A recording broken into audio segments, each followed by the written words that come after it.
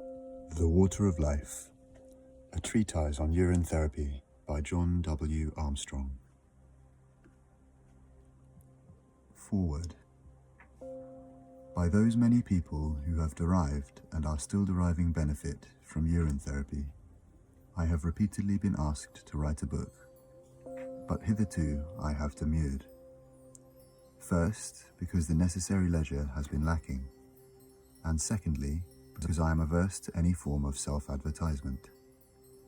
However, realizing that a thing which is put off too long may never be accomplished at all, I have finally decided to yield to persuasions, and this treatise is largely compiled from notes, case sheets, and letters. Other reasons for giving out my experiences to the world will become apparent to the reader in due course. I am fully aware that the publication of a book is attended with certain indirect drawbacks. One is that the writer may be inundated with letters, and another is that, if he is a practitioner, he may be inundated with patients, who may apply to him care of his publishers. As I am not touting for patients, that was a further reason why I wished to delay writing this book. But now that it is going forth to the public, the following must be emphasized. 1. A new law having been passed making it now illegal for any but a qualified medical practitioner to declare he can cure certain specific diseases, cancer being one. It should be noted that all case histories relative to such diseases mentioned in this book are those of patients treated prior to the passing of the law in question. I am not in a position to state whether the law can be stretched so far as to make it illegal for a layman even to say he has cured such disorders in the past, but if so, then, in accordance with the medical dictum, one is forced to assume that where any such diseases have yielded to other than orthodox treatment, they have perforce been wrongly diagnosed. 2. As the therapy to be outlined in this book is an entirely drugless system of healing and is a specific for health and not for any given disease, diagnosis plays no practical part in the treatment.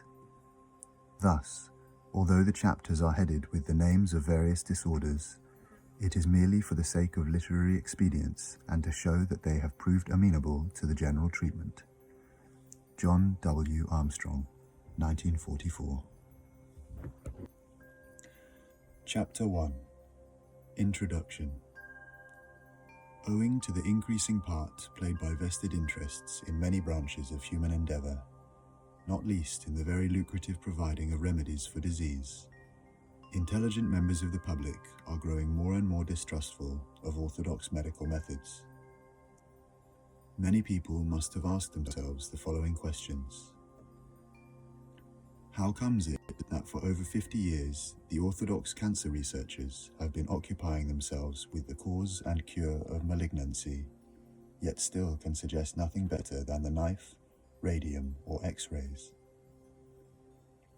How comes it that after letters from many doctors had appeared in the British Medical Journal testifying to the highly unsatisfactory results of radium treatment, it is nonetheless still boosted in this country and elsewhere?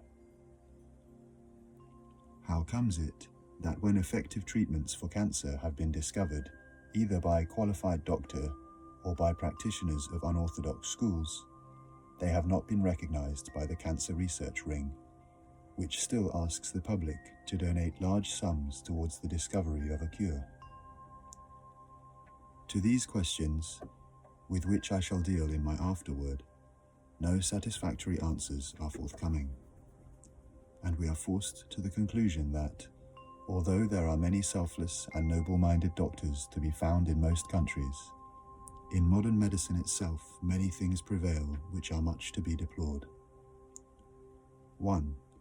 The torture of animals for experimentation and for the preparation of sera and vaccines. 2.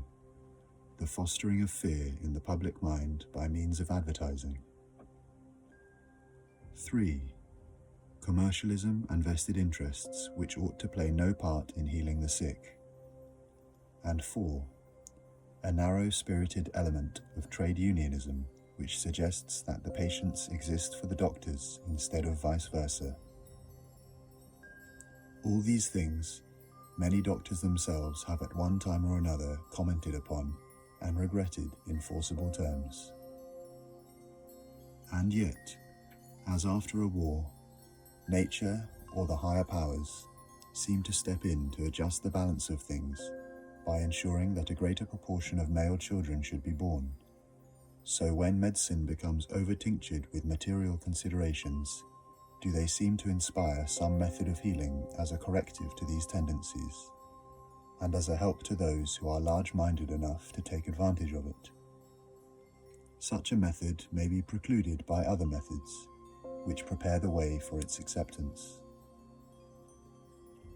For one must admit that naturopathy has been instrumental in curing many diseases where the orthodox system has signally failed. Nevertheless, as we shall see anon, naturopathy, as it is usually practiced, does not go far enough, for although it can cleanse the body of its toxins, it cannot replace wasted tissues incidental to such grievous ills as consumption or other diseases of equal gravity. This can only be accomplished by an elaboration of an ancient therapy, the details of which I propose to put forward in this book, and which I have practiced on myself and some thousands of others with signal success, although many of them were said to be suffering from incurable diseases. It is true that at one time I had resolved not to write my book until I had had the chance of curing even leprosy. But as I am unlikely to come across a case of this dread disease, and less enabled to visit those countries where it is prevalent, I have decided to give the details of my experiences to the public without further delay. My contention is, and I do not stand alone in putting it forward, that within man himself is to be found the substance to cure his diseases, whether they be so-called wasting diseases or otherwise, and I propose to substantiate this contention by case sheets, on the principle that 1 ounce of facts is worth many pounds of theories. If, in the course of stating the facts, references to medical failures should be essential, this is unavoidable in the interests of the public and of truth itself, and such references are made in no spirit of hostility towards doctors. As already implied, there are many unselfish and honest physicians to whom I wish to do no injustice. It is erroneous and harmful beliefs and practices which I am constrained to criticize, not personalities. The readers will see for themselves that such criticism cannot arise from any ulterior motives. I have no secret remedy or patent medicine to sell. Indeed, although a layman, I am only following the policy required from all reputable members of the medical profession themselves, viz., to make no secret of any discovery which may prove useful in curing mankind. The more so, as in many cases the treatment can be carried out at home, without any financial outlay whatever. Chapter 2. The Water of Life. Before relating my own experiences with urine therapy, it is advisable to quote some opinions derived from both ancient and modern sources as to the value of urine as a curative agent. Towards the beginning of last century, a book entitled 1000 Notable Things was published simultaneously in England, Scotland, and Ireland. In this book appeared the following quaint citation: "An universal and excellent remedy for all distempers inward and outward. Drink your own water in the morning 9 days together, and it cures the scurvy, makes the body lightsome and cheerful. It is good against the dropsy and jaundice, drunk as before stated. Wash your ears with it warm, and it is good against deafness, noises, and most other ailments in the ears. Wash your eyes with your own water, and it cures sore eyes, and clears and strengthens the sight. Wash and rub your hands with it, and it takes away numbness, chaps, and sores, and makes the joints limber. Wash any green wound with it, and it is an extraordinary good thing. Wash any part that itches, and it takes the itch, away. Wash the fundament, and it is good against piles and other sores. Here is another quaintly expressed extract from an old book called Salmon's English Physician, published in 1695, which I will quote in part. Urine is taken from humankind and most four-footed animals, but the former is that which is chiefly used in physic and chemistry. It is the serum or watery part of the blood, which being diverted by the emulgent arteries to the kidneys is there separated, and by the ferment of the parts converted into urine. Man's or woman's urine is hot, dry, dissolving, cleansing, discussing, resists putrefaction, used inwardly against obstructions of the liver, spleen, gall, as also against the dropsy, jaundice, stoppage of the terms in women, the plague, and all manner of malign fevers. Outwardly applied, it cleanses the skin and softens it by washing it therewith, especially being warm or new made. Cleanses, heals, and dries up wounds, though made with poison weapons. Cures dandruff, scurf, and bathed upon the pulses cools the heat of fevers. Is excellent against trembling, numbness, and the palsy, and bathed upon the region of the spleen, urine eases the pains thereof. The virtues of the volatile sorts of urine. It powerfully absorbs acids and destroys the very root of most diseases in human bodies. It opens all obstructions of kidneys, mesentery, and womb, purifies the whole mass of blood and humours, cures cachexia, rheumatism, and hypochondriac diseases, and is given with admirable success in epilepsies, vertigos, apoplexies, convulsions, lethargies, migraine, palsies, lameness, numbness, loss of the use of limbs, atrophies, vapours, fits of the mother, and most cold and moist diseases of the head, brain, nerves, joints, and womb. Leukaemia should be added to this list. It opens obstructions of the kidneys and urinary passages, dissolves tartarous coagulations in those parts, breaks and expels stone and gravel. It is a specific remedy against dysuria, ischuria, and all obstructions of urine whatsoever. So much for this panegyric on what some of us have come to term the eau de vie. But one also reads that in the 18th century it was much extolled as a valuable mouthwash by a Parisian dentist. I will now quote some modern opinions as to the value of urine. Writing in Candide, Professor Jean Rostand repeatedly stresses the biological significance of those substances known as hormones. The gist of his article, of some 1,250 words, may be condensed as follows. A recent discovery regarding the activity of hormones has completely revolutionized their study, viz., that certain of them filter through the kidney to pass out in the urine. Multiple hypophysical hormones, the hormones of the adrenal and hormones of the sexual glands, have been found in normal urine. The discovery of hormone urinology has had far-reaching consequences. Urine provides a practically unlimited quantity of basic matter. From the therapeutic point of view, it is possible to envisage the use of these human hormones as apparently capable of exercising great power over the human organism.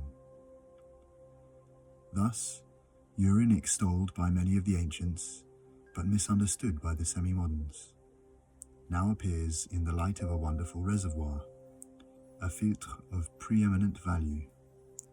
It contains in a pure and often undreamt of quantity products of the most vital nature, bearing out what Mr. Ellis Barker maintained when he wrote that our body distills the most wonderful medicines and provides the most perfect serums and antibodies.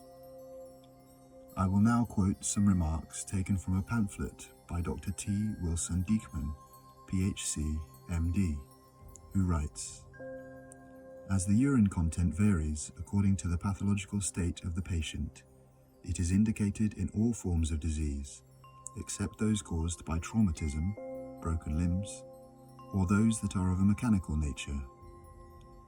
It saves the physician from the mistake that is made in selecting the indicated remedy from 3,000 drugs or more. What cannot be cured by the forces of the body cannot be cured by the forces outside the body." It is not irrelevant here to mention that the late Maurice Wilson, who made a magnificent, if abortive, attempt to climb Mount Everest, ascribed his immunity from ordinary ills and his astonishing stamina to his many fasts on urine only, plus external friction with urine. The lamas of Tibet and the yogis with whom he associated prior to his attempt claimed to live to a great age by means of the use of urine. By the same means, they can also traverse deserts inaccessible to ordinary mortals. Last century, between the 1860s to 70s, the drinking of one's own urine was a well-known cure for jaundice, and some doctors had the courage to prescribe it. I learnt from one of my patients that, when he was a boy, his grandfather had cured him of an attack of jaundice by urging him, on the advice of a doctor, to drink all the urine he passed during the 4 days of his illness. Among gypsies, the health-giving properties of urine have been known for centuries. Cow's urine has been taken in large quantities for the cure of Bright's disease, dropsy, and other afflictions. I once met a Dorset farmer who had over a period of 60 years drunk 4 pints of cow's urine a day. He was 80 at the time, straight as a yardstick, and he told me that he was never ill. He had, on the advice of a gypsy, begun the treatment at the age of 20 for throat and chest trouble. Nevertheless, cow's urine as a curative agent is inferior to the patient's own urine, and I have known it to fail in a case of Bright's disease brought on by alcoholism. The wiser of the ancient Greeks used nothing but urine for the treatment of wounds. The Eskimos even to this day adopt the same measures. The question may be asked if urine therapy has been used by anyone in comparatively recent times, and the answer is in the affirmative. Apart from others, the late W.H. Baxter, J.P., of Leeds and Harrogate, not only took his own urine, but wrote numerous pamphlets on the subject, which might have been regarded more seriously had they not been interlarded with somewhat irrelevant moralizings. Mr. Baxter, who lived to a ripe old age, declaring that he had cured himself of a cancerous growth by applying his own urine in the form of compresses and by drinking his own urine neat, he further declared that he had cured himself of other complaints by these simple means. Mr. Baxter contended that urine is the finest antiseptic that exists, and, having made this discovery, he formed the daily habit of drinking 3 tumblers full as a prophylactic against disease. He maintained that if autogenous urine is taken in this way, the more innocuous it becomes. He applied it to his eyes as a strengthening lotion, and used it, after shaving, for his complexion. He also advocated its external use for wounds, swellings, boils, etc. As an aperient, he declared it to be unsurpassed. I can vouch for the truth of this statement, as Mr. Baxter was for a short time one of my patients.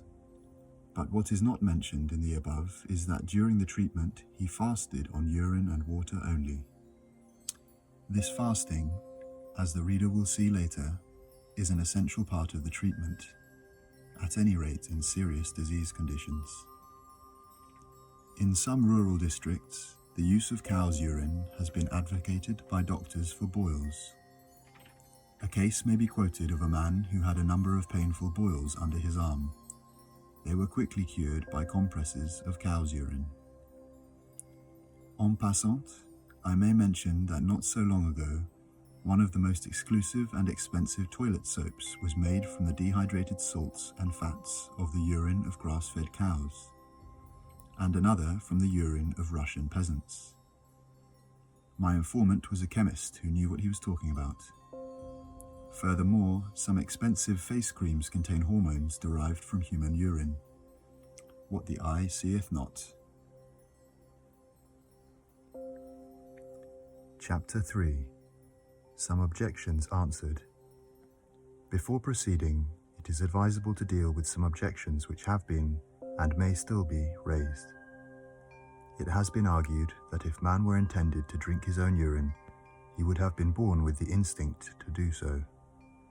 But one may as well argue that because man has not been born with the instinct to do deep breathing exercises, or adopt other measures which have proved conducive to health, they are therefore invalid or reprehensible. Take, for instance, the yogis of India. By dint of practicing breathing exercises, strange postures, etc., they not only arrive at a perfect state of health, but contrive to extend life far beyond the usual 80 years and 10. At 150 years of age, a proficient Hatha yogi has not even a grey hair. See Raja Yoga by Swami Vivekananda. It is true that the science of yoga can only be safely learnt at the hands of a competent teacher, but that is another argument against the instinct theory. See Heaven Lies Within Us by Theos Bernard. One notices, by the way, that man does not trouble about his instincts when it is a question of imbibing strong liquors or smoking hundreds of cigarettes. In short, when it is a matter of doing things which are bad for him, even though the first time he experienced their delights, his instinct rebelled. And now to answer another objection. How can it be right to take back into the body something which the body is apparently discarding? And yet if we turn to nature, what do we find?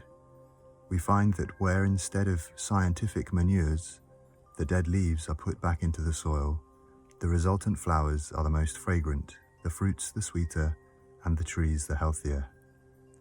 On the other hand, where the soil is for some reason deprived of those chemical substances produced by the dead leaves, then the trees which grow in that soil are disfigured by excrescences, which I think, quite aptly, have been called tree cancers. What we are accustomed to regard as useless dead leaves are the very opposite of useless, and should be dug back into the soil instead of being swept away by the gardener. Let those who challenge this statement taste the Iceni produce, grown from soil treated on the principle that all that comes from the soil should be put back into the soil, and they will soon be convinced that the principle is a correct one. The idea that nature is wasteful is erroneous. She only appears wasteful to us because we do not understand her. The rotting dead leaves provide the most valuable mineral salts for the soil, one of the most essential being potash. Even the ashes of burnt dead leaves and burnt wood, charcoal, are of great value. Therefore, why should a principle which applies throughout nature not apply, with certain reservations, to the human body? This question is the more readily answered if we consider the constituents of urine. Yet before doing so, something should be said about the unreliability of urine analysis as a means of diagnosis. Though urine analysis is still a practice among orthodox doctors, it has been found that the elements in and general condition of urine depend far more on the character of the food and drink taken by the patient than on any fancied or real disease condition. Even the presence of sugar can no longer be regarded as an infallible sign of diabetes. This I have proved to my own satisfaction by taking for a day nothing but drinks made of chemical sweet powders, and nothing in the way of food except a quantity of heavily sweetened ices. On such a diet, after 12 to 14 hours, the urine of an otherwise healthy person became charged with sugar, and suggested to the doctor that he had diabetes. Similar mistakes have been made with regard to albumin found in the urine as the result of an ill-balanced diet. Some years ago, a friend of the writer's connected with a life insurance company had a number of prospects turned down owing to heavy deposits of albumin in their urine. Finally, he brought 3 of these men along for investigation. By dint of altering their diet, all the supposed to be indications of Bright's disease, nephritis, or albuminuria, from which they were alleged to be suffering, very soon vanished, and at a subsequent examination by the insurance doctor, they were told they must have had local inflammations when previously examined. Further comment seems superfluous. The following is a table of the average constituent parts of urine, measured in milligrams per 100 mils. Urea nitrogen, 682 milligrams. Urea, 1,459 milligrams. Creatinine nitrogen, 36 milligrams. Creatinine, 97.2 milligrams. Uric acid nitrogen, 12.3 milligrams. Uric acid, 36.9 milligrams. Amino nitrogen, 9.7 milligrams. Ammonia nitrogen, 57 milligrams. Sodium, 212 milligrams. Potassium, 137 milligrams. Calcium, 19.5 milligrams. Magnesium, 11.3 milligrams. Chloride, 314 milligrams. Total sulfate, 91 milligrams. Inorganic sulfate, 83 milligrams. Inorganic phosphate, 127 milligrams. pH, 6.4. No mention of the valuable hormones to which Professor Jean Rostand refers is made in the above. This is significant as showing the amount of valuable mineral salts contained in healthy urine, to appreciate which one needs to have studied the biochemic system of medicine. Even so, as already implied, there are wide variations in urinary composition according to the foods and drinks consumed. For instance, taking 50 normal subjects, we find that whereas the average urea nitrogen amounts to 682 milligrams, the maximum amounts to 1,829 milligrams, whilst the minimum is 298 milligrams. As to the volume of urine passed, it varies greatly according to diet and season of the year. Also, urine passed at night is about 1/4 to 1/2 of that passed during daytime. In view of the above analysis, we may well ask ourselves the question: if the elements which urine reveals are not required by the body, then why do our food chemists and biochemists emphasize their value and declare them to be essential to the body upkeep? The idea that urine contains poisonous elements, which the body is endeavoring to eliminate, is based on theory only, and is not demonstrated by the facts. As survivors in open boats and rafts often drink their own urine when their water supply becomes deficient, surely if they were drinking a poisonous fluid, they would die or become very ill. Far from this being the case, the practice of drinking urine is pronounced to be harmless. But, as the medical department of the Navy pointed out in a letter to an inquirer, the benefit obtained is not as great as would appear at first sight, because in dehydration, the output of urine falls to a very low level. I shall comment on this later. Meanwhile, I may remark that what may be a poison when separated from its natural environment may not act as a poison when remaining in its natural environment.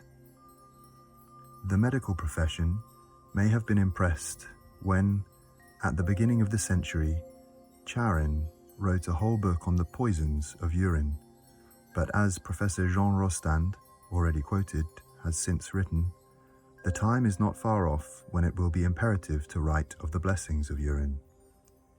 Indeed, as we shall see in the course of these pages, the most pregnant of all facts is the outstanding fact that urine, however thick, concentrated, scanty, and seemingly poisonous it may appear, at the onset of such diseases as genuine Bright's disease, influenza and others, very soon becomes filtered and greatly increased in volume when freely imbibed.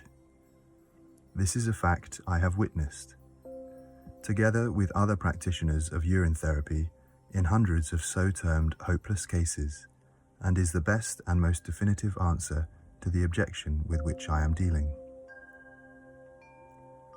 One other objection which has been mooted, namely by those who are wont to put their trust in the princes of medicine, is as follows.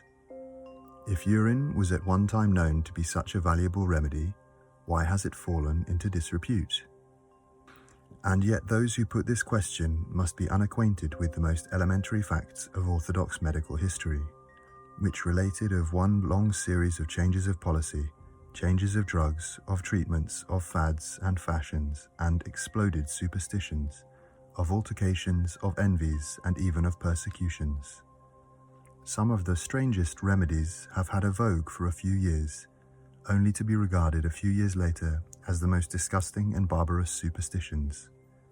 For instance, the notorious Cardinal Richelieu was given horse dung in wine to drink on his deathbed, and not by quacks, but by men we should nowadays call qualified doctors.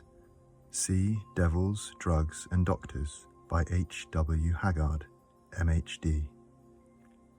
Nor am I here giving away state secrets in alluding to the instability which characterizes the orthodox medical profession.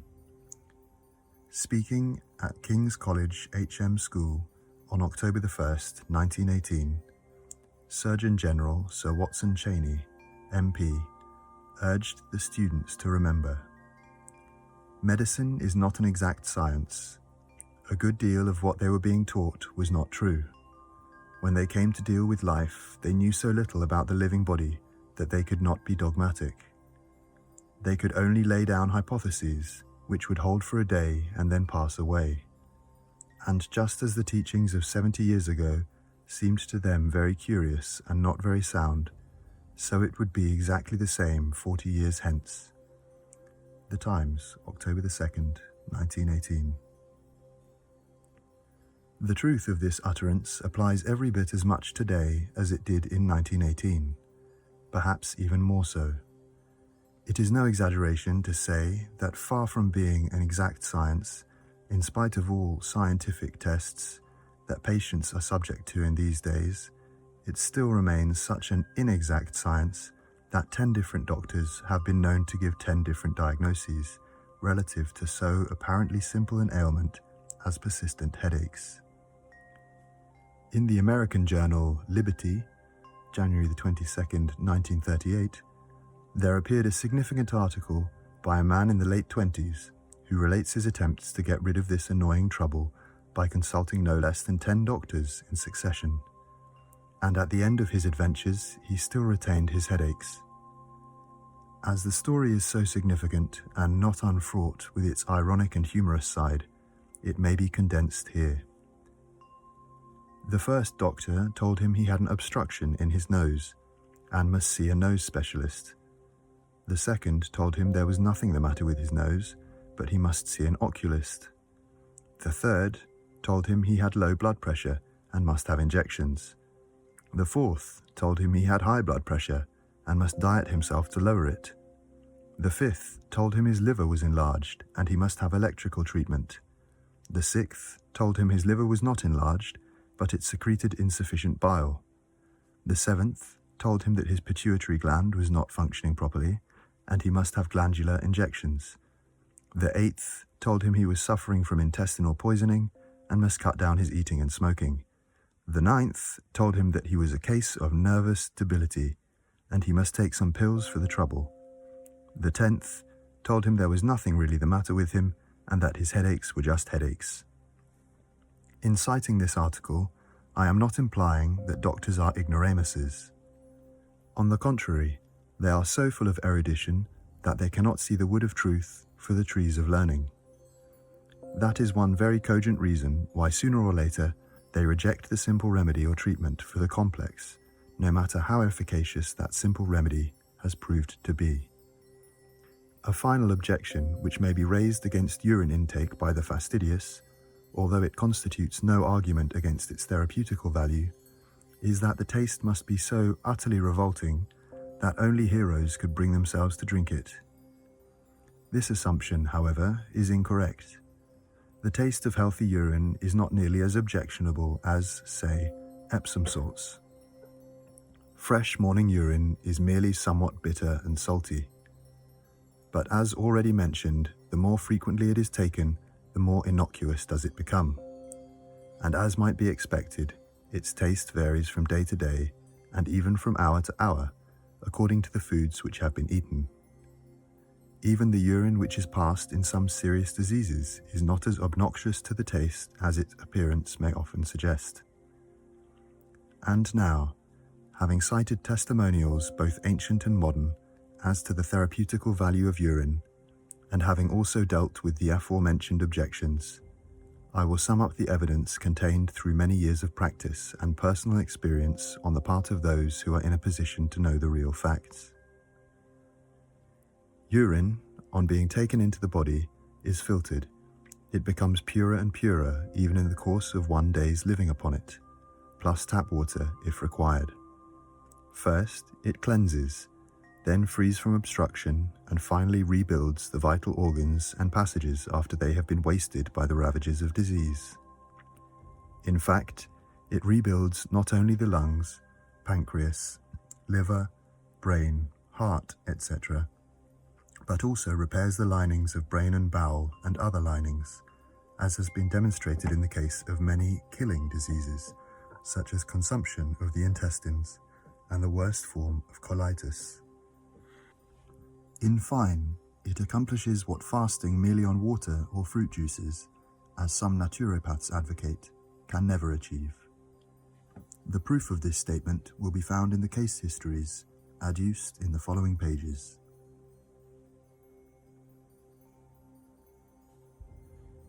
Chapter 4. My Self-Cure. Although I should prefer to avoid the first personal pronoun in this book, it is not possible to do so in the circumstances if I am to carry conviction. For as already implied, 1 ounce of experience outweighs a ton of arguments. My first patient was myself. It happened this wise. During the last war, at the age of 34, I presented myself for medical examination under what was called the Derby scheme, and was rejected by 4 examining doctors on the grounds that I was consumptive. Moreover, I was urged to put myself under the care of a physician. Consequently, I consulted a specialist. He, however, treated my condition as not very serious, told me I was more a catarrhal subject than a consumptive one, and advised plenty of fresh air, sunshine, and a nourishing diet. Okay. Moreover, I was urged to put myself under the care of a physician. Consequently, I consulted a specialist. He, however, treated my condition as not very serious, told me I was more a catarrhal subject than a consumptive one, and advised plenty of fresh air, sunshine, and a nourishing diet. I followed his advice, and in 1 year put on 28 pounds in weight. Nevertheless, not being satisfied with my condition, I consulted another specialist, who informed me that both my lungs were affected, and despite what the previous specialist had said, I was consumptive, and must keep up my strength on a diet rich in sugars and starches. Finally, diabetes set in, and I was placed on an entirely new and drastic regime, which consisted of fasting on 6 half pints a day of cold water, sipped during 4 days of every week. Whilst on the 5th and 2 following days, I was permitted a snack, which only served to whet my appetite, not to mention the fact that I was enjoined to chew every morsel of it to such a degree that it only produced a very sore mouth, aching teeth, swollen gums, and a swollen tongue. Not to mention the fact that I was enjoined to chew every morsel. not to mention the fact that I was enjoined to chew every morsel of it to such a degree that it only produced a very sore mouth, aching teeth, swollen gums, and a swollen tongue. In addition to these discomforts, I was inflicted with insomnia, frayed nerves, and great irritability of temper.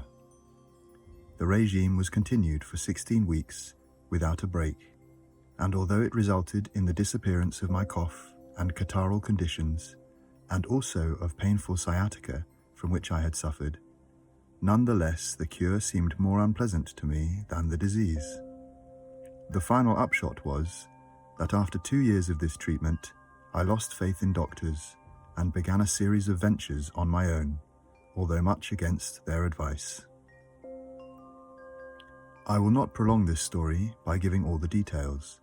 Suffice it to say, there came a moment when, feeling very weak and ill, I recalled the text in Proverbs 5, which runs, "Drink waters out of thine own cistern," a text which, in its turn, reminded me of the case of a young girl whose father gave her her own urine to drink when she was suffering from diphtheria, with the result that he cured her in 3 days.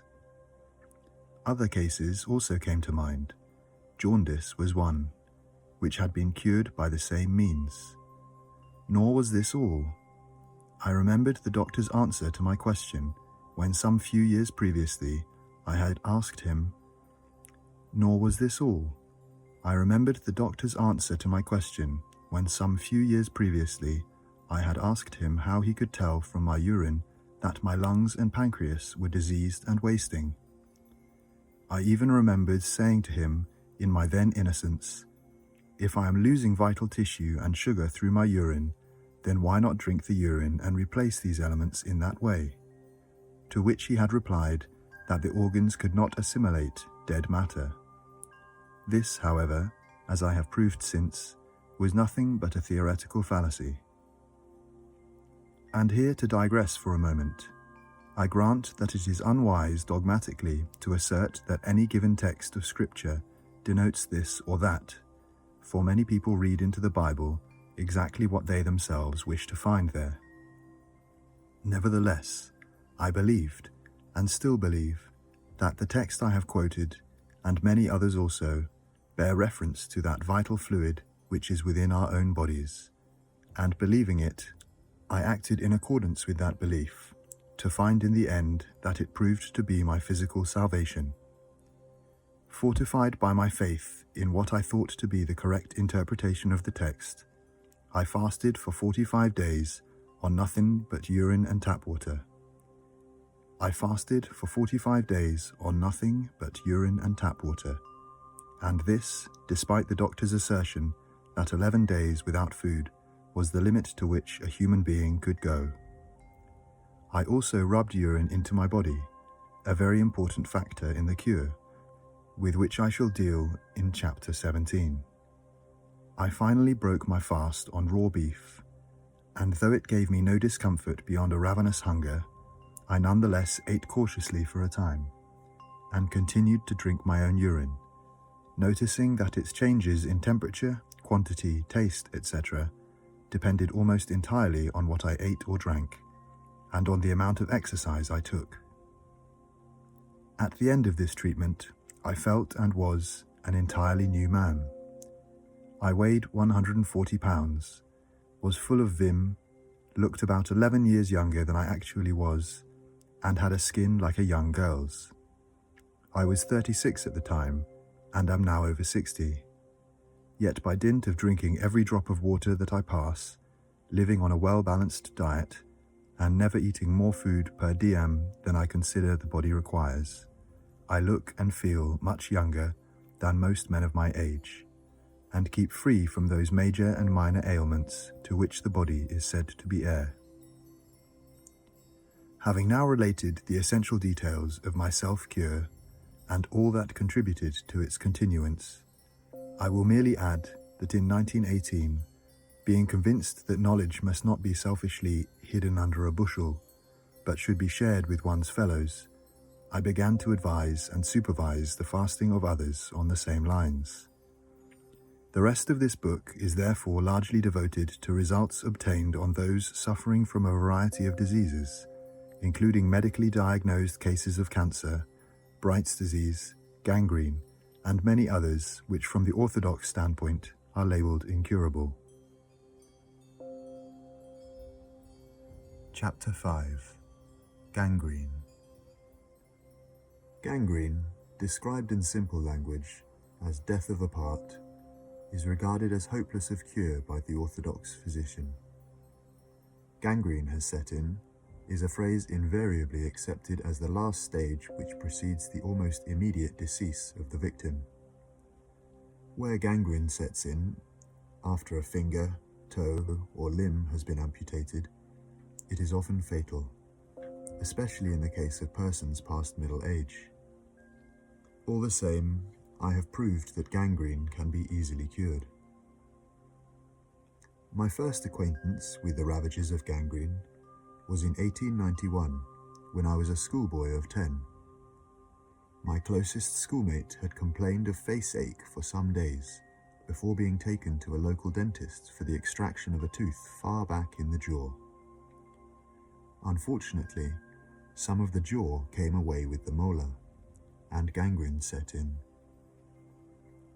Drugs and ointments were applied to reduce, or perhaps better said suppress, the swelling, and the boy died 10 days later. It so happened that at the same time as my schoolmate was suffering, I also had a swollen cheek.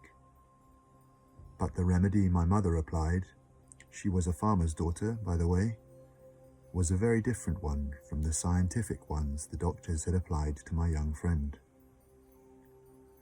True, my own swollen cheek was the result of having been stung by a lot of bees, owing to my having disturbed a colony of those little interesting creatures. True, my own swollen cheek was the result of having been stung by a lot of bees, owing to my having disturbed a colony of those interesting little creatures. All the same, it was very painful, till my mother completely cured it by first bathing my face in urine and then binding it up with pieces of linen wrung out in the same healing fluid. My cheek was normal in a few hours. This treatment was suggested to the parents of my schoolmate with the gangrenous jaw, but merely to be rejected with scorn and expressions of disgust. I have since come to know that urine compresses combined with urine drinking and fasting could have saved my unfortunate friend. About a year later, a young man of our acquaintance died of either gangrene, medical treatment for the condition, or perhaps both.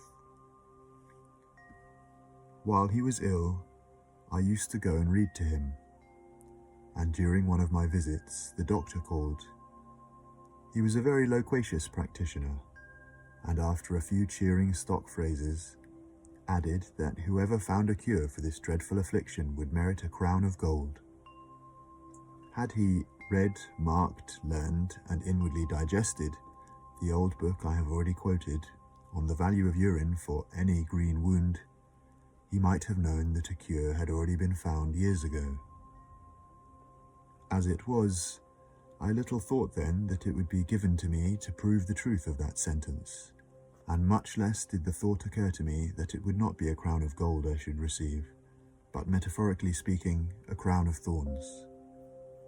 For although the story is not relevant to this book, I have had to suffer for my doctrines and their demonstration. The first case of gangrene I ever treated was in 1920. The patient was a lady of 53. She had been in the care of a well-known Bradford physician who was an authority on fasting and dietetics. Anemia had developed. The lungs showed signs of grave disturbance, and there was a gangrenous condition in one foot, with a number of skin eruptions of varying dimensions on each leg. There was also a jaundiced condition, which had turned her complexion to that of an Eurasian, and the whites of her eyes yellow. Her abdomen was distended and hard, and her body had become thin and scraggy, almost to emaciation. Although the doctor was quite willing that my method should be tried for at least a month, I was loath to advise upon the case, for I felt that no period of less than 60 to 70 days would restore the patient to health. However, to my surprise, some encouraging developments occurred fairly quickly, and gave me the first opportunity of observing that gangrene is far from being that hopeless condition which the public and the doctors have been led to believe. By dint of fasting the patient on her own urine and water, and rubbing urine into her body and applying urine compresses, at the end of 10 days the kidneys and bowels were working overtime, and though the eruptions had increased, they were less irritable. The breathing became normal and easy. The patient slept better, and above all, the gangrenous foot began to show signs of healing. By the 18th day of the fast, the foot was quite normal. The urine had formed new skin, and there was no trace whatever of the livid abrasions. The foot had healed without even leaving a scar. Yet need we be surprised once we understand that urine is not dead matter, but so to say, flesh, blood, and vital tissues in living solution? As the result of this cure, I was invited to take on another case of gangrene. It was that of a woman in the early 40s. Her right leg was in such a state of putrefaction that her medical advisor had urged amputation of the limb. The trouble had begun nearly 2 years previously with a swelling at the ankle. This had been ascribed to her occupation, which entailed much kneeling on a hard stone floor. She had submitted herself to many treatments, both orthodox and unorthodox, but her afflictions merely increased. She suffered from severe constipation, piles, eczema, anemia, insomnia, nervous tics, general depression, sore mouth and tongue, face ache, eruptions at each corner of the lips, and above all, more cavities had occurred in the gangrenous leg. In spite of her tribulations, however, she was a woman of great spirit, and I had no difficulty in persuading her to fast on all the urine she passed, and up to 6 half pints a day of cold water, which she always sipped. During the first 5 days of the penance, the eruptions began to disappear, and the skin in every part of her body began to look healthier in every respect. The face ache vanished by the 2nd day. On the 3rd night, she slept soundly after weeks of insomnia, and by the end of the 1st week, the bowels and kidneys were working overtime, and the piles were cured. In a fortnight, there was no sign of the gangrene, and new skin had grown in place of the cavities.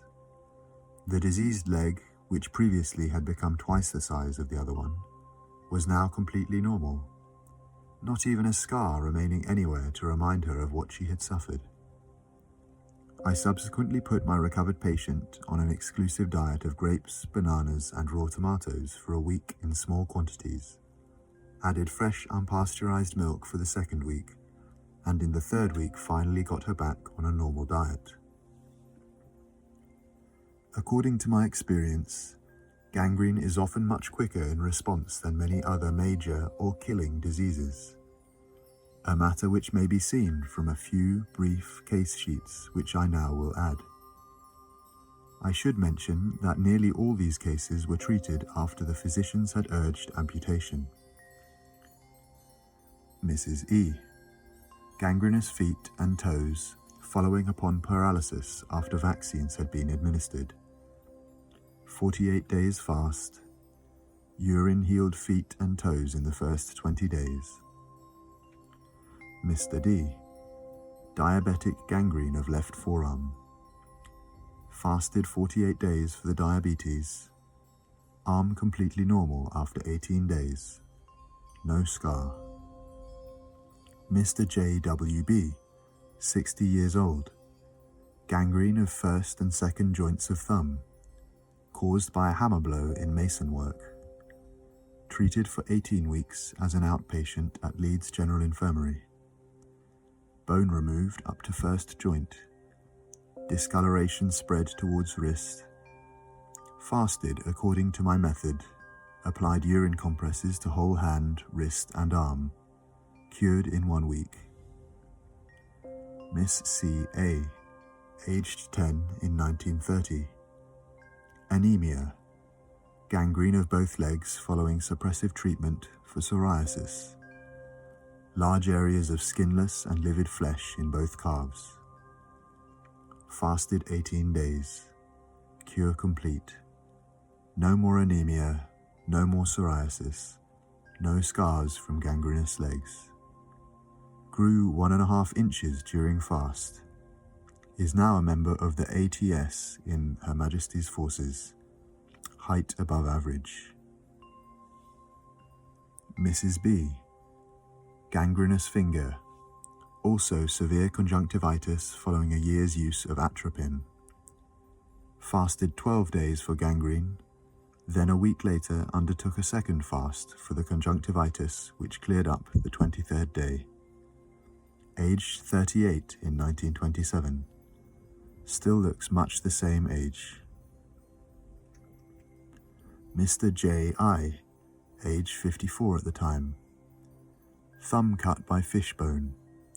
Doctor attended him the same day. Gangrene ensued. Surgeon's decision to amputate rejected.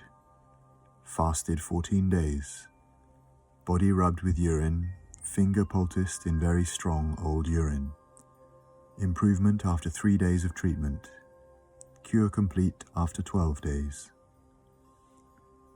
Mr. N., age about 55 at the time. Tubercular gangrene of both legs. Surgeons wanted to amputate the limbs. His wife refused. Condition of patient very emaciated. Great depression after much drugging. Fasted 42 days according to my method. Now walks as well as any man and enjoys the exercise. Mrs. L., age 48 at the time. Gangrene of both legs and feet after spilling a large vessel of boiling fat over them. Treated with plasters during 3 weeks by the physicians. Result disastrous. Fasted 28 days with the usual treatment I advocate. Marked improvement after 10 days. Returned to normal health after a fortnight. Many other cases could be cited, but as I do not wish to swell the bulk of this book with an unnecessary number of case sheets, when a few should be sufficient to convince any but the most prejudiced, I will forbear. I think I may say that what I have here put forward should explode the dogma that gangrene is incurable. We will now provide evidence which should explode another medical dogma, namely the incurability of cancer. Chapter 6. Growths and Cancer. In 1912, the late Dr. F. Forbes Ross of London, a fully qualified physician, wrote a book entitled Cancer, Its Genesis and Treatment. He had, during 25 years of practice, come to the conclusion that malignancy and other growths were due to a diet deficient in natural salts, especially in potash. By putting his patients on a more balanced diet, such as I advocate, and administering potash salts in an assimilable form, he cured a large number of cases of that dread disease. And yet, after his death, not one of his colleagues or one single hospital could be induced to take up the treatment. So firmly had the dogma taken hold of the medical profession that cancer must be treated exclusively by the knife or radium. His book is now out of print, but another book by a surgeon, Mr. C.P. Child, advocating speedy interference with the knife the moment a lump looks at all suspicious, is still in print, or was so until quite recently. See Doctors, Disease and Health, also Victory over Cancer, and Health, Diet and Common Sense, by Cyril Scott.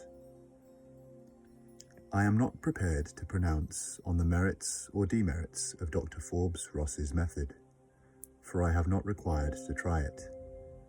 But the treatment of his book shows how little the spirit of democracy prevails in the medical profession, and should give intelligent members of the public an inkling as to why cancer is still said to be an incurable disease, now that the dictum is no longer true, if it ever was strictly true.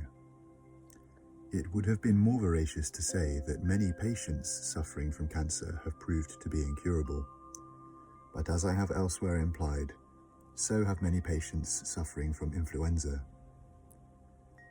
As for surgical treatment of cancerous growth, the late Dr. Rabagliati of Bradford admitted to me that in the earlier part of his career, before I knew him, he had performed no fewer than 500 major operations for growths, and that it was the uniform lack of success with the knife that had caused him to search for other means of more effectively treating cancer, though unfortunately in vain. My first case of medically diagnosed cancer was that of a nurse in the late 60s. She had nursed over 50 cases of malignancy in the course of her professional activities, and it says little for the policy of extirpating cancerous growths that long before she herself developed one, she had vowed that never would she submit to the knife.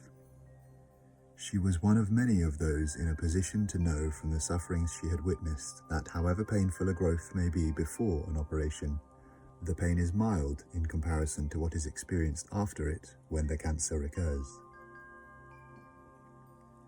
When I first saw her, she had had the growth for some months, and it had already extended from both breasts right over both shoulders.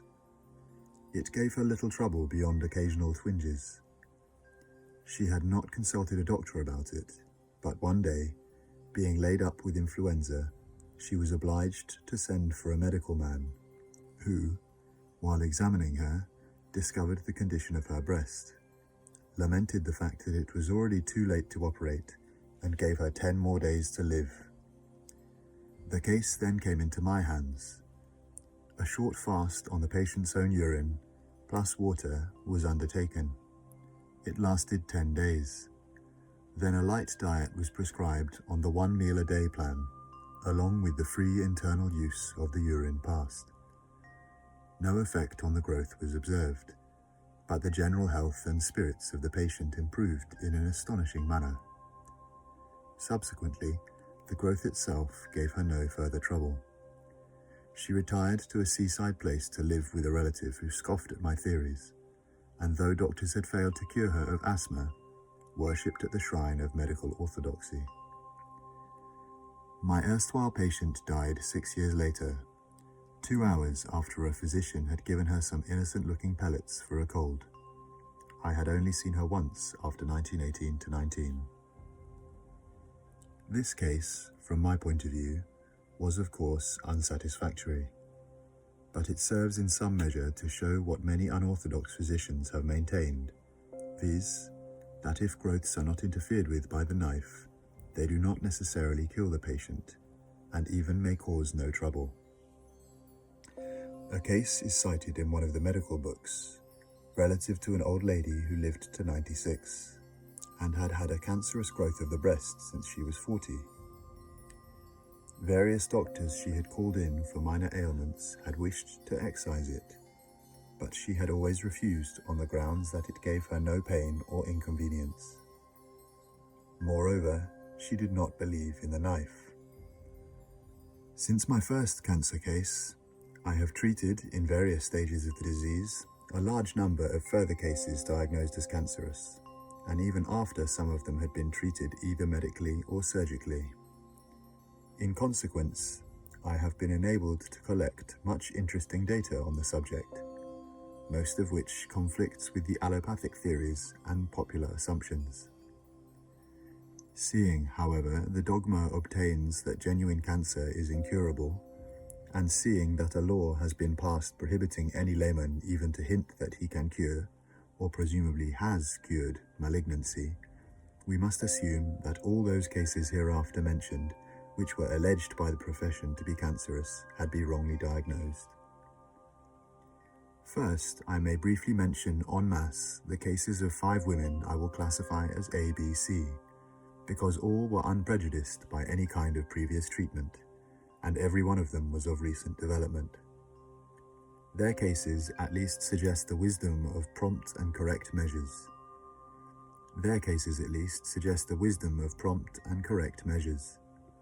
I should stress, however, at the outset, that not one of these patients had been labelled cancer cases.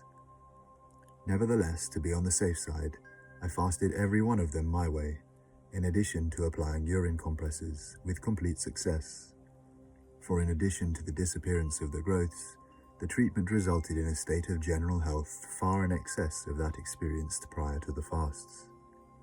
In fact, their growths disappeared so completely that they were all convinced that they could not have been malignant, especially as I make a point of never employing such terms as cancer, malignancy, or even tumor during my consultations.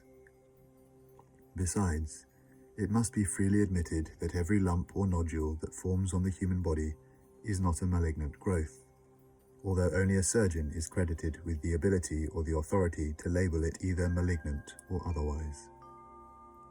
The ruling unfortunately results in many comparatively harmless lumps being labelled as malignant when such may not be the fact, or it may result in an operation being advised in case they should become malignant. Thus, hundreds of trifling lumps have been treated surgically as a major affliction, and cancer has eventually developed, because, as yet, neither doctors nor laymen realize that the surest way to invite malignancy is the mutilation of the female breast or other parts of the human body. I will now give the case history of Mrs. R, 1923. She was in the early 40s at the time. Condition: anemic, under average height, below normal weight, lump about the size of a hen's egg in one of her breasts.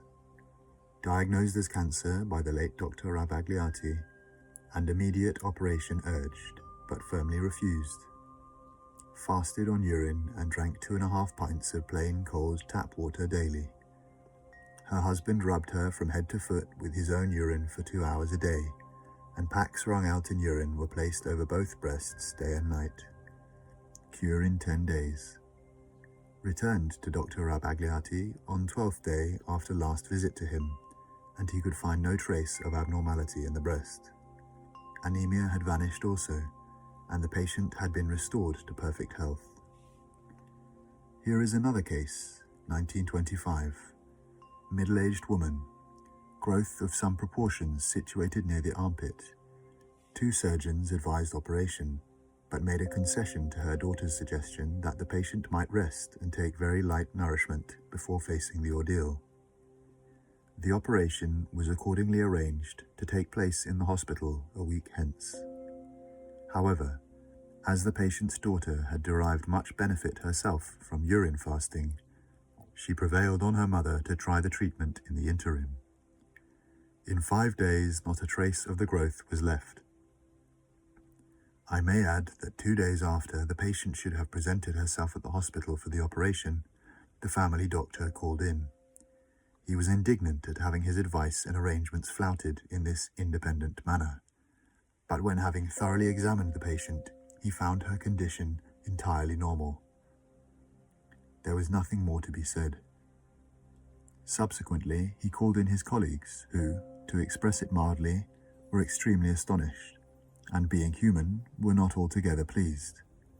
I merely add this part of the story to show that the patient had been properly examined after her recovery. She is at the time of writing many years older, and quite well.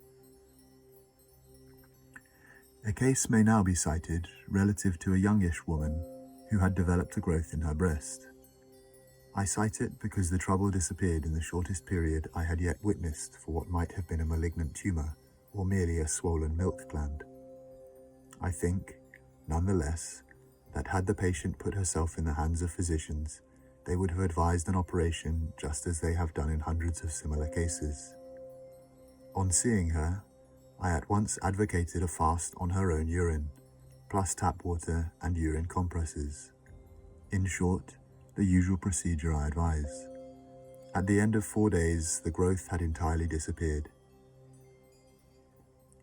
And now I will mention the case of a lady who came to me in 1927.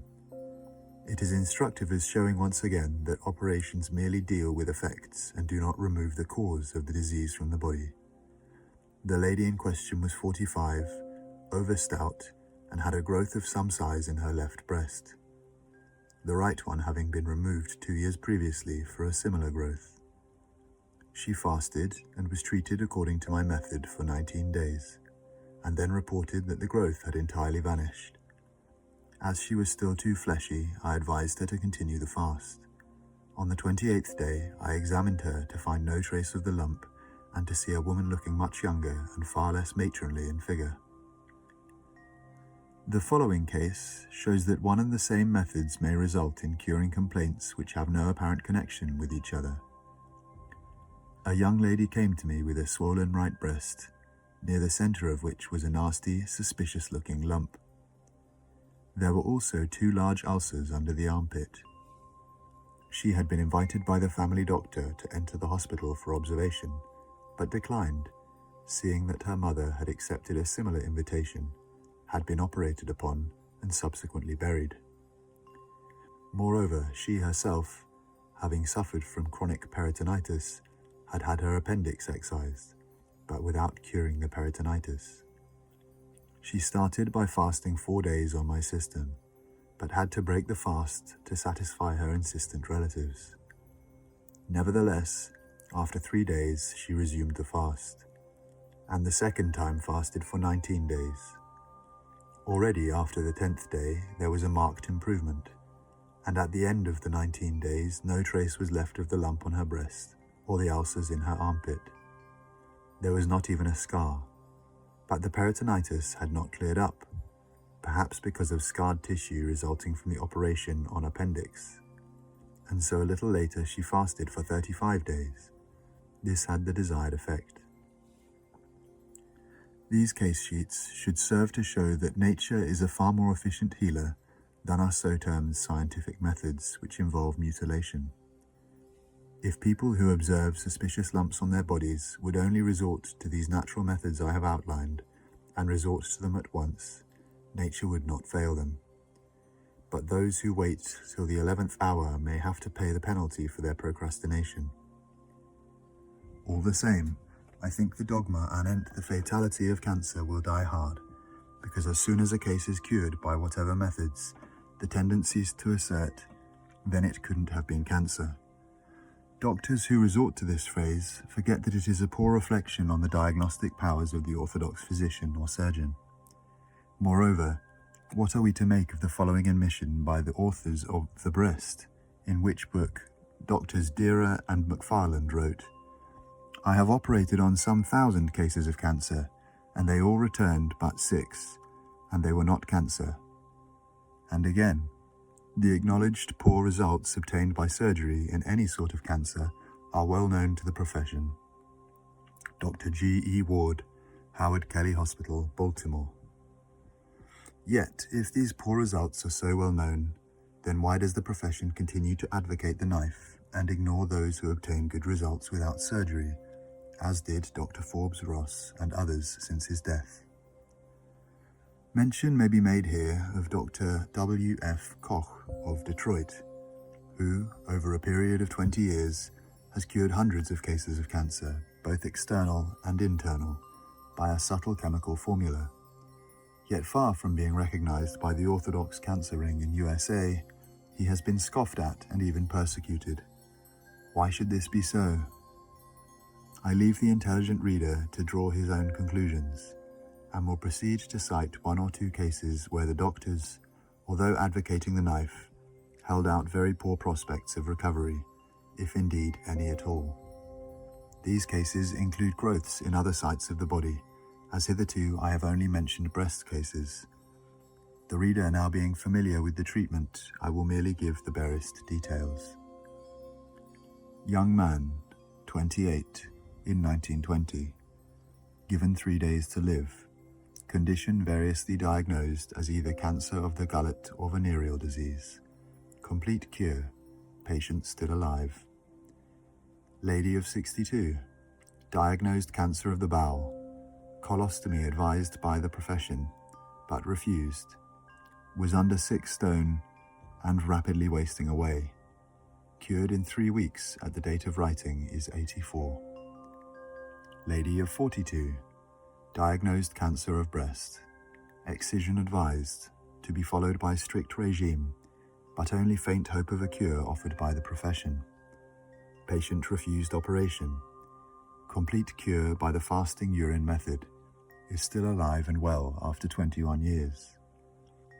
Lady of 40, in 1935 developed the type of growth sometimes called rope cancer.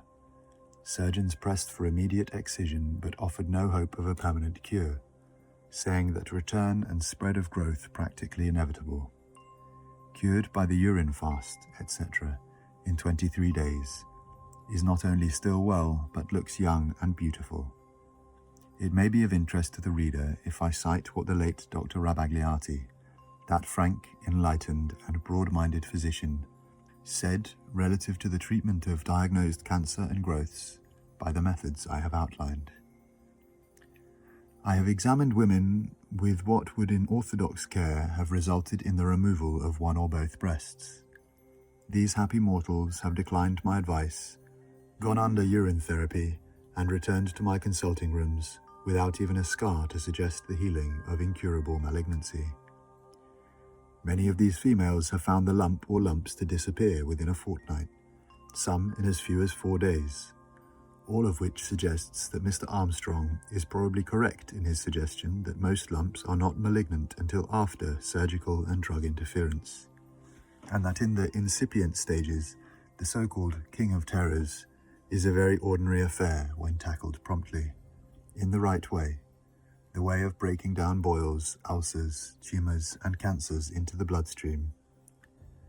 If, however, any layman claimed and produced 1,000 cured cases on one platform, I doubt if it would impress my profession.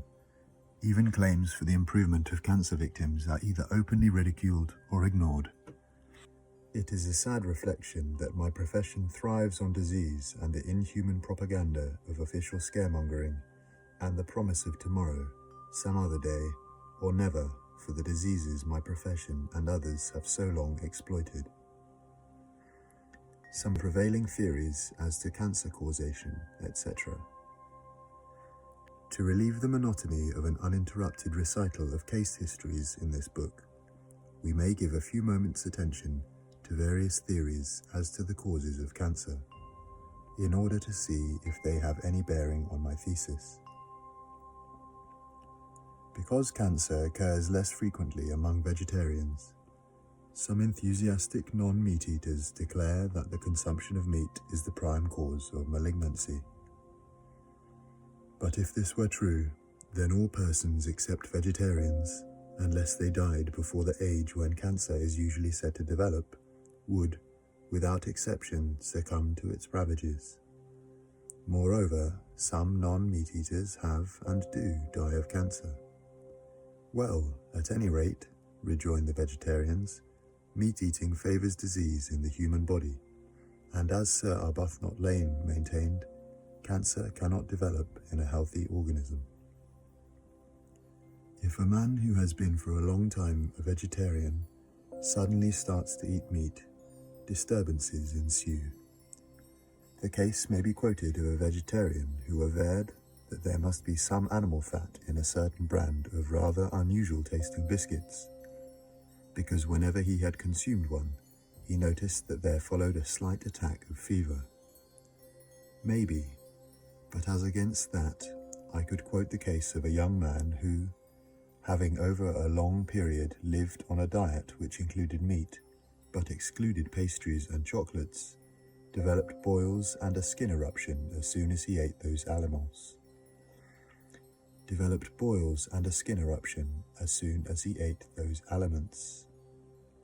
From this I might agree, if so minded, that as pastries and chocolates produced these disturbances and favoured disease, they were the cause of cancer. Just as at one time some people believed that tomatoes were its cause. The truth is that wishful thinking has played as much part in the question of malignancy as it has in other vexed questions. Vegetarians want to believe that meat eating is the root of all evil, and so pounce upon it as the cause of malignancy and a host of other ailments. But if we bring common sense into the matter, another explanation appears to be far more reasonable. Sensible vegetarians live on a less denatured diet than do the generality of meat eaters, and hence are less likely to develop cancer. On the other hand, those unscientific vegetarians who live mostly on macaroni, starch foods, boiled instead of steamed vegetables, and on pastries, puddings, etc., made of white flour, are living as much on a denatured diet as any person who subsists to a large extent on such rubbishy aliments plus meat, very often tinned at that. The cause of cancer must be obvious to those who become as little children and do not blind themselves to truth by the blinkers of pseudo-scientific learning, and thus overlook the simple because so preoccupied with the complex. Even so, some of them are obliged to fall back on the simple in the end. After writing an enormous tome overloaded with the conflicting theories and dogmatical pronouncements of cancer researchers, both orthodox and unorthodox, Professor F. L. Hoffman of the USA comes to the startling conclusion that, after all, food may have something to do with the incidence of cancer. And yet, granted this to be the case, in most instances it is not the food which people consume that is its cause, but the deficiency, as already implied, of those essential mineral salts to be found in the foods which they do not consume, but ought to consume in order to keep the blood and tissues in a healthy condition. I am aware that of late the discovery has been made, not by the cancer ring, that some people who have lived for a length of time in a house situated over an underground stream have eventually developed cancer, an observation which may account for so-termed cancer houses. But we have still to discover whether such people would have developed the dread disease if they had lived on a well-balanced diet. It would be also instructive to discover whether those cases of spontaneous disappearance of cancerous growths have followed upon removing to another place of dwelling. Of such cases, the well-known surgeon, Mr. Hastings Guilford, wrote in 1925 the significant words, "Though cancer is commonly regarded as inevitably fatal, many cases are recorded of its spontaneous disappearance, and nothing can be more certain than that these recorded cases are very few in comparison with those which are left unrecorded." A damaging admission, by the way, which suggests, as Mr. Ellis Barker and others have already suggested, that the medical profession and the cancer ring may be anxious to keep the real truth about malignancy from the lay public. One more theory may be here cited, viz., that the excessive use of common salt, which is not a food, is conducive to cancer. According to the biochemic system of medicine, there are at least 12 important mineral salts which are present in healthy blood and tissues. Why, therefore, take one of these salts and administer it in the crude form that nature never intended, and in quantities in which it does not exist in natural foods? Moreover, if cancer is a fungoid growth, as it has been maintained, then surely a warning may be derived from the fact that gardeners water mushroom beds with warm salt and water solutions with the object of producing a profuse crop. Another suggestive point is that, in spite of eating large quantities of salt in its crude form, the tissues of people who live on an ill-balanced or denatured diet can nevertheless register deficiency of sodium chloride, common salt. Sodium chloride is necessary and hence, of course, harmless to the tissues in such minute quantities as are to be found in vegetables, salads, etc., but is harmful when taken into the body as a condiment. The same is relatively true of iron, phosphate of iron being one of the 12 tissue salts. Yet, whereas practitioners of the biochemic system of medicine frequently cure anemia by giving infinitesimal doses of ferrum phosphate, the allopath, by giving it in far too large doses, merely upsets the patient's digestion and fails to cure the trouble. All this again points to the simple truth that all diseases from anemia to cancer, provided they are not produced by some structural alteration or some deep-seated psychological cause, have their origin in wrong feeding. As to how far fear thoughts are conducive to cancer, it would be hard to determine. But in any case, fear is an unpleasant emotion, as well as being a harmful one if long protracted. Yet, unfortunately, the medical profession, by their methods of advertising, foster the very thing they should be the first to alleviate, as Dr. Mary Stopes implied in a letter to the Yorkshire Post, August the 4th, 1938. Referring to the report of a speech by Lord Horder on quack medicines, she wrote, "As I do not use such medicines, but believe in British fair play, I ask your readers to consider that A. Lord Horder objected primarily to the fear created by quack advertising, but surely all such minor fears put together are not so serious as the fear of cancer, entirely created by the medical profession, the advertising of which is in their hands, and that of the recognized hospitals. B. That all quack medicines are only swallowed and rubbed on, and cannot do a fraction of the frightful injury to our race done by the medical profession's injections into the bloodstream and tissues of active virus, dirt, and antitoxins.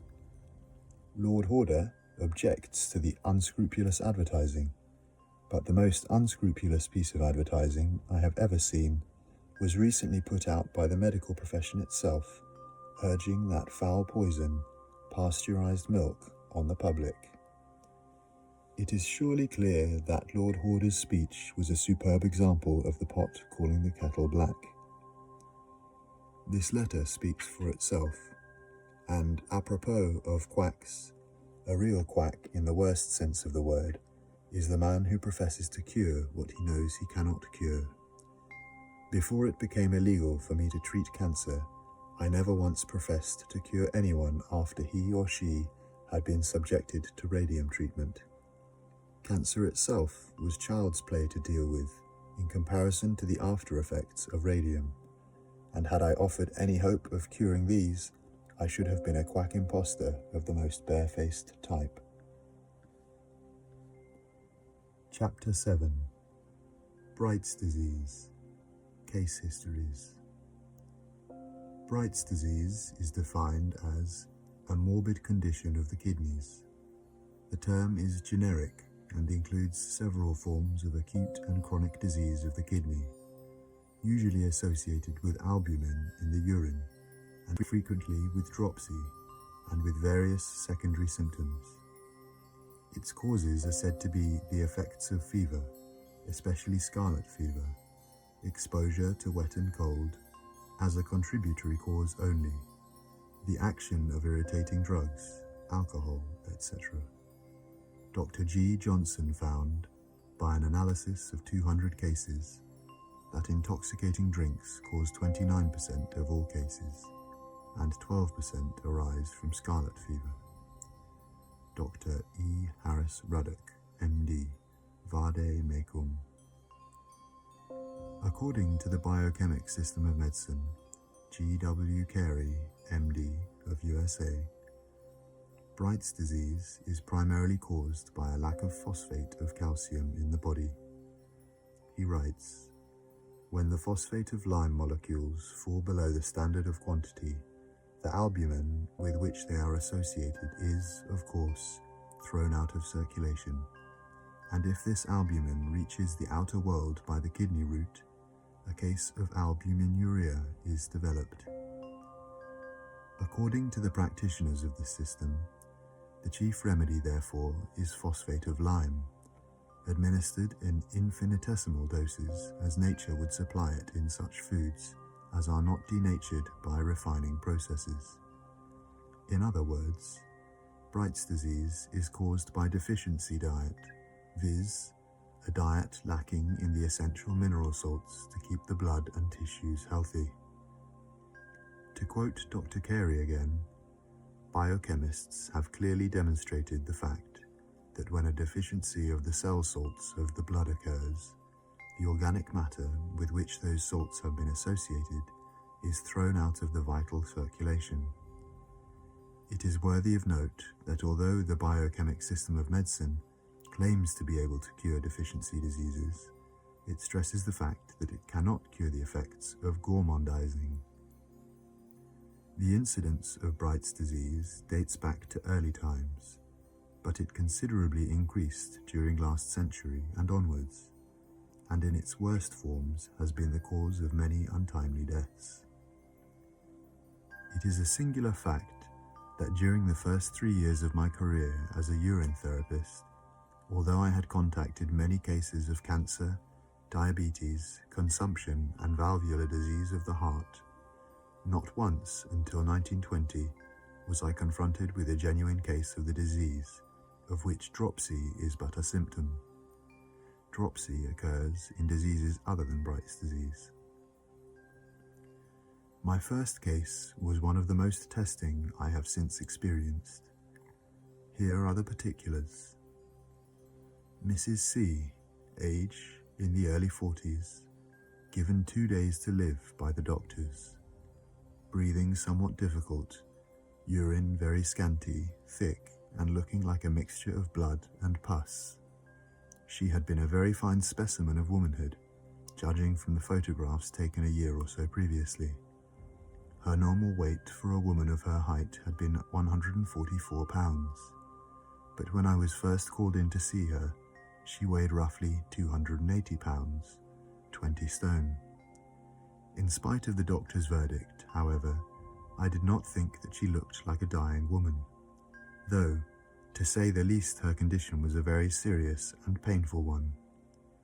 Fortunately for the case, she had 2 elderly and humane nurses who had little faith, notwithstanding their profession, in drug and medical treatment.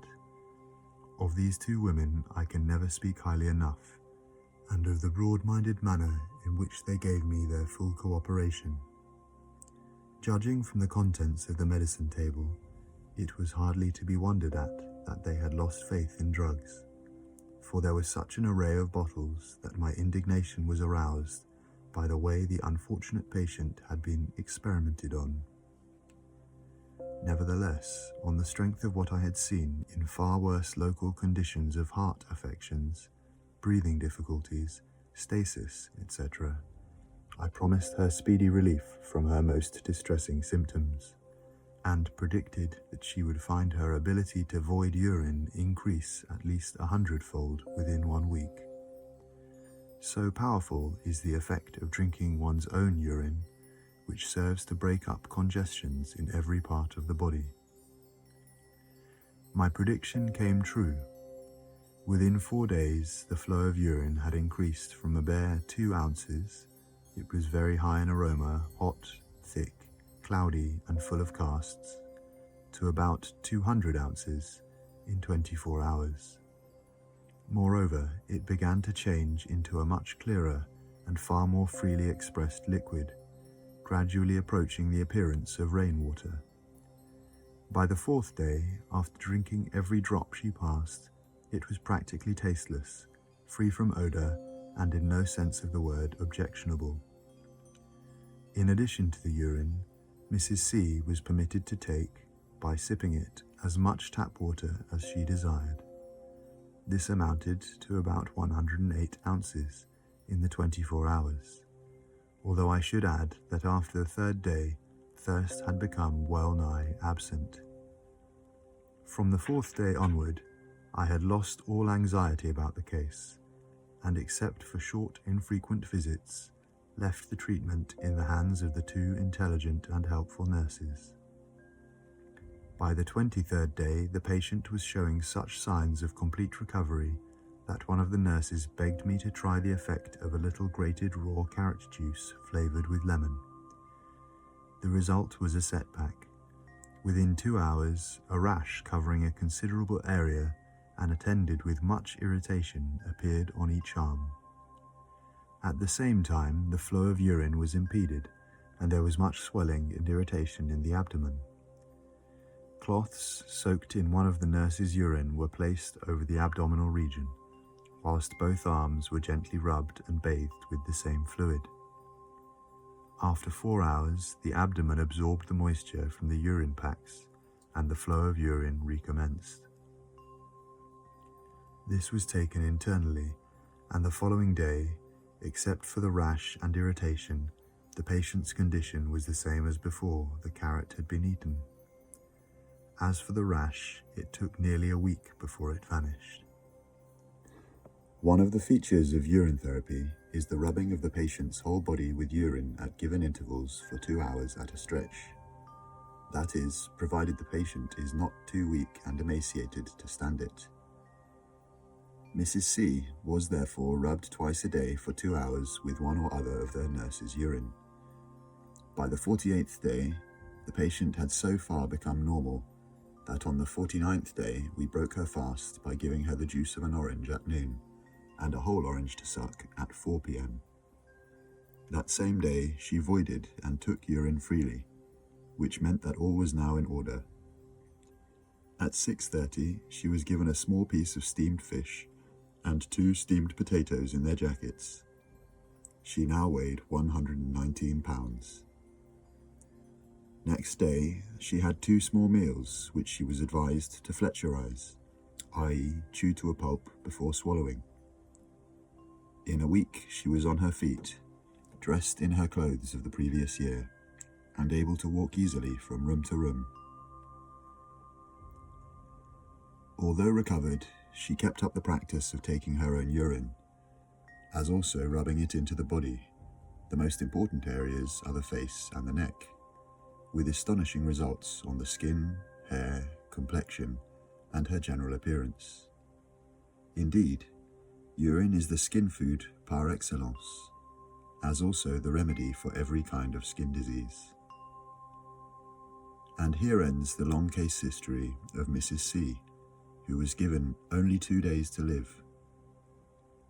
Incidentally, both her husband and the 2 nurses became strong converts to urine therapy, and I may add, to a well-balanced, as opposed to a denatured, diet. Mrs. C's case attracted much attention as far as the lay public was concerned, but not, as I then innocently hoped, from the medical fraternity. For as Dr. Freud, the discoverer of psychoanalysis, has pointed out, no matter what evidence, many people only allow themselves to believe what they wish to believe, and likewise they disbelieve what they wish to disbelieve. All the same, there are extenuating circumstances where the medical profession is concerned. Until a lot more spade work has been done to put an end to the prudery, the chances are that if a doctor told his patients to fast and drink their own urine, he would merely be regarded as mad or disgusting, and the patients would immediately seek the advice of some other physician. Besides, why do most people seek medical advice? In order to be told how to counteract the effects of their self-indulgences. If one doctor tells them they must give up this and that, they then go to another doctor who tells them they need not give up this or that, and being delighted with his advice, follow it, very often to their own undoing. Enough said. Mrs. C's case was instrumental in bringing the case of Mr. B, whose condition had also been diagnosed as Bright's disease. Mr. B had for years subsisted on the usual ill-balanced deficiency diet, rendered even more deficient by non-conservative cooking and rendered more tasty by the adjunct of condiments. He was not a big eater, but he drank some 8 cups of tea a day and smoked about 25 cigarettes on average. When he came to me in 1920, he had been under 2 doctors for some time, during which period his weight had increased from 280 pounds to 420 pounds. Like Mrs. C, he had finally been given 2 days to live. Like Mrs. C, he had finally been given 2 days to live. In June 1920, he began a fast which lasted 49 days. By the 4th day of his penance, he was passing water as clear and as tasteless almost as rainwater, and his swellings began to vanish with astonishing rapidity. He had been anemic, but at the end of the 7 weeks, his anemia had disappeared. His weight was now 105 pounds, and he looked in every respect as young as he had done 20 years before, as his photographs showed. Mr. B broke his fast in much the same way as Mrs. C had done, and like her, became a convert to urine therapy and a properly balanced, if frugal, diet, viz., he gave up denatured food and continued to drink his own urine daily, with most gratifying results. In the same year, more cases came into my hands. Mr. W, 75 at the time, Mrs. L, 38, Mr. B, 55, and also a boy of 11. Each case presented features worthy of recital at length, but brevity must suffice. Mr. W, in spite of his age, fasted 53 days, which serves to show that age is no obstacle. Mrs. L, 42 days, Mr. B, 60 days. In the case of the boy, a fortnight proved sufficient to effect a cure. All the cases were attended with the same happy ending as that of Mrs. C.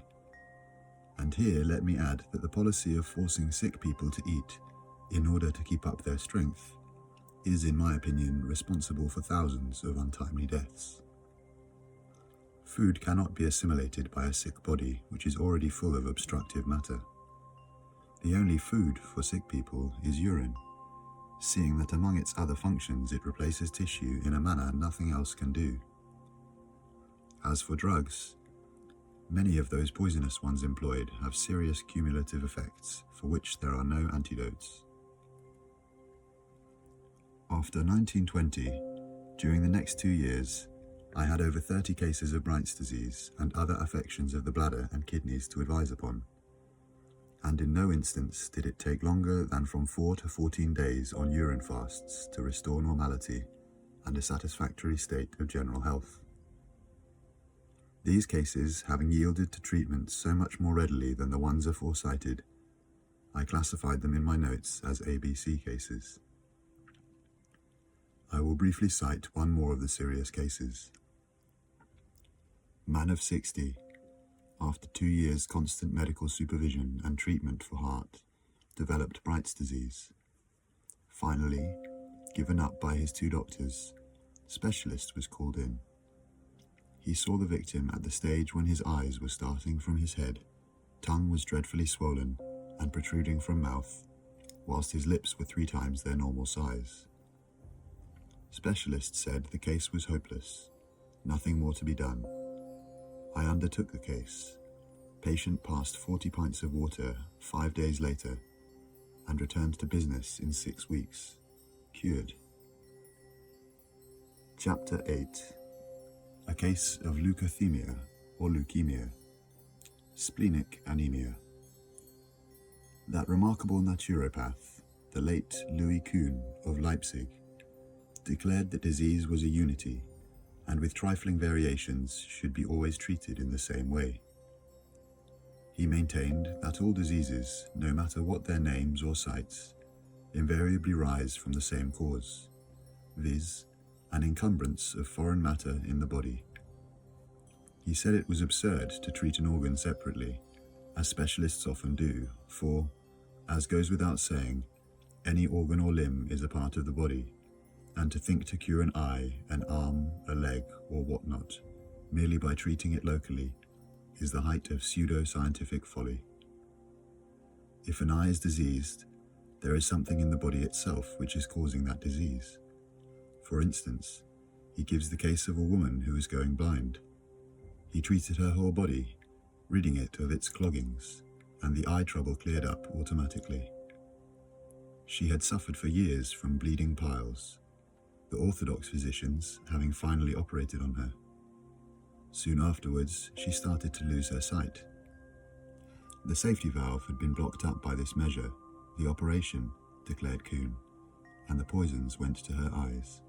See the new science of healing. Kuhn effected many remarkable cures by his method, but would have affected even a greater number had he known the value of urine as a means of replacing wasted tissues. Yet he was right when he declared that all diseases, except those caused by traumatism or structural defects, could be cured by one means, as I myself have demonstrated. The name of the disease is of merely academic interest and has nothing to do with the curing of it. All the same, for the sake of convenience and to prove this fact, I have advisedly specified the diseases treated and will now give the case sheets relative to what is termed leukocythemia or leukemia. The patient, Mr. PC, was brought in a taxi to my house by two of my disciples. He was too ill to walk into my room unsupported, looked very pale and wretched, and altogether was obviously in a very bad state. His age was 48. He had lost 4 stone in 1 year, and another stone during some weeks of medical treatment. After I had examined him, I said in effect, Mr. PC, your condition is medically tabulated as leukocythemia or splenic anemia, and according to the medical profession, you have but 3 months to live. Your disease has been brought about by an ill-balanced, denatured diet. Nonetheless, you can be saved by fasting and urine therapy. I went on to explain the details. Then he told me his story. The gist of it was as follows. Shortly before Easter of that year, 1927, he had developed a cold for which he had doctored himself. By the Good Friday, his condition had been such that his wife and his brother had become alarmed and sent for a young physician who had diagnosed high blood pressure. On a second examination the following day, however, he had said it was not high blood pressure after all, and that he had found traces of other symptoms, which he did not particularize. A specialist was then called in. He examined the patient, pointed out the region of the swollen spleen. To the general practitioner, and diagnosed the case as leukocythemia. Mr. PC was then informed that the disease was rare in England, and asked if he had ever been to the East or to the tropics. His relatives were told that the malady always proved fatal, but that the patient might live from 3 to 6 months if given deep X-ray treatment, drugs, and a series of injections. No mention was made of diet, except that liver would be good for the patient. Mr. PC, accordingly, attended at the local infirmary, where he was examined at various times by the visiting physicians, who became interested in him as a somewhat rare specimen. All of them were unanimous as to the name of the disease and the length of time the patient had still to live. His blood was tested by the staff pathologist and registered at 556,000 more white blood cells than red ones per cubic millimeter. That was the position when Mr. PC was brought to me 5 weeks after the disease had been given its polysyllabic and high-sounding name. Mr. PC was not an easy patient and was not prepared to fast without interruption as long a period as I considered essential for his grave condition, which had been complicated by all the medical X-ray treatment he had undergone. However, although he only fasted a week, during which he was rubbed with urine by his wife and friends for lengthy periods, and, of course, he did not omit the essential part of the treatment, the drinking his own urine, he was so far improved that he could walk into my house unaided. Indeed, his improvement was so marked that, under pressure, I consented to his breaking his fast, provided that I should dictate what and when he should eat, and that the rubbings and the intake of his urine were not discontinued. His food during the next week was to consist of fresh raw fruits, apples, oranges and bananas chiefly, salads, tomatoes, steamed vegetables, potatoes in their jackets, fresh, uncooked, unpasteurized milk, and honey, all of which were to be consumed in small quantities. Later on, he was permitted steamed fish, meat, etc. In short, a well-balanced diet, minus tinned meats or twice-cooked meats of any sort. He was to continue to drink his own urine. All this he faithfully carried out. 6 weeks from the day I first saw him, Mr. PC had a further blood test. This revealed that, whereas the blood count had previously been 556,000 white blood cells in excess of red, it now showed less than half that amount per cubic millimetre. Mr. PC was so cheered by this report that he consented to further fasts of a week's duration. Thus, during the next 6 weeks, he underwent fasts of 7 days each. The third and final blood test revealed that the blood content was quite normal. Soon after the 12 weeks in all of vigorous treatment were ended, Mr. PC was back at work, a well man. Nevertheless, the story has no happy ending. Despite my having impressed upon him that his condition had arisen through an ill-balanced, rubbishy diet, in the course of time, as I afterwards learnt, he reverted to his old habits of eating just any mess he fancied. Although, for 2 years after his penance, and while he kept up rational feeding, he did not even have one cold to contend with. After those 2 years, he gradually began to backslide, and although he had a few boils and colds by way of warnings, he paid no attention, and finally died during drug treatment for influenza 6 years after his recovery from his grievous illness. Truly, the way of the transgressor is hard. Apropos of Mr. PC's case, I was destined to lose an old school friend through the same fatal medical treatment for splenic anemia. He had for some time been undergoing deep X-ray for this disease, and, learning of my success with Mr. PC, had resolved to undergo the fasting and urine cure, but it was too late. He died in his own house, attended to the last by well-meaning, but alas, deluded professors of the healing art, who thought that science was mightier than nature. Chapter 9. Heart Disease. Cases. Although, as Mr. Ellis Barker encouragingly writes, patients with valvular disease of the heart can, with care and a well-balanced diet, live even till 90, yet the disease as such is said to be incurable. Nevertheless, by means of urine therapy, this distressing condition can be completely cured. The following case history is instructive. Mr. P, middle-aged. He had not only been under the doctor for a year, suffering from valvular disease of the heart, but was about to undergo an exploratory operation for a suspicious lump in the region of the solar plexus. Very often he had fainted in the street and had been carried into the nearest chemist shop, where he had been fortified by drug tablets which he always carried in his pocket. On his clothing was a tab instructing people what to do when he was overtaken by an attack. Latterly, he had suffered from these attacks so frequently that he came to be known in the vicinity as Poor Mr. P. He had been placed on a regime which consisted of his only being allowed 1 meal per day for 5 days of the week, whilst over weekends he was ordered to fast on water only. No exercise was permitted except a short, gentle walk. Smoking was prohibited, and as for medications, he was only to have the drug tablets during an actual attack. Such was the position when he came into my hands. The first thing I urged him to do was to drink the urine he passed. As I expected, this proved to be very odorous and turgid at first, but soon cleared up. I instructed Mr. P how to rub his body with urine, and then rubbed him for about 2 hours with my own.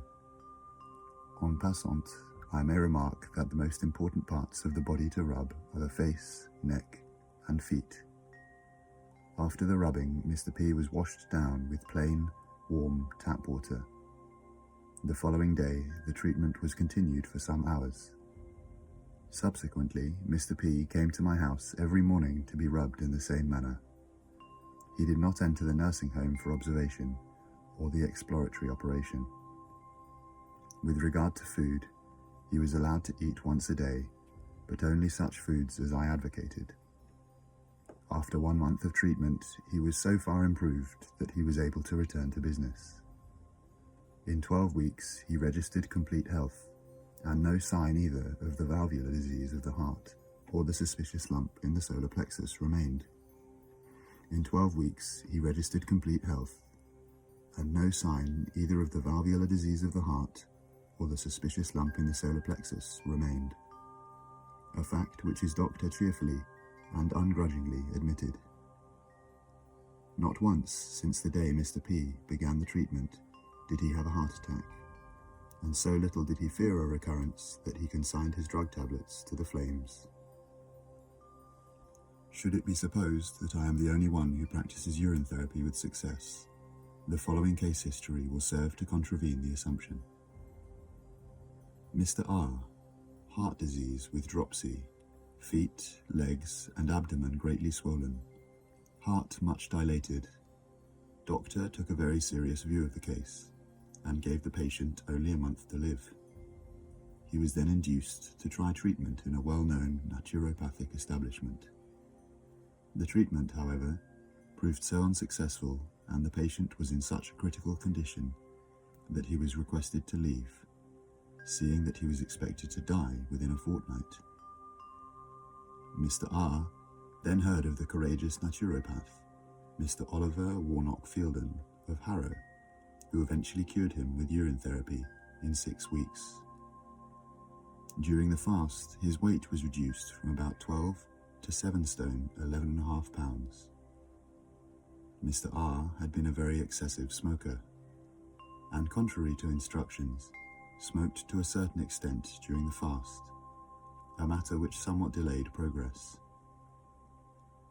Needless to say, his doctor was very surprised at his cure, the more so as Mr. R had thought it wise not to divulge the modus operandi. As things stand at present, many people who do something so unconventional as to drink their own urine are afraid to be ostracized by society.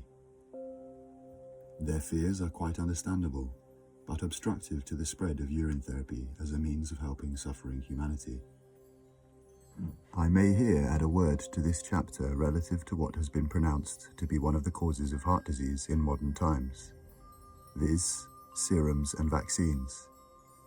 According to Dr. Ben Kettrit, these measures are principally responsible for the increase of these two really dangerous diseases, cancer and heart disease. The doctor adds, "I have been for a long time a serologist, and I know what I am talking about." Dr. Ben Kettrit is by no means the only doctor to criticize the practice of employing harmful preventatives, or alleged to be preventatives, against acute infectious disease. Dr. S. Goldwater, New York Commissioner of Hospitals, pointed out in the Modern Hospital magazine that measures used to check contagious diseases may permit of longer life, but not of stronger life. Chronic diseases, he adds, are growing at such a rate that America may become a nation of invalids. More than half the hospital beds in the United States today are occupied by sufferers from chronic mental and physical diseases. Middle-aged and elderly persons are not the only sufferers. Many children are victims. See Health Practitioners Journal, June 1944. One may ask, if sera and vaccines are liable eventually to produce heart disease and other chronic serious ailments, why are they then boosted by the BMA? For, first of all, as Dr. Alfred Pulford, MD, has tersely remarked, anyone who can prevent an occurrence positively that he does not know is bound to occur is indeed a seventh-day wonder. and secondly, certain renowned bigwigs in the medical profession have demonstrated that the most deadly germs are harmless in a healthy body. We read that Professor Metchnikoff said he found the bacilli of Asiatic cholera in the waters of many localities, but no epidemic or plague or disease was ever known to be at any of these places before or after his findings.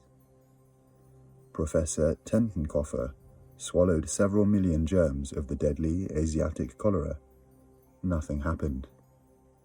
To verify the test, Professor Emmerich made a culture from the intestines of newly dead victims of the disease and swallowed millions of germs with no noticeable results.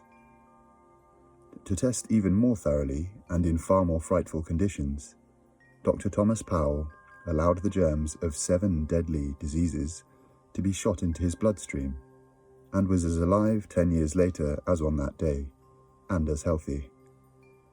Extract from Naturopath and Herald of Health. Nevertheless, these facts are not made known to the general public, nor do those who urge members of the community to be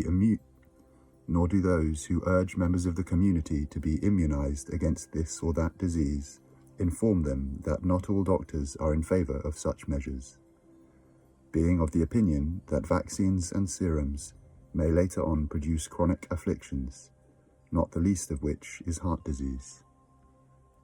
Chapter 10. Fevers, Malaria and Others. Case of a mysterious fever, which occurs in Africa but is rare in England. Patient, young lady of 17, mysteriously stricken, very weak, temperature 105. MD called in, said if recovery took place at all, the victim would be ill for 6 months, and then would be 9 months convalescent. Patient's father, a believer in urine therapy, sent for me. At first, I found the victim difficult to deal with, but she finally consented to a urine fast plus plain water. On the 6th day, after she had been stricken, her temperature was still 105, and she was growing rapidly emaciated, her urine being thick, foul, and concentrated. But 24 hours after starting my treatment, the temperature had dropped to 101, and the urine was clearer. In 3 days, the temperature was down to 97, and in 5 days to 95. Patient bright and lively. All was going well. Doctor much puzzled. Fast was broken at the end of 18 days. The patient's skin was as clear as that of a child. Within a few days of breaking the fast, she was up and doing and feeling perfectly well. She continued the use of her own urine and has thrived upon it. Some 16 years ago, she married and had 3 children in the first 10 years. Malaria. This is an infectious disease characterized by paroxysms of intermittent fever, each consisting of a cold, a hot, and a perspiring stage. Between the paroxysms, the victim appears comparatively well. According to the Materia Medica, all forms of malaria are due to parasites living in the blood. Mosquitoes are infected by sucking human blood, and in turn infect human beings by biting them. The troublesome and distressing feature of malaria, which the allopaths treat, read suppress, with quinine, is that when once contracted it occurs again and again, for under the usual orthodox treatment, it merely goes into latency, instead of being totally eradicated. Under urine therapy, however, it is cured once and for all. So far, I have never had a case which did not clear up in 10 days or less, by dint of fasting on urine and plain water. Mr. Q, athletic type, very temperate and a small eater. Contracted malaria out east. Had it for 3 years. During the year before I saw him, in 1920, had suffered from 36 attacks. He dosed himself regularly with quinine. Finally cured himself completely with a urine fast lasting 10 days. No more quinine. Has never had another attack. and has kept it in fine health by adhering to his temperate habits and freely partaking of the water of life. Black water fever. Case related to me by the erstwhile victim. Army man, Major, found by natives in the backwoods to be in a state of delirium due to black water fever. They cured him by fasting him for 10 days, by the applying of packs, and by inducing him to take his own urine and plain water. I mention this to stress that I am not the discoverer of urine therapy. In this chapter, I have limited myself to reciting only one case history of the various fevers mentioned, merely because to do otherwise would be to enlarge the bulk of this book to unwieldy proportions. I will now conclude with some remarks about fever in general, and acute diseases attended with fever.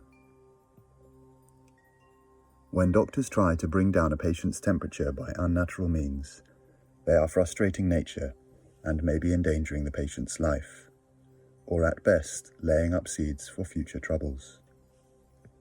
A fever is really a curative process on the part of nature to burn up certain toxins in the body. Oh yes, we hear of the miraculous temperature-reducing effects of wonder drugs for pneumonia, but we do not hear so much of the many people who die of heart trouble after the fever has been thus miraculously cured. Experience has taught me that there is only one safe way to treat a fever, which, being a curative process, is neither incurable nor need prove fatal if rightly handled. The modus operandi will by now have become so familiar to the reader that it need not be repeated here. I need merely say that not only have I never seen a failure with the urine fast plus tap water therapy, or the urine past should be drunk, but that the fall of temperature has taken place within any time from 36 to 72 hours, followed by complete recovery within a few days. As to why the urine is so thick, foul, and scanty in cases of fever, that is not the result of the fever itself, but of the condition in the body, the ill forces, so to say, which cause the fever.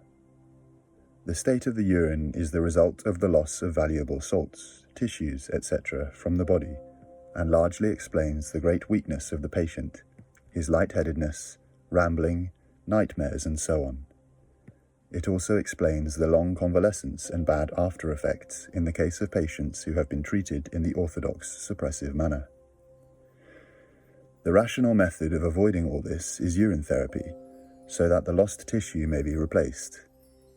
I have proved it again and again to be successfully accomplished in diphtheria, chickenpox, scarlet fever, influenza, rheumatic fever, and other acute disorders where the temperature is high, and there have been none of those baneful and chronic after effects which so often accrue after wrongly treated scarlet fever or rheumatic fever, all of which are due to suppressive measures. Chapter 11. A case of Orchitis. Orchitis is a most agonizing complaint in which the testicles swell and sometimes become ulcerated. It may be caused by injury, by gonorrhea, or it may occur during an attack of mumps. In its most severe form, however, it is a comparatively rare disorder in this country, England. The doctor who was called in took a very serious view of this case and gave the victim only a few days to live. When, after a journey away from home, I first saw the victim, aged 19, his bowels had not functioned for a week, and his kidneys for 72 hours. One side of his body was swollen as though someone had placed half a football under the flesh. His testicles were as large as tennis balls, and the glans penis was 14 inches in length, as solid as a lead pencil, and twisted round like a corkscrew. Moreover, it had turned black. The victim's groans and writhings in agony were heartrending. Although for 3 days he had eaten nothing, the victim's groans and writhings in agony were heartrending. Although for 3 days he had eaten nothing and had merely drunk pints of plain water, the swellings and distortions had only increased. As he had passed no urine of his own to drink, I was obliged to give him a pint of mine to take. 2 hours after the first draught, the gland's penis showed signs of becoming so far normal that he was able to pass some urine in small drops, about 2 egg cups full in all. It was thick, muddy, and as concentrated as gruel mixed with blood, very dark and exceedingly malodorous. Nevertheless, he drank it without a grimace or a murmur. 4 hours later, he passed nearly a pint of the same evil-looking and evil-smelling water, which he also drank without a grimace. He informed me that he could not taste it owing to the state of his palate due to the acids which rose from his stomach. This, by the way, is liable to occur in the course of a fast. 2 hours later, the patient had a very copious and offensive stool, the equal of which I have not seen in all the 27 years' experience I have had in treating diseases. During the evacuation, some urine was passed, which the patient subsequently drank. Having carried him back to bed, we found that he could now lie comfortably stretched out, whereas previously his knees had been drawn up to his abdomen, like people suffering from peritonitis or appendicitis. He was now nearly free from pain, precisely 8 hours after he had taken the first draught of urine. I now laid cloths soaked in old urine on his abdomen, chest, and head, and bound up his feet and hands in a similar manner. He passed more and more water and drank every drop. His bowels responded to the treatment and worked freely and painlessly, the evacuations being not unlike discoloured water. On the 4th day, he passed 22 pints of urine in 24 hours, all of which he drank immediately. And now came a setback. On the 5th day, I was called to Manchester on business, and in my absence, a friendly doctor induced him to take a tablespoon of ground wheat in water. The result was disastrous. All flow of urine ceased, and in 16 hours all the previous symptoms had returned, though in a slightly less aggravated form. There was nothing for it but to begin the whole treatment over again. The patient finally broke his fast on the 17th day with the juice of 1 orange at noon, 1 whole orange at 2 p.m, and 1 whole orange at 4 p.m. At 8 p.m, a full glass of fresh milk. He slept soundly that night. From the 18th to the 25th day, his diet consisted of such foods as cold beef, steamed fish, potatoes in their jackets, scrambled and poached eggs, pears and other fresh fruits, salads, tomatoes, and nothing else. On the 26th day, the patient was back at his work, completely cured. That was many years ago.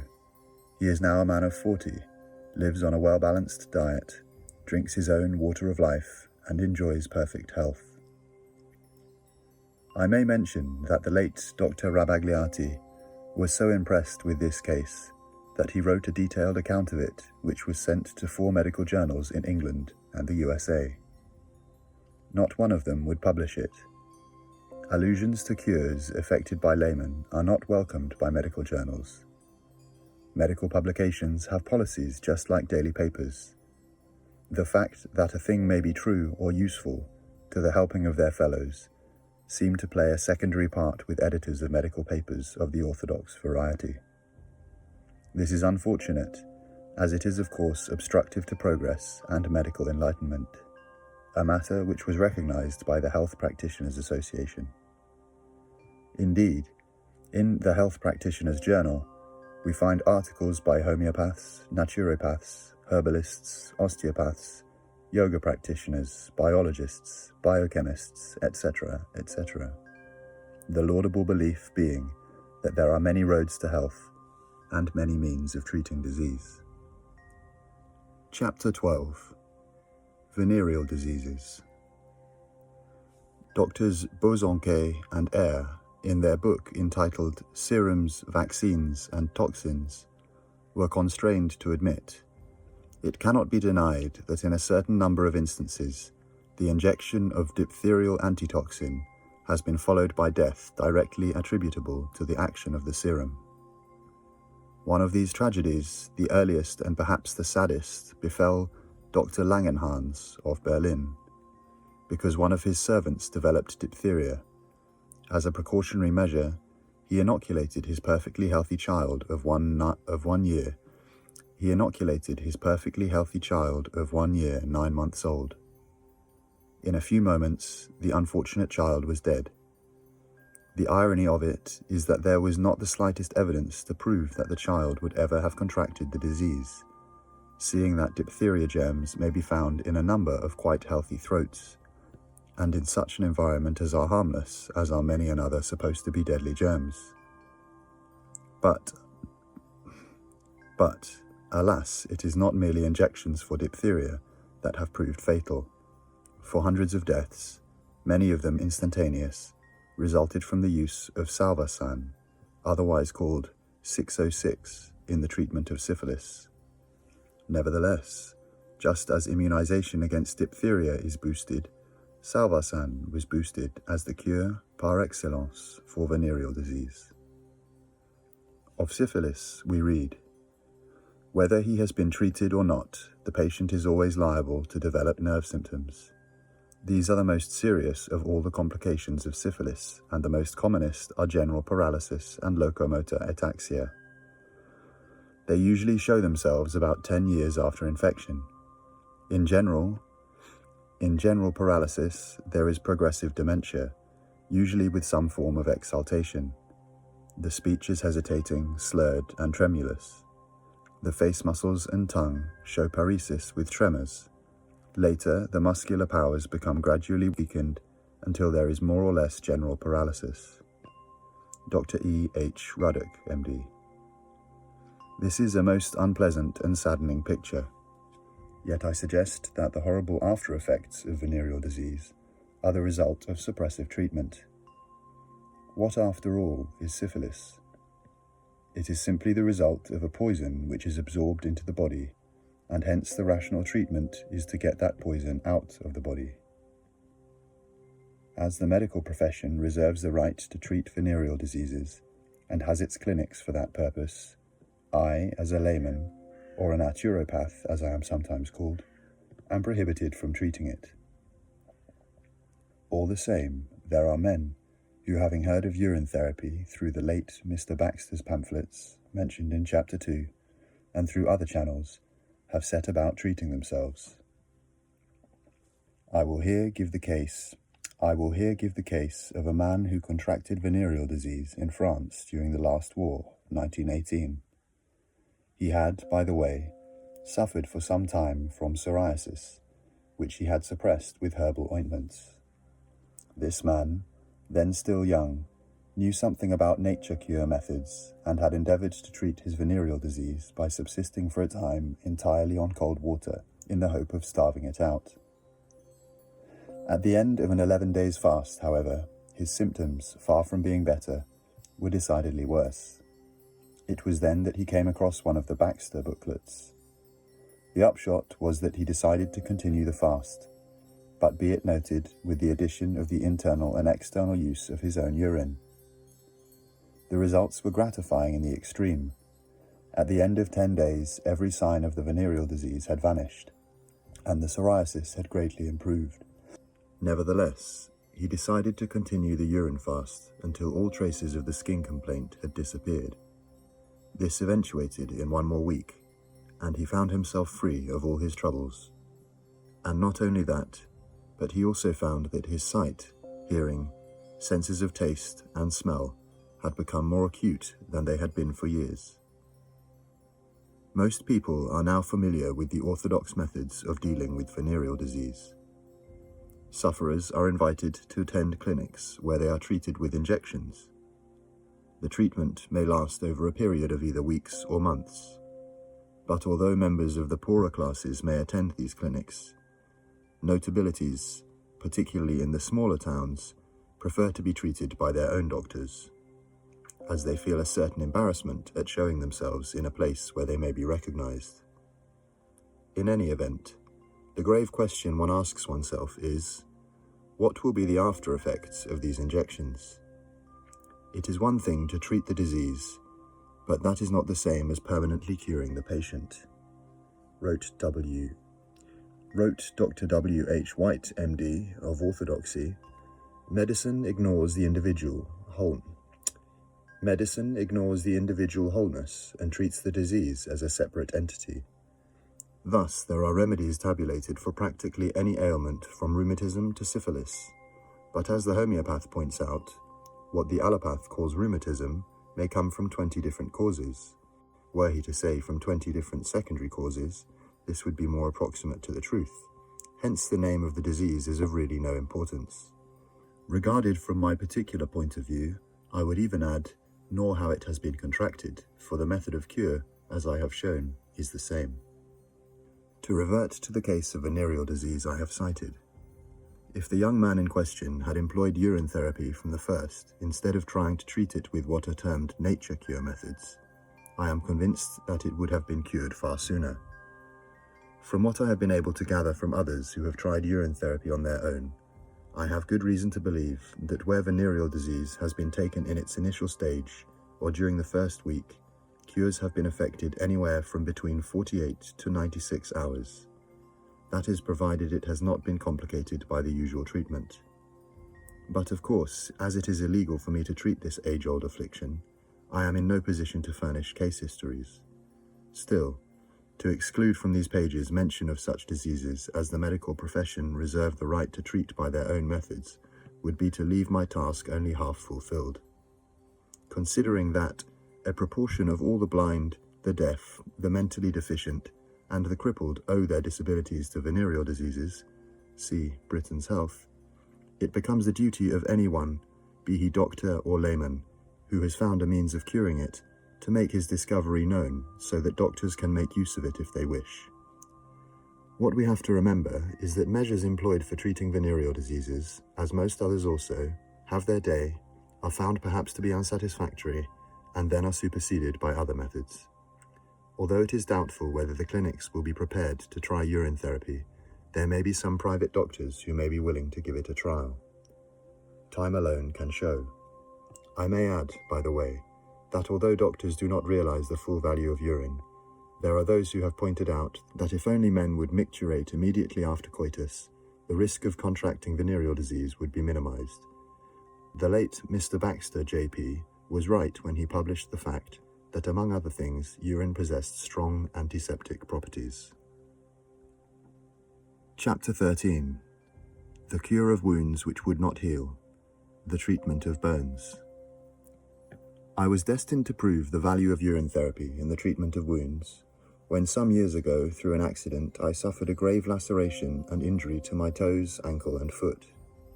The toenails were torn off and the toes forced back into the fleshy part of the foot. Naturally, the shock and pain were very severe. All the same, I rejected the help of a medical friend, as I was resolved once again to prove the effects of urine treatment on wounds. After having the damaged portions of my foot put into place by some physical culture practitioners who had witnessed the accident, I fasted 4 days for the shock, an approved method, and applied cloths saturated in old urine to the affected parts. These bandages were kept moist by repeated soakings, but were not unwound until the 5th day. When finally removed, the results were astonishing. All trace of the injury had disappeared, and the foot was healthy and supple as it had been in early youth. Incidentally, a corn which had troubled me was dissolved by the treatment. I have frequently observed similar effects, even on wounds which had refused to heal, whether under the treatment of common medical, herbal, or other remedies, and even where amputation had been seriously discussed as the only remaining course to pursue. From among the large number of cases I have treated, I will now give the history of a particularly bad one, which came under my care in 1918. In that year, I was introduced to a man in the early 40s who at the time was attending the local infirmary as an outpatient every week for a bullet wound in the forearm. Although the patient had received the wound a year previously, it had shown no signs of healing, was about 10 inches in length, about 3/8 of an inch in width, and at times ulcerous and suppurating. His medical advisors were afraid it might ultimately turn gangrenous, to avoid which poisonous ointments and dressings were applied, with many changes in the ingredients and proportions in the mixings. Having got sick of orthodox methods, the patient had also resorted to Fletcherism and the Salisbury treatment, from which admittedly he had derived some benefit. But even so, that wound refused to heal. In spite of objections from his wife, he eventually became my patient. My assistants first set about ripping off all the dressings. Then we washed the wounded arm 3 times a day with old urine, giving the rest of the body lengthy periods of massage with the bare hands and the same species of urine. The patient was fasted for 3 days on his own urine plus cold water. Short spells of sunbathing were advocated, and at the end of 7 more days nothing remained of the fissure, but a very slight scar as thin as a gold thread. And at the end of 7 more days, nothing remained of the fissure, but a very slight scar as thin as a gold thread. In short, after a whole year's interference treatment, the patient was cured by nature in 10 days. Since the date of this cure, I have observed scores of cases of miraculous healing by identically the same method. These include the healing of painful and disabling wounds, cuts, sores, ill effects from rusty nails, fish bones, etc. Also poisonous wounds and blood poisoning generally. As a rule, a long penance was not required. Cases taken early have responded to 3 or 4 days' treatment, whilst those which have been medically interfered with and almost rendered gangrenous have taken from 10 to 18 days.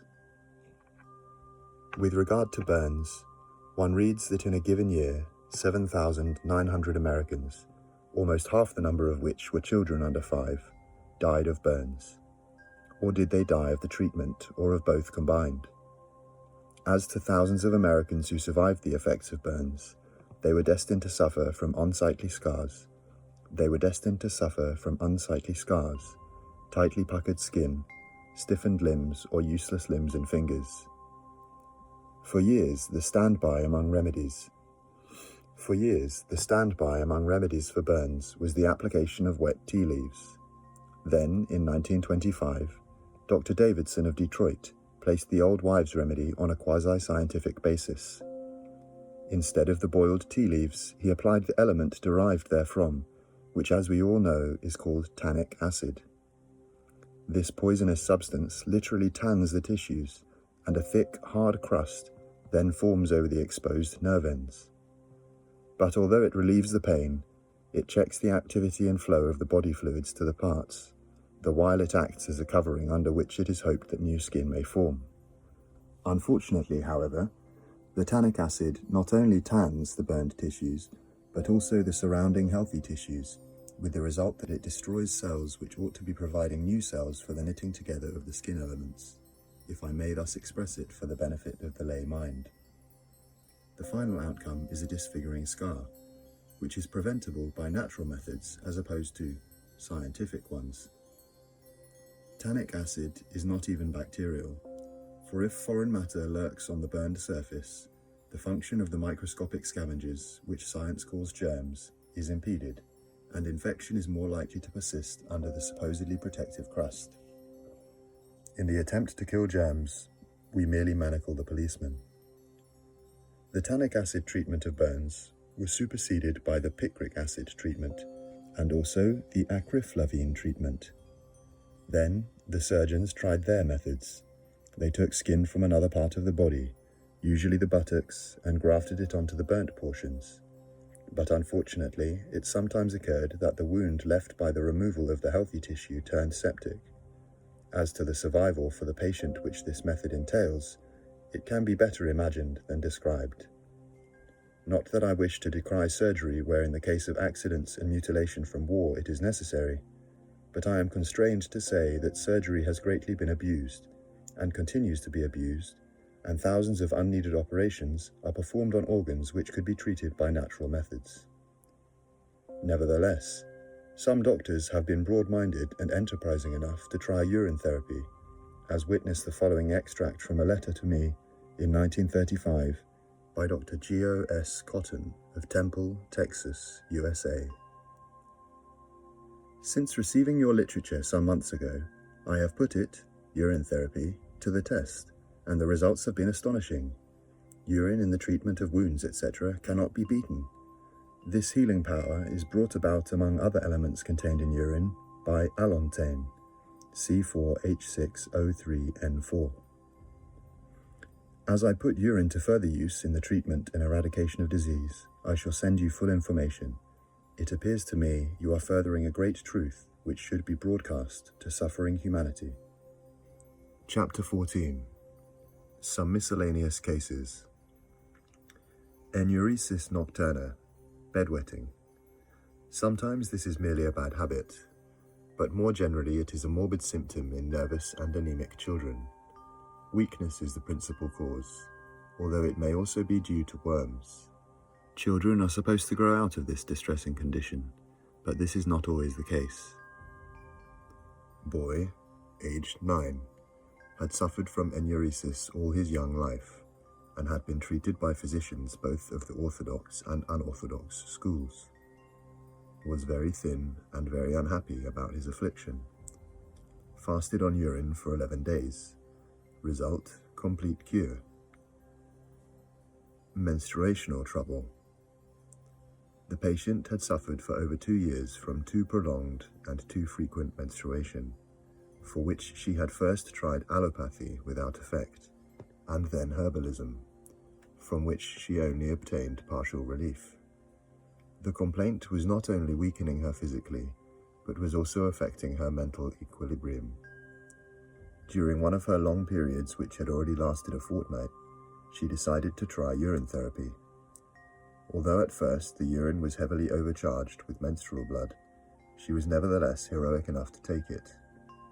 During her fast, she also sipped from 2 or 3 pints daily of plain cold water. In 3 days, the urine became normal. She continued the fast for exactly 28 days, during which she was rubbed with a healthy person's urine for some hours each day. The case was a complete cure not only of the menstrual trouble, but also of long-standing nasal catarrh and an increasing tendency to deafness.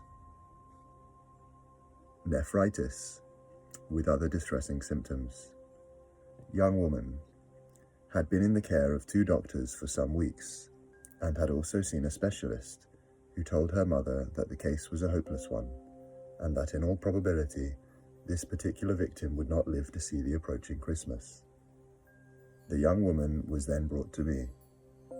To encourage her and induce her to take the offensive-looking urine she passed, I even went so far as to drink a little of it myself. As a fast of 30 days on urine and cold water only, and daily rubbings with healthy urine, the patient was cured of her grievous complaint. Nor did any other malady develop subsequently. When I first saw her, she had weighed 106 pounds. 4 months later, on a regime of 2 well-balanced meals a day, and the continued use internally and externally of her own urine, she weighed 136 pounds, nude, which is the normal weight for a woman of her height and build. Mucus colitis. Boy of 6 began to discharge mucus frequently, though otherwise there were no apparent symptoms of ill health.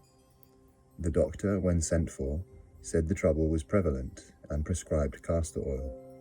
But the boy's father, who knew me and my methods, thinking a castor oil purge too violent, sent for me as soon as the doctor had gone. I put the boy on a urine fast, and in 48 hours all the trouble had disappeared. Nevertheless, as it is foolish to start eating as soon as symptoms vanish, the boy fasted 4 days in all. 2 days later, the boy's mother developed the same colitis symptoms. Likewise did her sister. I fasted them both for 8 days according to my method, though the actual symptoms vanished in 5 days or sooner. It is worthy of note that all 3 patients were strict vegetarians, and that the boy had never tasted flesh in his young life. I advised them to include some flesh food in their dietary. Eye injury. In 1920, a lady came to me with a splinter of chipwood in one eye. The splinter had pierced the iris and was sticking out an inch or more. I removed the splinter, fasted the patient on urine and water for a few weeks, at the end of which time the trouble was completely cured and the patient had perfect sight. Psoriasis. Gentleman, aged 60. fasted on urine and water for 1 week in June 1920, and again for 1 week in September of the same year. During and between the fasts, had rubbings of his own urine in spells of an hour 3 times a day. Complete cure. He continued the intake of urine as a daily habit, and 10 years later, though 60 years and 10, only looked about 56. I regard psoriasis and eczema as amongst the easiest diseases to cure by means of urine therapy. That is, provided they are taken in time. Nor is lupus, a more serious skin disease and said to be caused by the tubercle bacillus, by any means incurable, though the treatment takes longer.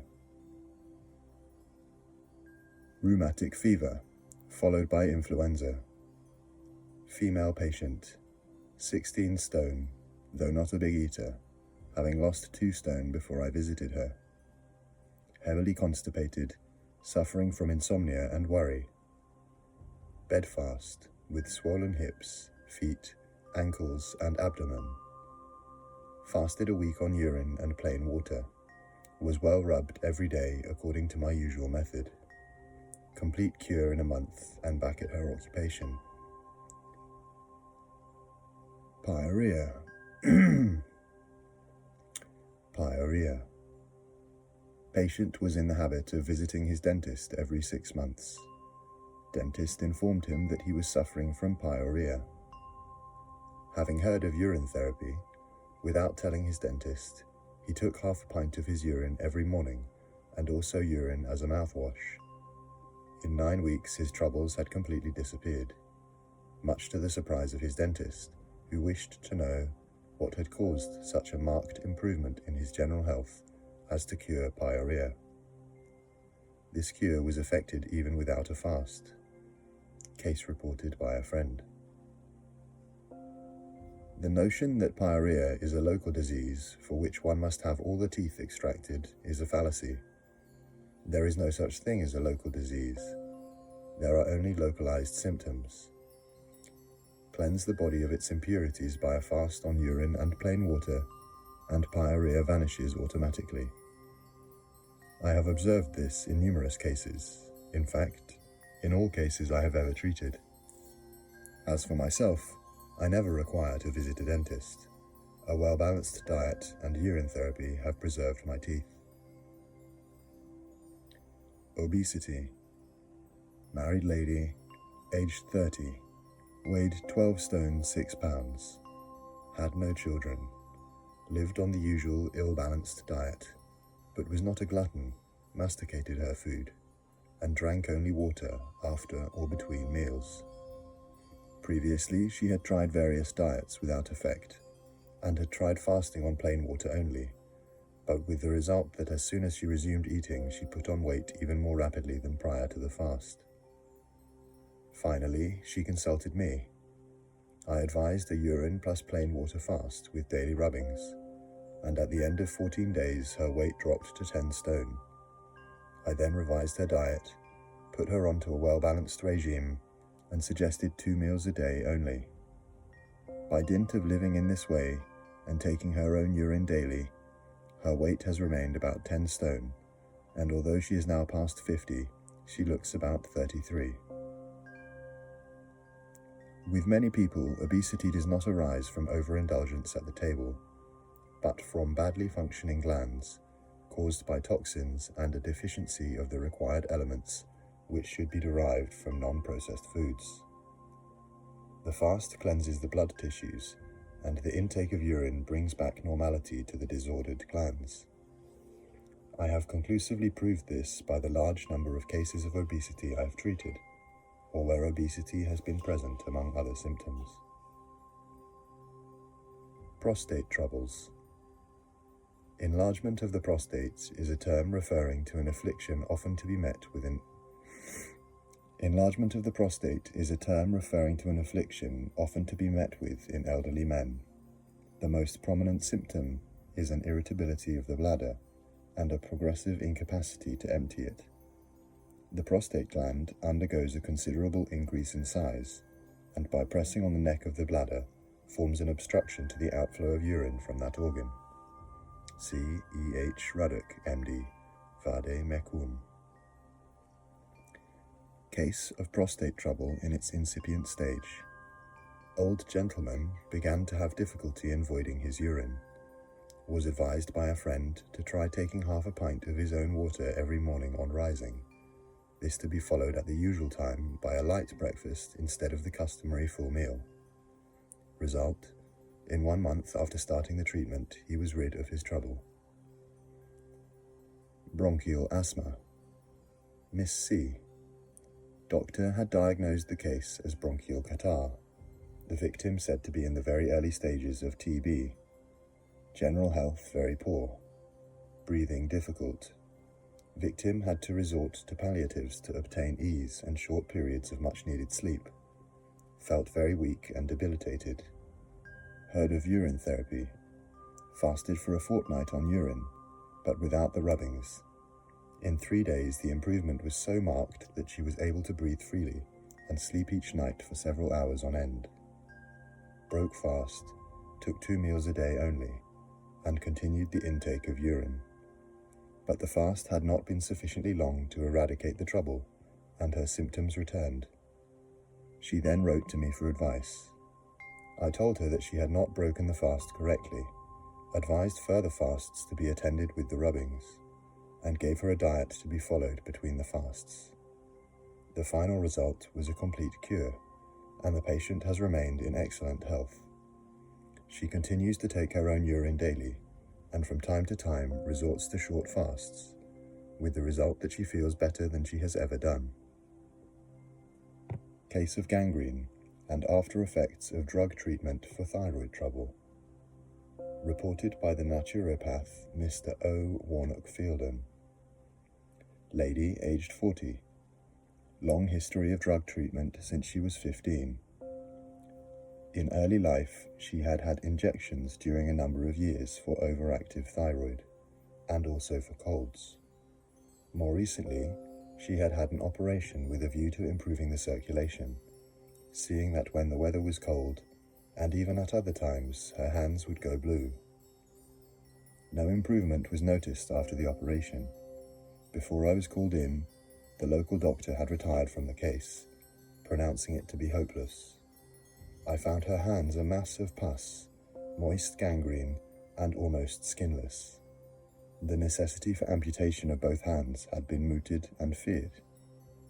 After making a start with less severe measures, such as hot fomentations, cold compresses, Urine-Packs, urine drinking in small quantities, and an antiseptic ointment to relieve the intense drawing pains, I finally advocated a complete fast on urine and plain water only, at the same time continuing the packs.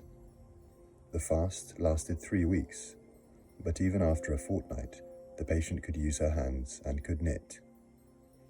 Granted that the urine drinking and the urine dressings were of much value to the treatment, I nonetheless consider that the 3 weeks fast was the decisive factor in this case, since it enabled the drug-laden system to be drained of its impurities. Rash on the arms.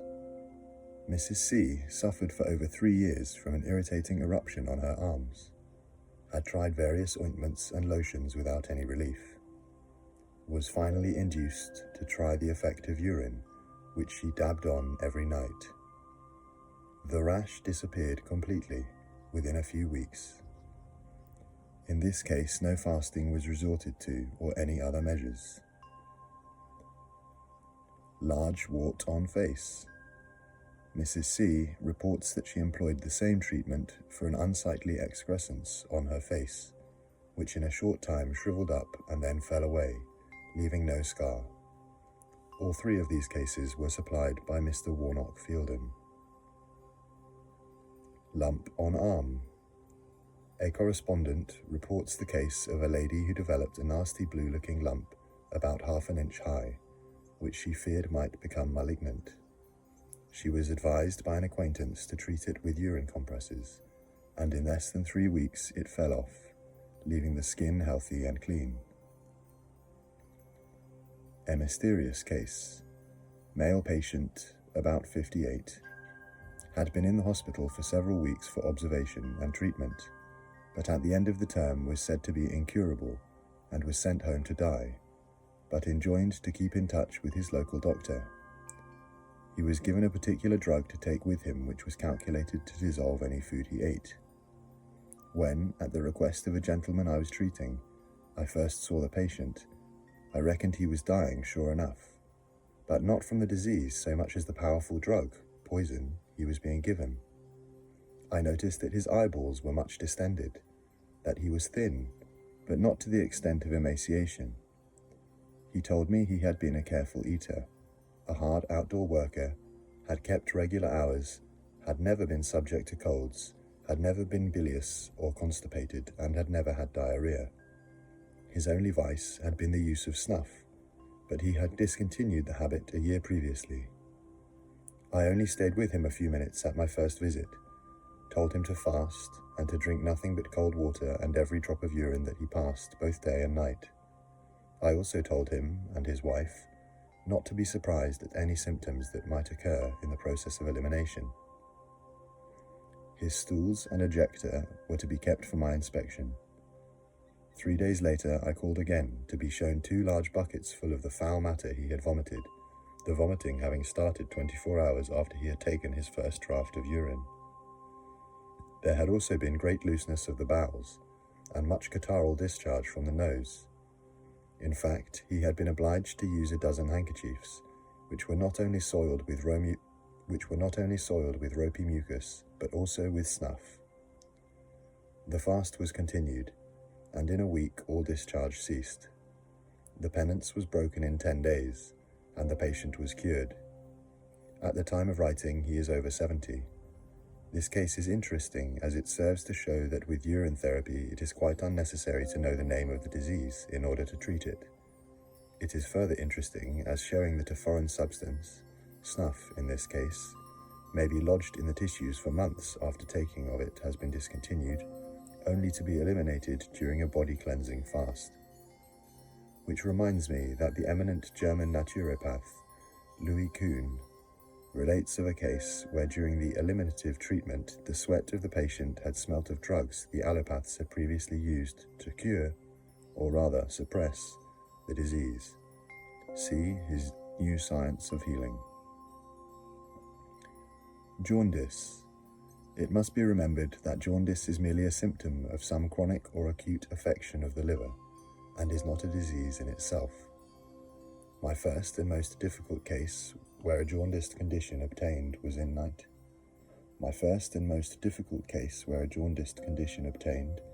1919, at the beginning of my career as a urine therapist. This case took 10 days to clear up on a urine fast plus tap water. I have not had a number of jaundice cases, but with those I have treated it has been remarkable to watch the discoloration of the skin gradually disappear during the first 2 or 3 days of the fast, and then, as the penance has continued, give place to a colour as fresh and healthy as the complexion of a dairymaid. 10 days or less have usually sufficed to clear up a jaundiced condition. That is provided it has not been due to cancer of the liver. This dread disease I regard as practically hopeless by whatever means it is treated. Even biochemic practitioners, who have claimed to cure some cases of cancer, maintain that if the liver is involved, nothing can be done. Nevertheless, I once supervised a urine fast in the case of a man who had been such a heavy drinker that over a period of years he had drunk a whole bottle of spirits per diem. This man decided to try a urine fast while his doctor was away on holiday. He drank all the urine he voided, but on the 10th day it remained as bloody and as full of red sandy deposit as it was at the beginning of the penance. On the day in question, the doctor returned from his holiday, and an incision was made in the scrotum. The following day, the patient passed away in a state of unconsciousness. Whether his liver, which was dead, could ever have been made to function again if the fast had continued and there had been no surgical interference is very problematical, but I confess I was much distressed that at any rate I was not given the chance to try and save the unfortunate man's life, especially as during the fast he had lost very little flesh except in the face, and so there seemed some prospect of his ultimate recovery. And after all, where there is life, there is hope. Case of paralysis, premature old age, loss of memory, etc. Male patient, aged 60. Medical verdict, a few weeks to live. Had 2 paralytic seizures, the first occurring after an attempt to get rid of influenza by means of fresh fruit and fruit juices. After the second seizure, he had no memory and appeared to be in his dotage, though only 60. He underwent a urine fast, with rubbings for 59 days, broke the spell for a fortnight, living on the 1 meal a day plan, then fasted further for another 35 days. Memory and his speech returned in 20 days during the first fast, and the cure was completed during the second. The prime cause of the trouble having been an arthritic condition. Loss of hair. This same man who had lost his hair not only regained it during the second fast, his head was rubbed daily, but instead of being grey, it assumed its original colour. Many of my correspondents, I may add, report renewal of hair as the result of rubbing the head with old urine as a daily habit. Reports from correspondents on influenza, pneumonia, pleurisy, and appendicitis. These reports show that as a general rule, from 3 to 8 days urine fast suffices to cure influenza, pneumonia, and pleurisy. The same can be said of appendicitis. In some cases of the latter, 1 small meal a day has been allowed, though all the urine passed must be taken. In several acute cases with fever, a complete urine fast is essential. And here I would emphasize the fact that to press food on a sick man or woman in the principle that strength must be kept up is the height of medical folly. To an invalid whose instincts and organs rebel against taking nourishment,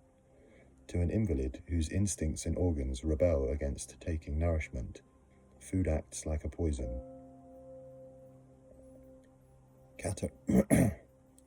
Cataract. Before it became illegal for laymen to mention the fact that cataract may yield to treatment without operation, I found that in many cases, 10 days urine fast was sufficient to dissolve the film that forms over the eye. The longest required was a 28 days fast. Whether it is against the now existing law for any layman to say that he has cured cataract before the law was passed is a subtle point on which I am not qualified to pronounce. But in case the disclosure should be illegal, we must assume that the cases cured had been falsely diagnosed, since the law implies that no one save a qualified oculist can cure genuine cases, namely with a knife. Nevertheless, it is only veracious to say that cataract is by no means always an isolated condition. What we need to remember is that the eye is a part of the body, and therefore in treating the body as a whole for other symptoms, the local condition is apt to cure itself without any direct attention. Glaucoma.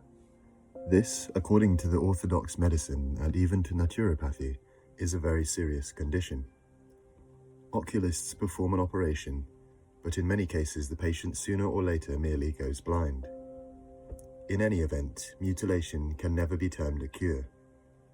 Patients who have not been tampered with, I have known to respond well on a urine fast of about 1 month's duration.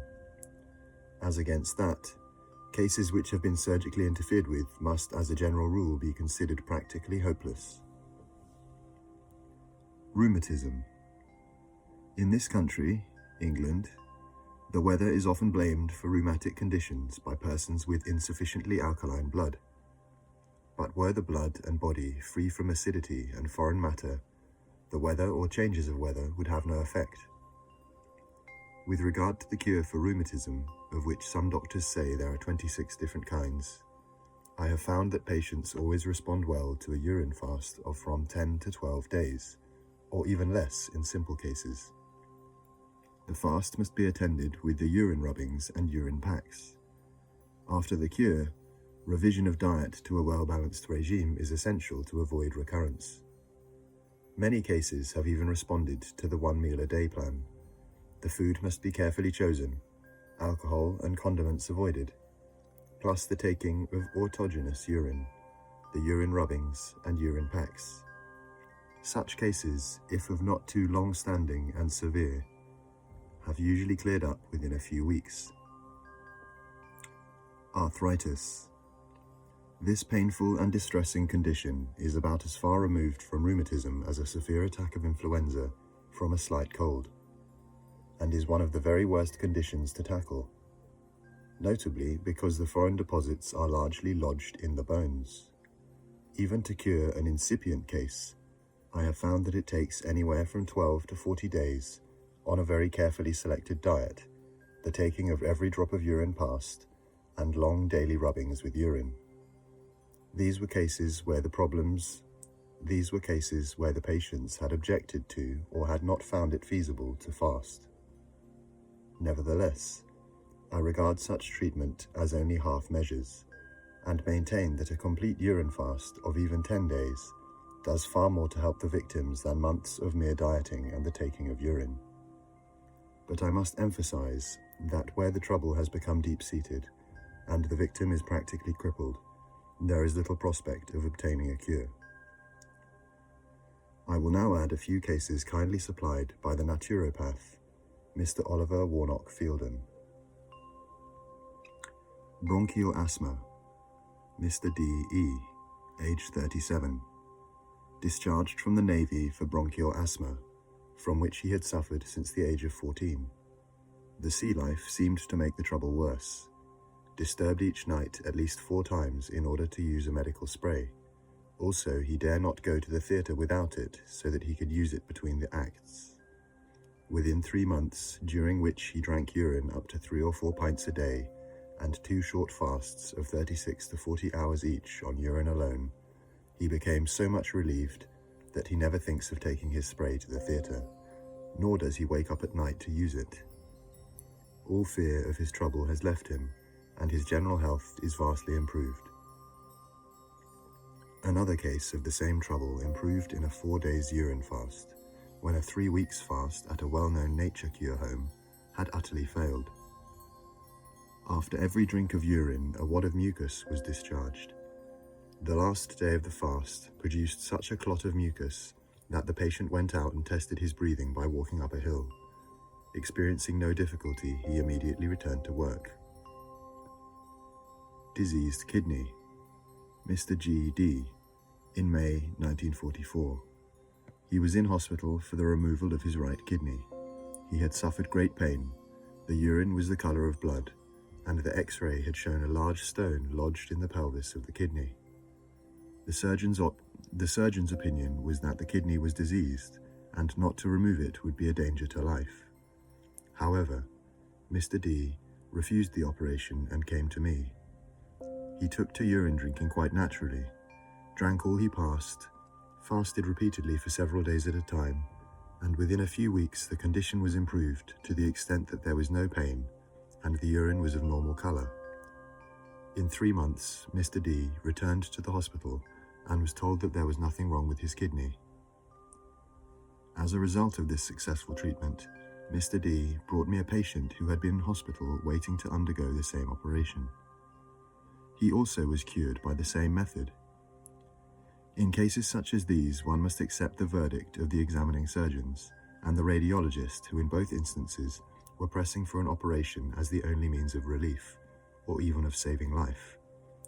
When later on they maintain that there is nothing at all wrong, and the X-ray gives a clear proof of a healthy kidney, one is forced to assume that the fasting and urine drinking has affected the cure.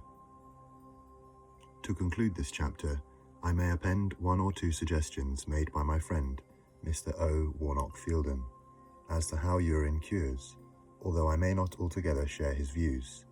He writes, "There may be some healing force in the return of the unexpected hormones, particularly the sex hormones, which find their way into the urine. There are cases known in which urine is taken internally for the sake of these substances alone. There may also be a case made out for the return of the tissue substance which is in solution in urine. Organic tissue may be leached from the vital organs by means of the poisonous substances lodged there from the food and drink taken into the body, and also from the drugs and injections of medical science. It is claimed by some that these substances may be returned and used again in rebuilding healthy organs. This is difficult to prove, but there are many cases on record in which diseased organs have been renewed by means of drinking large quantities of urine.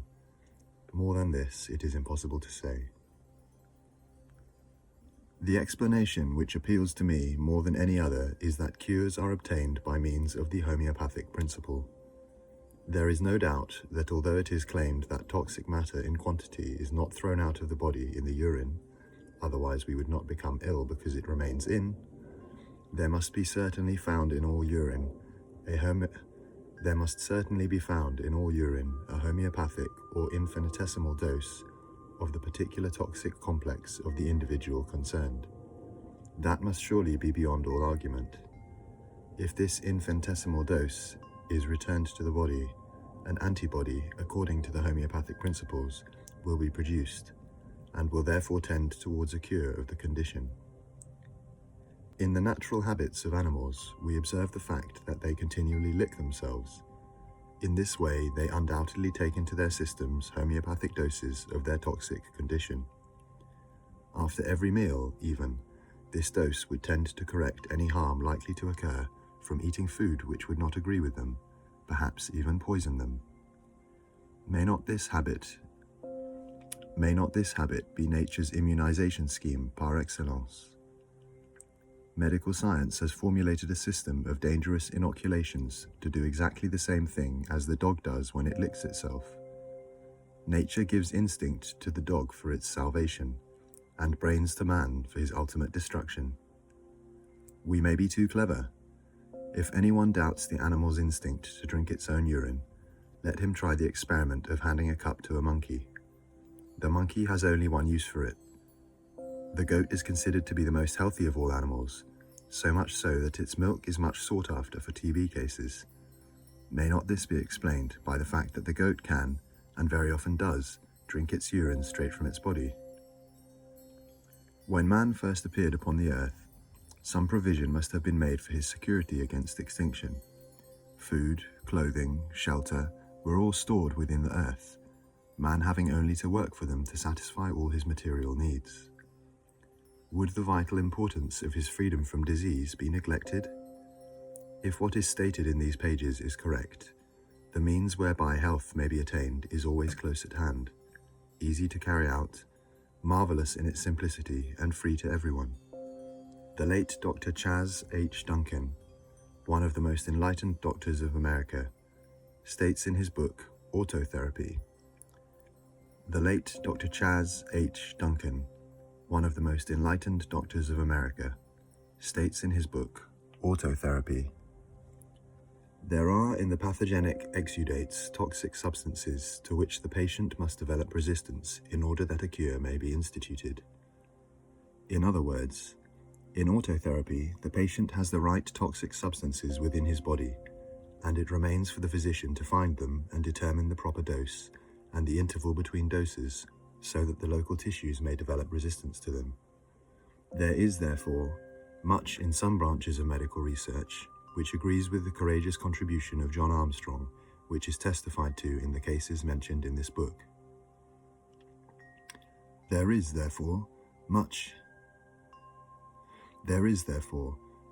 in some branches of medical research which agrees with the courageous contribution of John Armstrong, which is testified to in the cases mentioned in this book.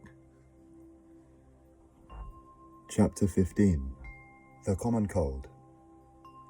It is not extravagant to say that the simple malady we call an ordinary common cold has baffled the profession for centuries. A doctor once said to the writer, "If there is one thing I dislike being asked to cure, it is a common or garden cold in the head." The late Dr. Haig, who first drew attention to uric acid, and better still to the folly of living on an unbalanced diet, though on certain points one might differ from him, told people they should be thankful when they contracted a streaming cold, as it acted as a species of house cleaning, and therefore should never be suppressed. But unfortunately for mankind at large, very often the first thing most persons do immediately they begin to feel a cold coming on is to buy something to stop it and nip it in the bud. This is not curing it, it is merely suppressing it and frustrating nature. The suppression of a simple cold often leads to worse afflictions, such as pneumonia, etc. The cause of colds is as simple as colds themselves are common. It lies in an unbalanced diet, and as the majority of people live on unbalanced diets, the majority of people are thus in varying degrees susceptible to colds. Excess of starch in a diet combined with a deficiency of foods containing the essential mineral salts is productive of catarrh. The exudations in catarrhal conditions should in themselves be quite sufficient to indicate to us the real cause of catarrh. Their nature is starchy. Moreover, just as the cause of a cold must be obvious, so must be its cure, as I have found through years of observation and experience. The procedure is to fast on cold water and self-urine only. No medicaments, whether in the form of lozenges or potions, must be taken. If this treatment is carried out, the cold will disappear, in the case of otherwise healthy individuals, in about 12 hours or less. Doubtless the reader will say, but this is quite contrary to the old adage, feed a cold and starve a fever.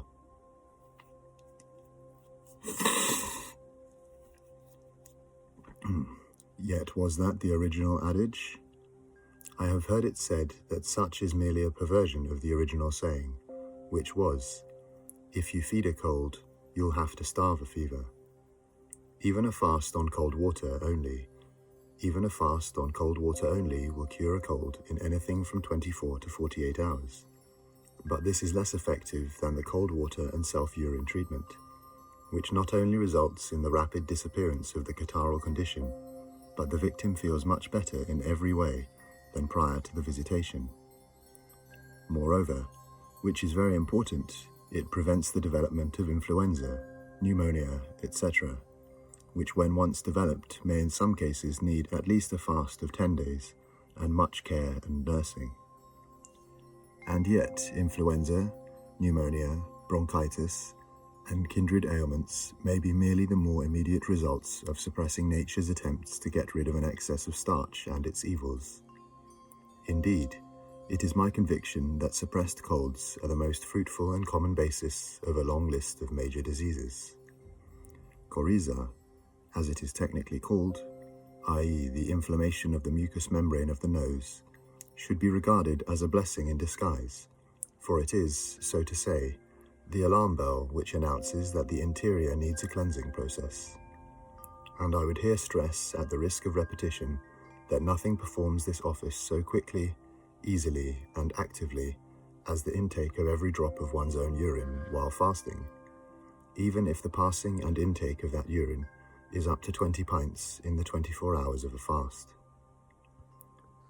As to chronic nasal catarrh, those people who live on an unbalanced diet should be thankful for this safety valve, which may prevent them from developing far more serious ailments.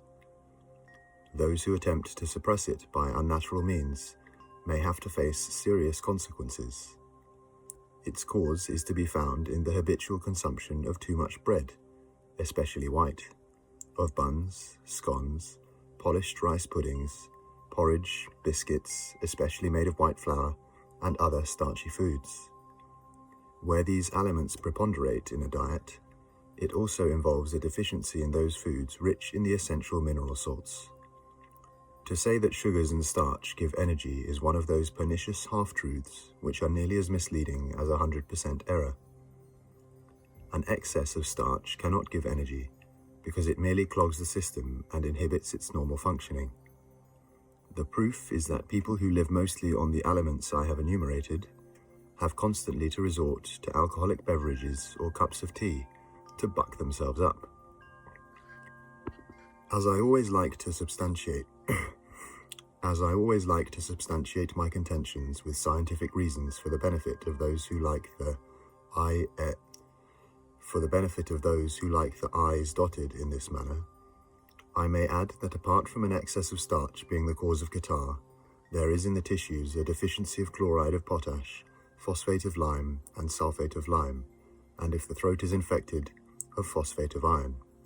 See Biochemic Pocketbook by E. F. W. Powell, DSc. In recent times, researchers have occupied themselves with the analysis of various foods in order to ascertain their mineral salts content.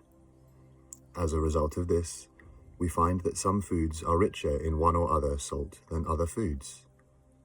Thus, the aliments have been tabulated under such headings as carbon foods, calcium foods, chlorine foods, fluorine foods, sodium foods, potassium foods, phosphorus foods, sulfur foods, etc., etc. As all these salts have now been found to be essential to the proper functioning of the body, such research only serves again to show how necessary it is to live on a varied and well-balanced diet. It is significant that until recently, the medical profession ignored potassium, potash, as a salt of any importance to the human body, and yet it has since been discovered by exponents of the biochemic system that a deficiency of one or other forms of potash is a contributing cause in most diseases, especially in cancer and growths.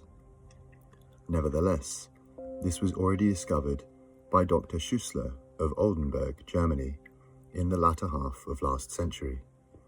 Yet it was only brought into greater prominence in 1912 by Dr. Forbes Ross, already mentioned, who had probably never even heard of Dr. Schussler or of his momentous but largely ignored discovery. In his general sketch of the biochemic system of medicine, G. W. Carey, MD, significantly points out that a lack of any of the inorganic cell salts will set up certain symptoms which are merely nature's method of indicating that one or more of the vital workers of the body are absent and must be supplied. Each mineral salt has a special work to do. Each has an affinity for certain organic materials used in building up the human frame. Thus, Kali-Mur, chloride of potash molecules work with fibrin. If a deficiency occurs in this salt, a portion of the fibrin not having inorganic salt to unite with becomes a disturbing element and may be thrown out of the vital circulation through the nasal passages or lungs, producing conditions called catarrhs, colds, coughs, etc. Here, then, we have the biochemic explanation of colds and kindred ailments, such as leukorrhea, the whites, which when the discharge is milky white, indicates a deficiency of chloride of potash in the female organism. Carey. I think I have now produced sufficient evidence to show that the common cold, together with all catarrhal conditions, whether acute or chronic, is primarily the result of wrong feeding, on which I shall enlarge in a later chapter. Chapter 16. Urine Therapy on Animals. When certain people want to disparage a given treatment, they ascribe its efficacy to faith. For instance, some opponents of homeopathy have glibly dismissed it as a faith cure. Yet the homeopath has an argument to hand which soon squashes that assumption. He contends that homeopathy cures animals when in the nature of things they cannot know they are being treated. Cures of hundreds of animals are mentioned in homeopathic literature. One is of a cat which had paralysis of its hind legs. After various treatments had been tried, its owner gave it magnesium phosphate in a colossally high attenuation, and cured it completely in a very short time. The skeptic will say, coincidence, to which one can only retort, how astonishing is the credulity of the skeptic. This allusion to homeopathy on animals is so far relevant in that one or two credulous skeptics have even said that urine therapy must be a faith cure. I can but smile and employ the same argument as have the homeopaths. Let me substantiate my argument with a few facts. It so happens that my grandfather was rather well known in the 60s and 70s of last century for his way with horses, dogs, etc., and it was from him that I learnt that urine and even cow dung were his favourite remedies in successfully treating the ailments and injuries of animals. He thought nothing of fasting cows, horses, and dogs up to a month on water and cow's urine, to administer which he used a horn, though when thirsty they would drink without this adjunct. Having learnt much from my grandfather, I treated animals myself. It was often a long and laborious job, and some adventures I could quote are not without their humorous side. I remember I once fasted a cow which had tetanus for 120 days, during which I rubbed it for 8 hours a day with the urine, caught in buckets, of other cows. To drink, I gave it its own urine. At first it was thick, yellow, and concentrated as mustard, and the urine of healthy cows. It also drank plain cold water. My vaccine patient lost all its hair, went to skin and bone, but made a complete recovery, regaining its natural weight on grass feeding in about 2 months. I have also treated dogs by the urine therapy fast. One method of inducing a dog to drink urine, though they will often drink a bitch's urine, is to fasten the animal to a tree and then syringe its head with a fine spray of the vital fluid. I used my own newly passed for the purpose. As the urine drips down over its face, the dog will lap it up. Case history: Airedale Terrier, rough. Treated him for a swelling in his abdomen which developed after he had been run over by the back wheel of a motor car. He fasted 19 days on my urine and cold water when desired, and finally broke his fast on a little raw beef. When animals are ill, they have the sense to fast until hunger reasserts itself. During his fast, I washed him all over with old, strong, greasy urine, and although he lost many of his old hairs during the process, he finished up with a beautiful coat. Although the following experience with poultry does not strictly come under the heading of urine therapy, since hens do not urinate and no urine was used, it is instructive nonetheless as showing what a fast will do even for birds. I had 60 hens at the time, October 1916, but not one of them had laid an egg for weeks, although they had been well fed and stimulated with condiments. As some of them were ill, many authorities had given me free or professional advice. Finally, I decided to put half of them on a fast, with nothing but plain water. The result was remarkable, for on the 4th day I found several eggs. Subsequently, I fasted the remaining half with the same gratifying result: eggs in plenty. The fast in each case lasted a week. I then changed what had been the previous diet, consisting of anything and everything, to nothing but whole grain wheat, for which hens had to work in ashes for every morsel, and raw greens, which I gave them twice a day. This, plus the grass they could peck from my orchards, was all they got. The result was an average of 250 eggs a week from 60 hens for 18 weeks without a break, and at the negligible cost of 3/4 pence per egg. Treatment of a foal's leg for laceration. The foal in question had tried to force her way through a thick thorn hedge with disastrous results. She suffered a large slash in the flesh of one of her back legs at the knee joint, and the gash resembled a great lip hanging down. I was advised to call in a vet and have it stitched up, but I declined, knowing that such a measure would only leave unsightly marks and much reduce her value. I therefore bound up the wound with a soft, clean woolen cloth, undyed, under a piece of 3-ply flexible wood, and filled up the space between the flesh and the wood with cow dung, finally drawing the poultice tight at the bottom with broad tape so as to keep the dung in place and let the foal have her run. Twice a day I called the animal so that I might pour a pint or more of urine into the top of the poultice in order to keep the properties of the dung active. This process I kept up for a fortnight. Then at length I undid the bandages, and lo and behold, the wound was perfectly healed and without leaving a trace of a scar. Truly, there are lessons to be learnt from nature. The first, second, and third are work with nature and she will do the work. Chapter 17. The Rationale of Rubbing and Urine-Packs. A correspondent who asked a number of intelligent questions surprised me on that account by asking, "Is not the skin a one-way organ?" And yet what shred of evidence or deduction is there on which to base such an assumption? Take the simplest analogy.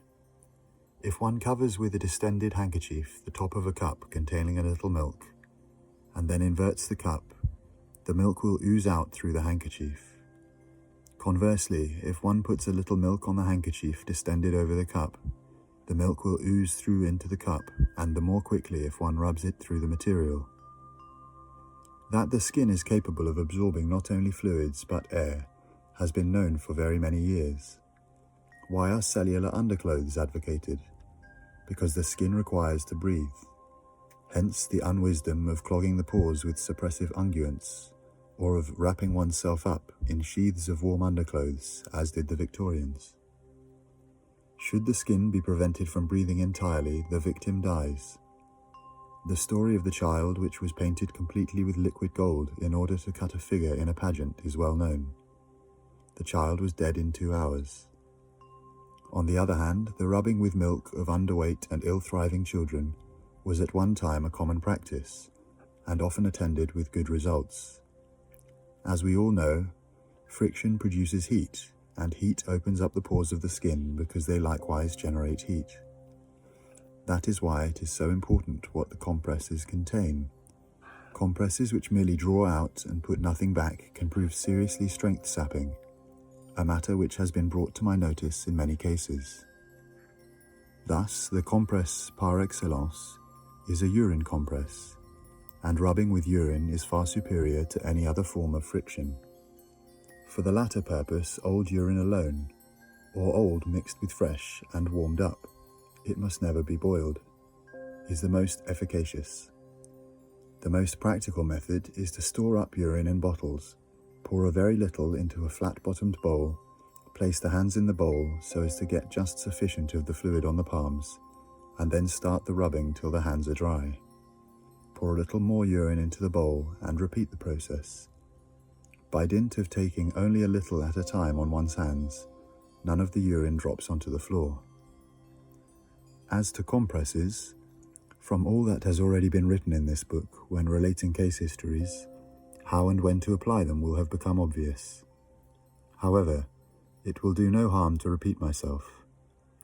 Cloths soaked in urine should be placed over the local site of the trouble, and kept moist by adding more urine when required.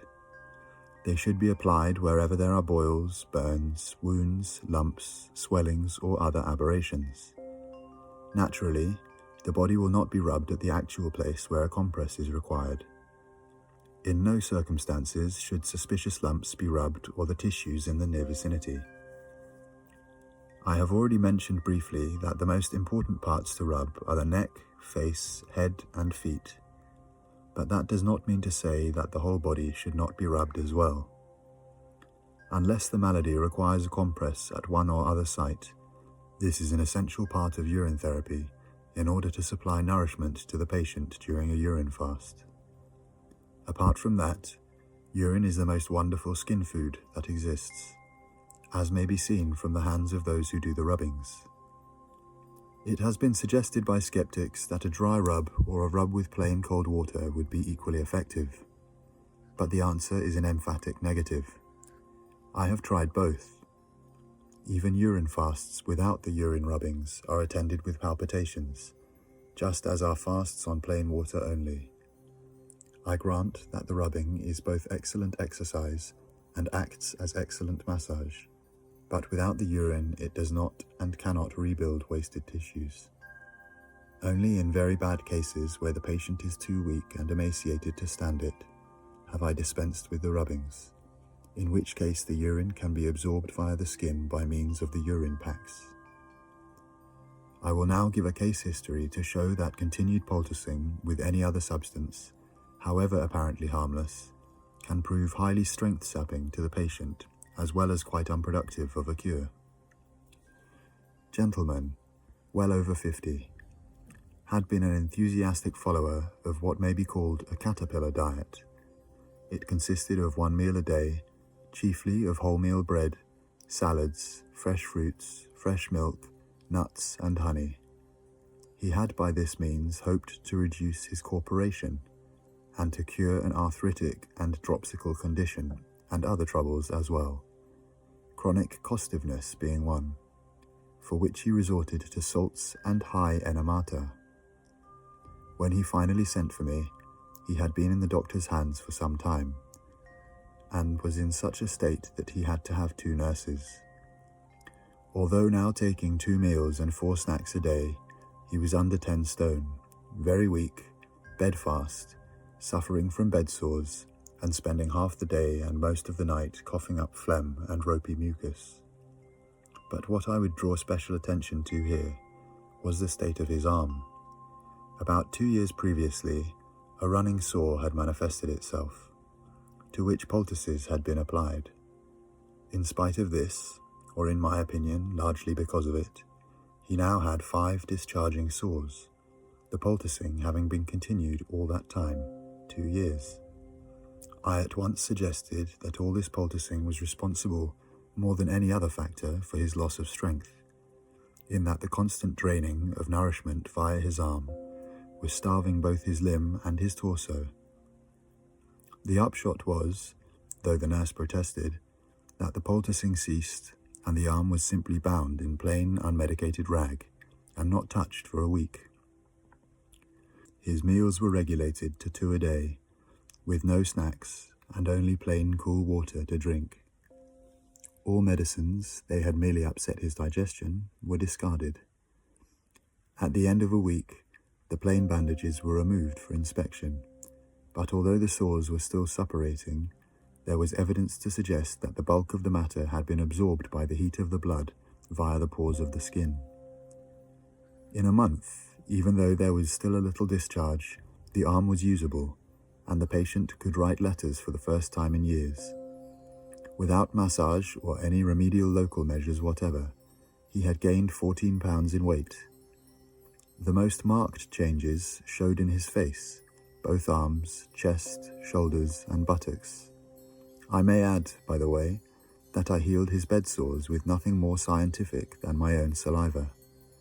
The chief point to note in this case, however, is that as soon as the medicated poultices were stopped, the patient put on more flesh though he was taking less food. He was subsequently restored to full health by urine therapy and a well-balanced diet, not based on the theories of the late Arnold Ehret and co. And now to return to the rationale of rubbing, and to supply some details of my own case which have not yet been mentioned. During my first fast on urine and water, I was intrigued, though not alarmed, to notice the palpitations of my heart, which at times were so pronounced that I almost felt I had 2 hearts instead of 1. I ascribed this, contrary to medical assumptions, to the theory that my heart was not getting a sufficient supply of blood to pulsate upon, and was therefore accelerated somewhat like a watch when the controlling hairspring is broken or out of order. It was then that once again I got an idea from the Bible, this time from the New Testament, for I read, "When thou fastest, anoint thy head and wash thy face." Matthew 6:17. I am fully aware that the interpretation I put on this injunction may seem far-fetched, but as I have said, it nonetheless gave me an idea, and having read it, proceeded to rub my head, face, neck, and other parts of my body with urine, and the palpitations ceased.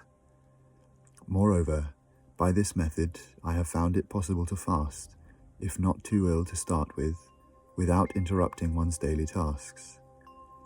Patients with skin diseases, for example, have fasted, carried on their work, and to those not in the know, have not seemed to be fasting at all. As for myself, I can undertake a fast if so minded to encourage others, and not even a doctor with his impressive instruments can detect from my heart, etc., that I am abstaining from food.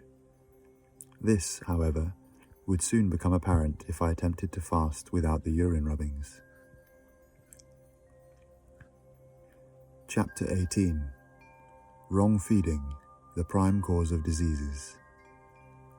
In the little book entitled Britain's Health, prepared by S. Mervyn Herbert, we read the following relative to nutrition.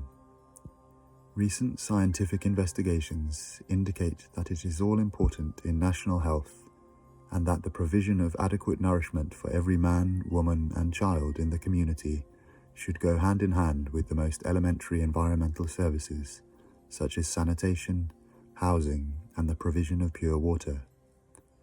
Vitamins are now a commonplace, and from their study has developed a new conception of food values.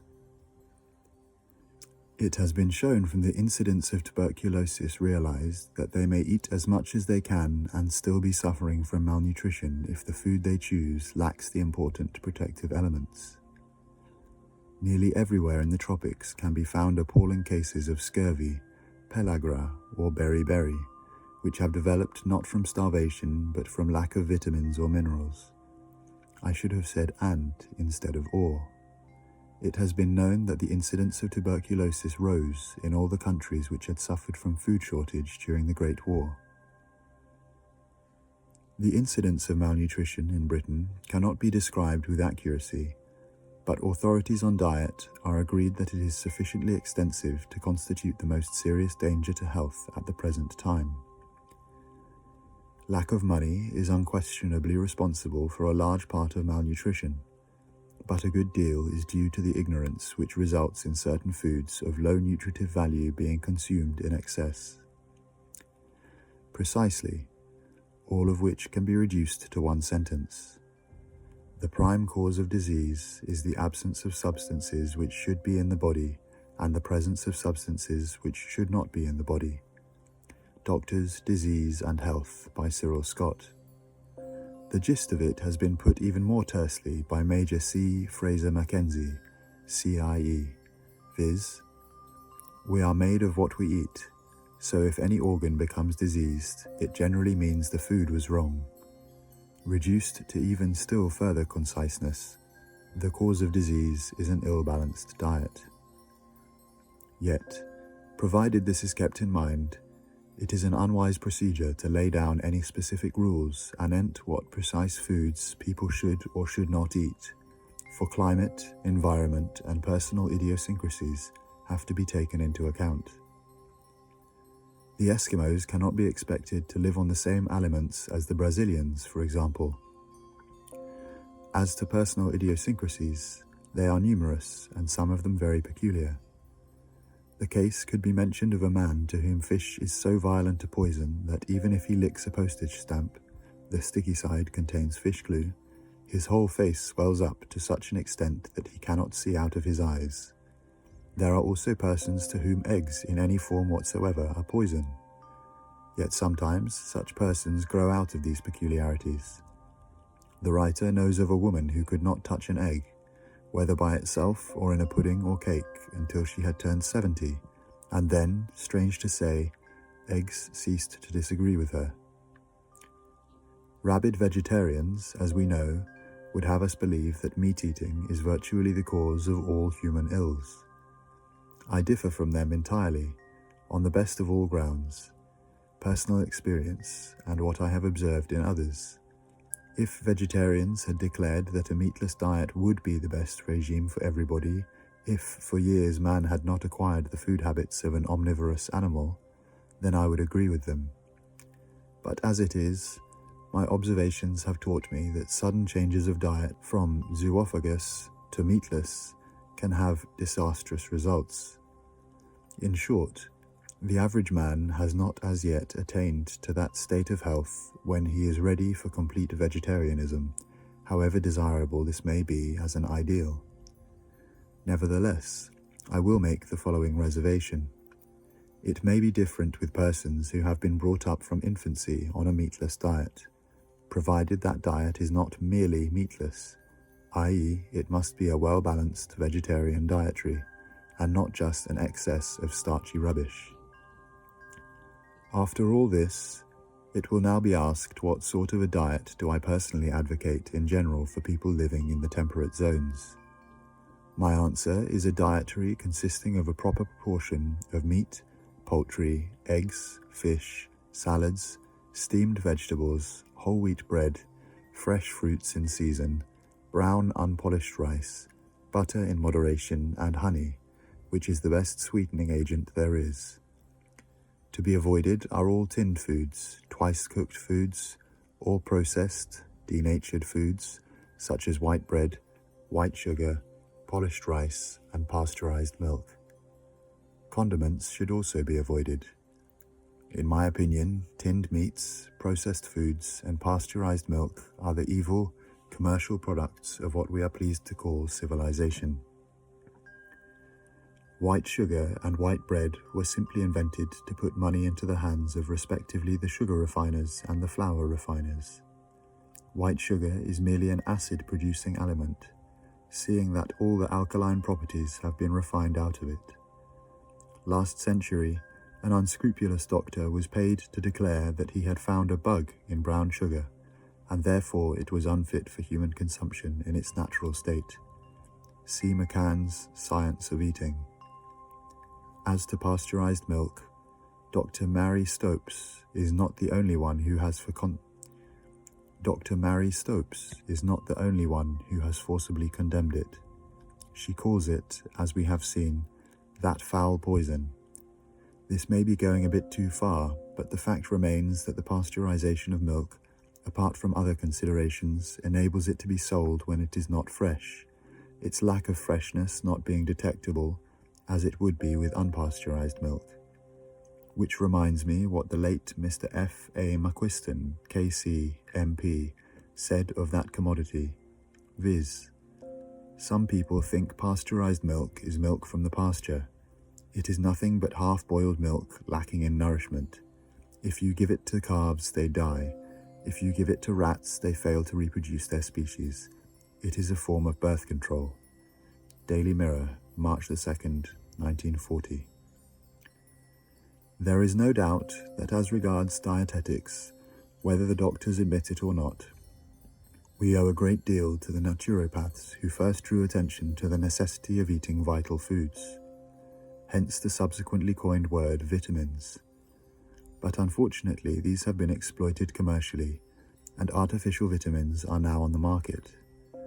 Against these, Professor A. J. Clarke of the University of Edinburgh warned the public. In Fact, number 14, he wrote in effect that the chief education the public is receiving is in the form of advertisements of proprietary vitamin preparations, tonic foods, etc., which distort the facts in any manner that the advertisers fancy will sell their preparations. We should obtain our vitamins, he declared, from a properly regulated diet and not from so-called tonic food preparations. Needless to say, I heartily agree with this dictum. I also agree with much that the naturopaths have put forward.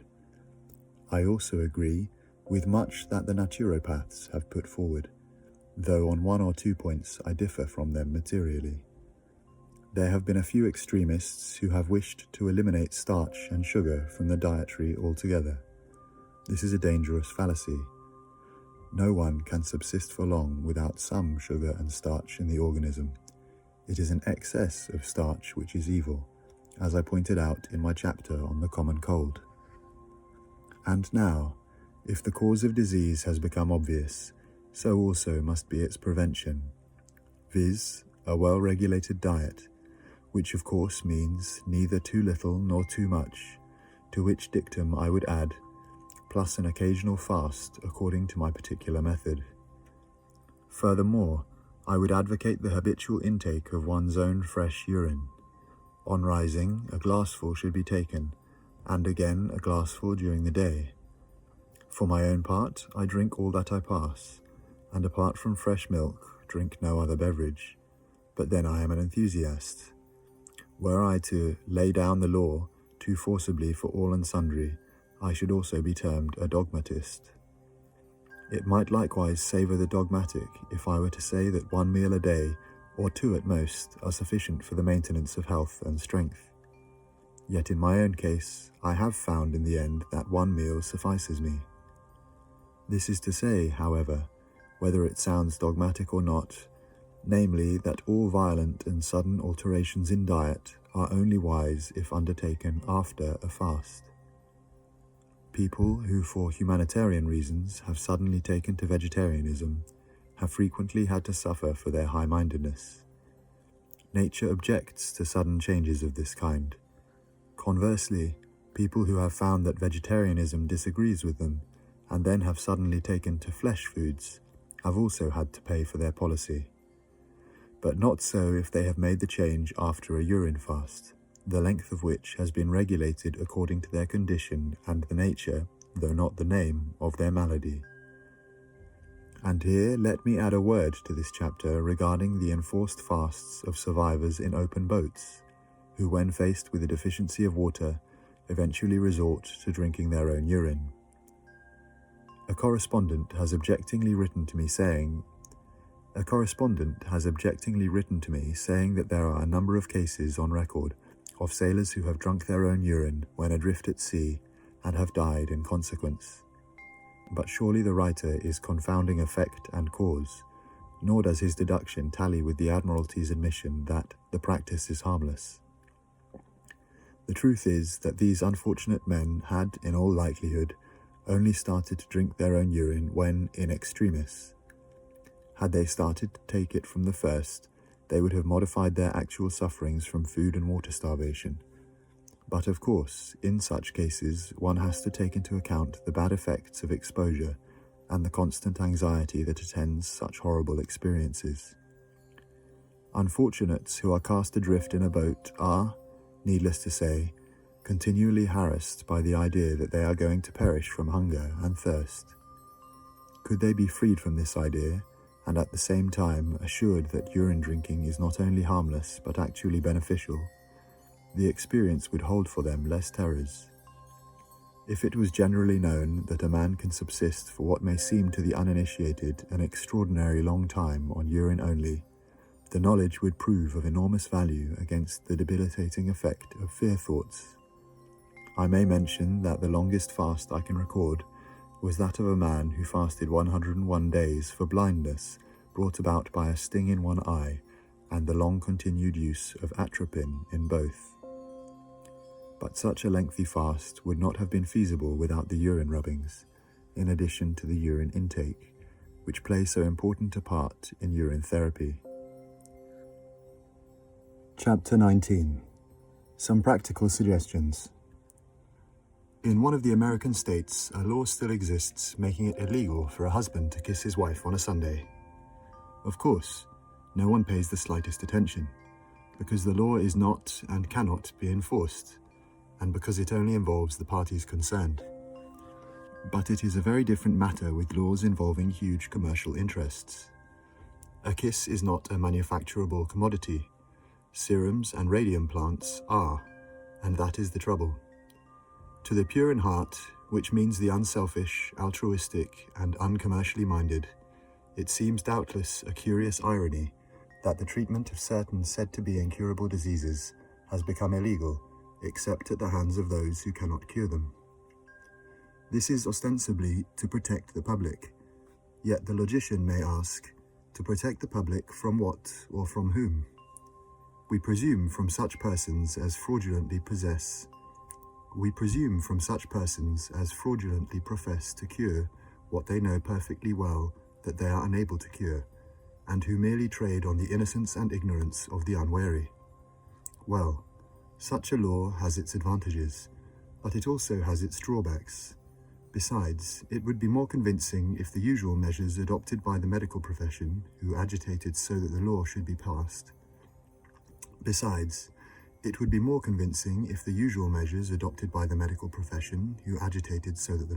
passed, were 1. Instrumental in saving the lives of those it professed to protect, and 2. If those measures were not of so highly a lucrative nature. Operations for cancer are more costly to the patient than a few relatively harmless herbs sold by quacks, some of which have been known to do good. And a radium plant is a costly affair for the purchasers and very profitable to its vendors, as also is radium itself. Many doctors, as we have seen, of both the allopathic and homeopathic schools, have warned their confreres of the unsatisfactory results obtained both by surgery and radium, but without any appreciable effect, for the radium or operative treatment is still boosted as the correct treatment for malignancy. All the same, doctors sometimes find themselves in a quandary and have been known to turn to the unorthodox when it is a question of saving a relative.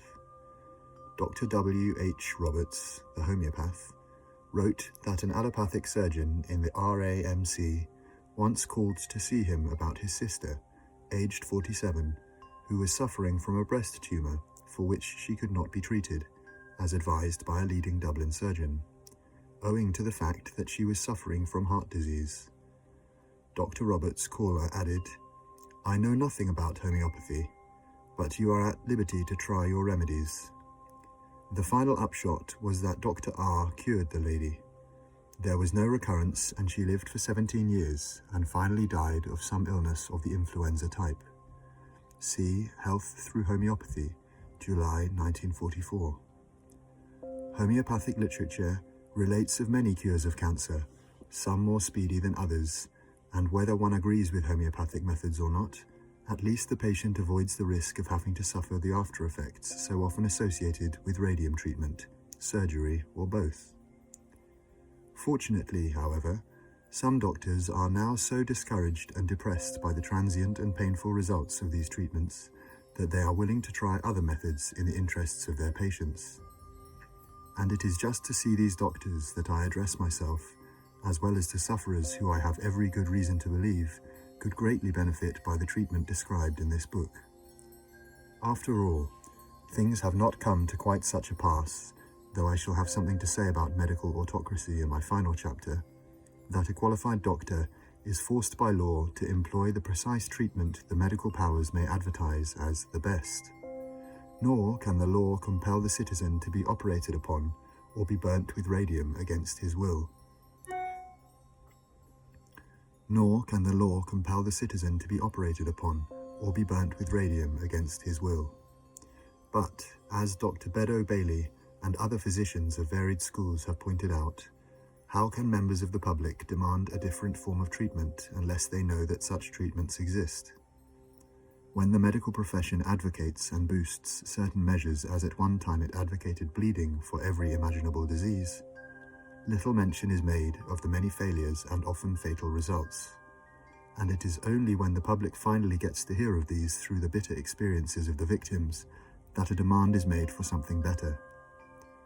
Sometimes a doctor will admit the superiority of a treatment but abstain from using it, as witness the confession of a certain doctor relative to biochemistry, of which in a coroner's court he said, "Biochemistry is the most logical and up-to-date method of treating disease, but we doctors are exceedingly conservative, and we shall stick to the old way until compelled by circumstances," obviously meaning the demands of the public, to adopt the newer and better system of medication, quoted by J.T. Hasselton in Heal Thyself, July 1937.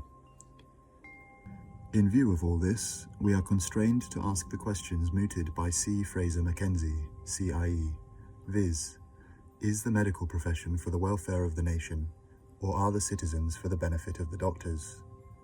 The answer, he goes on to say, is in favour of the nation, provided doctors are generously treated.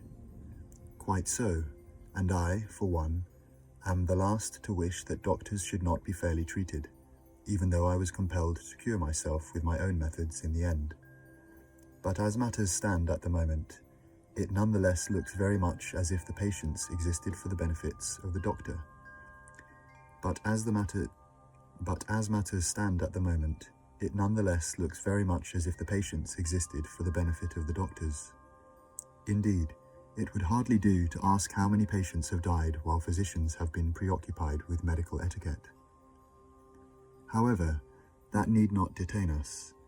The question is how to deal with the problem which confronts the sufferer who has ceased to believe in orthodox methods and is prepared to try urine therapy. Should he dispense with the doctor's services, or should he not? From nearly every point of view, I consider it would be better if he did not dispense with the services of his medical advisor. There is no practical reason whatever why the discovery, or rather rediscovery, of urine therapy should deprive the doctor of his bread. though that is a matter which rests entirely with the individual doctor. This book places him in possession of the facts, and should he refuse when requested by a patient to supervise a urine fast, then I can hardly be blamed for what is not my fault. It will not be the first time that a patient has suggested to his physician the particular treatment he wishes to try, and if spectacularly beneficial results accrue therefrom, then all the better for the doctor's reputation. Moreover, a doctor can act as a buffer between the well-intentioned but obstructive and tiresome interferences of anxious but often quite prejudiced and ignorant relatives who not only fear the worst, but fear the formalities and publicity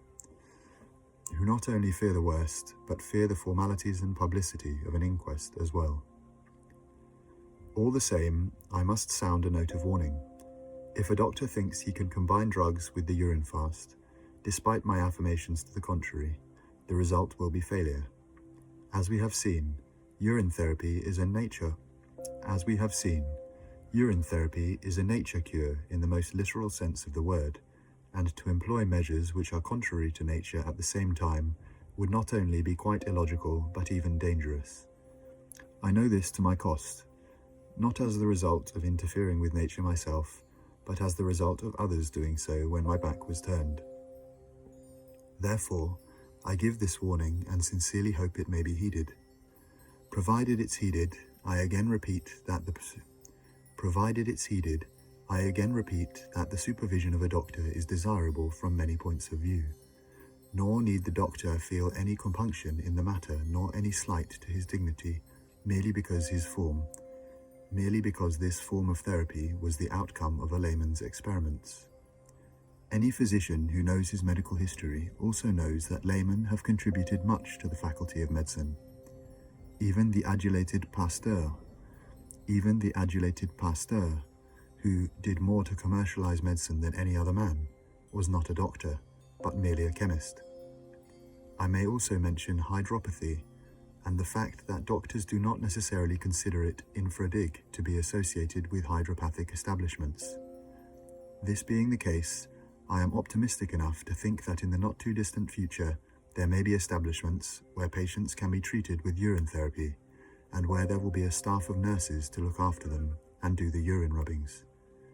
Why should people be destined to die of gangrene and other said to be incurable conditions when it is possible to save them? Although urine therapy can never be unfavorable to the employment of labor, any more than hydropathy has been in the past, there is also sanitation, which as Are Verland points out, was introduced by laymen. In the teeth of the passionate hostility of the medical profession which thought its interests threatened, yet certainly sanitation has not been hostile to labor. In the teeth of the passionate hostility of the medical profession which thought its interests threatened, yet certainly sanitation has not been hostile to labor, and doctors themselves are now as much in favor of proper hygiene as at one time they were against it. As a matter of fact, all reforms and changes threaten someone's interests, but in the end matters adjust themselves. Yet, when all is said, is it right that vested interests should interfere with the physical well-being of the people? If I could honestly say that the various money-making gadgets that are now on the market were really means to lasting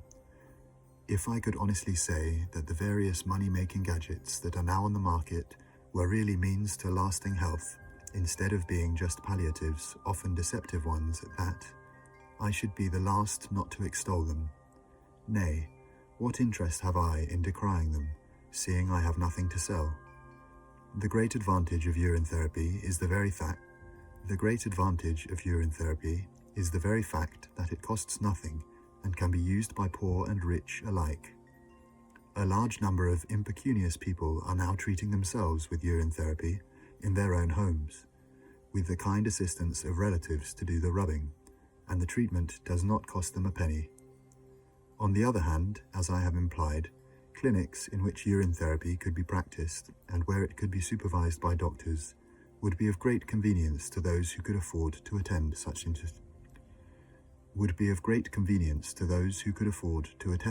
institutions. End End of chapter. Chapter 20. Man the Mysterious. A modest but wise doctor once said to the writer, "If the truth be told, we know nothing." I am inclined to echo those sentiments, for truth to tell, the more we find out, the more we discover how little we really know. Through all the ages, despite philosophies, religions, and sciences, man still remains a mystery, and very often upsets all our pet theories. There are men who seem to break practically all the rules of health, and who smoke from morning till night, and yet live to a ripe old age, having had nothing more serious to contend with than an occasional cold in the head. There are other people who have ailed all their lives, but nonetheless contrive to live 85 or longer, on the principle that a rusty gate swings long. How are we to account for such things? All we can lamely say is that they are the exceptions which prove the rule, which, by the way, is a very foolish adage. One writer has suggested that some people are born with foolproof bodies. He may be right, but why are they thus born? Astrologers tell us that the precise moment, day, and year an entity is born into the world has a marked influence on his or her type of body. Some scientists who at first scoffed at this idea are now beginning to think there may be scientific reasons for it.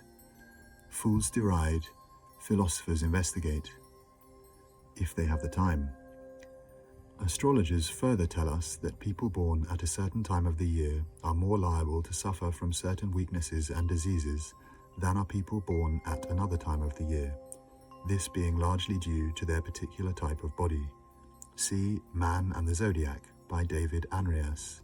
In this book are illustrations of the 12 different types of bodies. If this be true, though I am not in a position to commit myself for or against it, it goes to explain why disease, which is a unity, manifests in so many different ways. For instance, it is said that those born between March the 21st and April the 20th are apt to suffer from troubles connected with the head, face, or brain, whereas, for instance, those born between the same days of September, October, may suffer from afflictions of the lower abdomen or kidneys, or both. That is, provided they do not take suitable measures to avoid such troubles. See Health, Diet and Common Sense by Cyril Scott. This, I grant, may sound all very far-fetched, but I have learnt never to scoff at what I do not understand. Although I have proved up to the hilt the efficacy of urine therapy, it still contains for me a lot that is mysterious. When I ask myself why should urine, when taken by the mouth, especially select those organs which require rebuilding, I can offer no more rational explanation than the doctor who tells us that certain drugs will affect certain organs. Not that doctors agree on this point, for a doctor once said in my presence that he left college with 60 remedies for every disease, and found in the first 10 years of his practice that he had 60 or more serious diseases to match his drugs, but no cures. It was this man who also said he found people who had no treatment lived the longest and suffered the least, the inference to be drawn being that most people died of the doctor and not of the disease. This worthy physician was a very candid man, but he would not have needed to make this admission had he employed urine therapy instead of his 60 drugs. The advantage of urine therapy is its extreme simplicity, as anyone can see without the telling. It is not a specific for any given disease, it is a specific for health. It is also a prophylaxis against a number of annoying trifles which are not the less annoying on that account.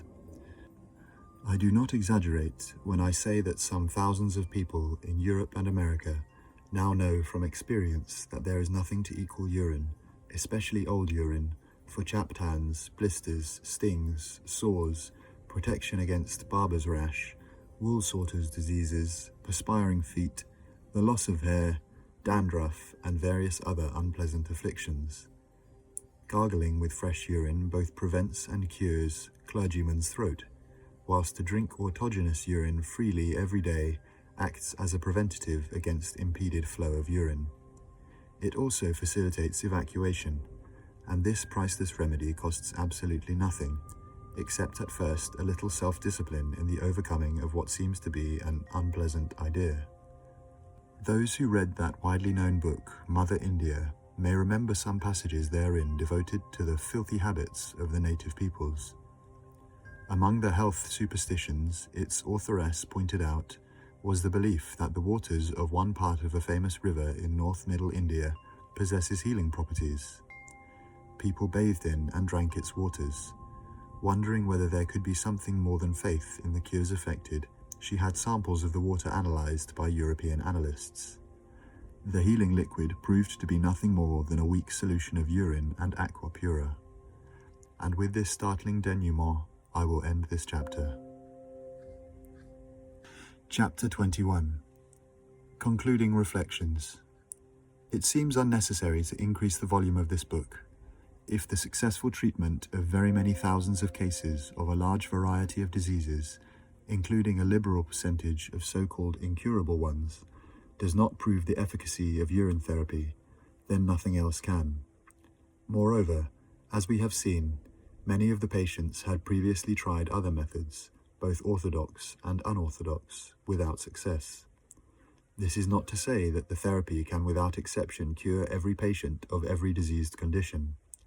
Severe arthritic conditions have proved very difficult to cure, whilst diabetic conditions have in many cases not yielded to the treatment at all.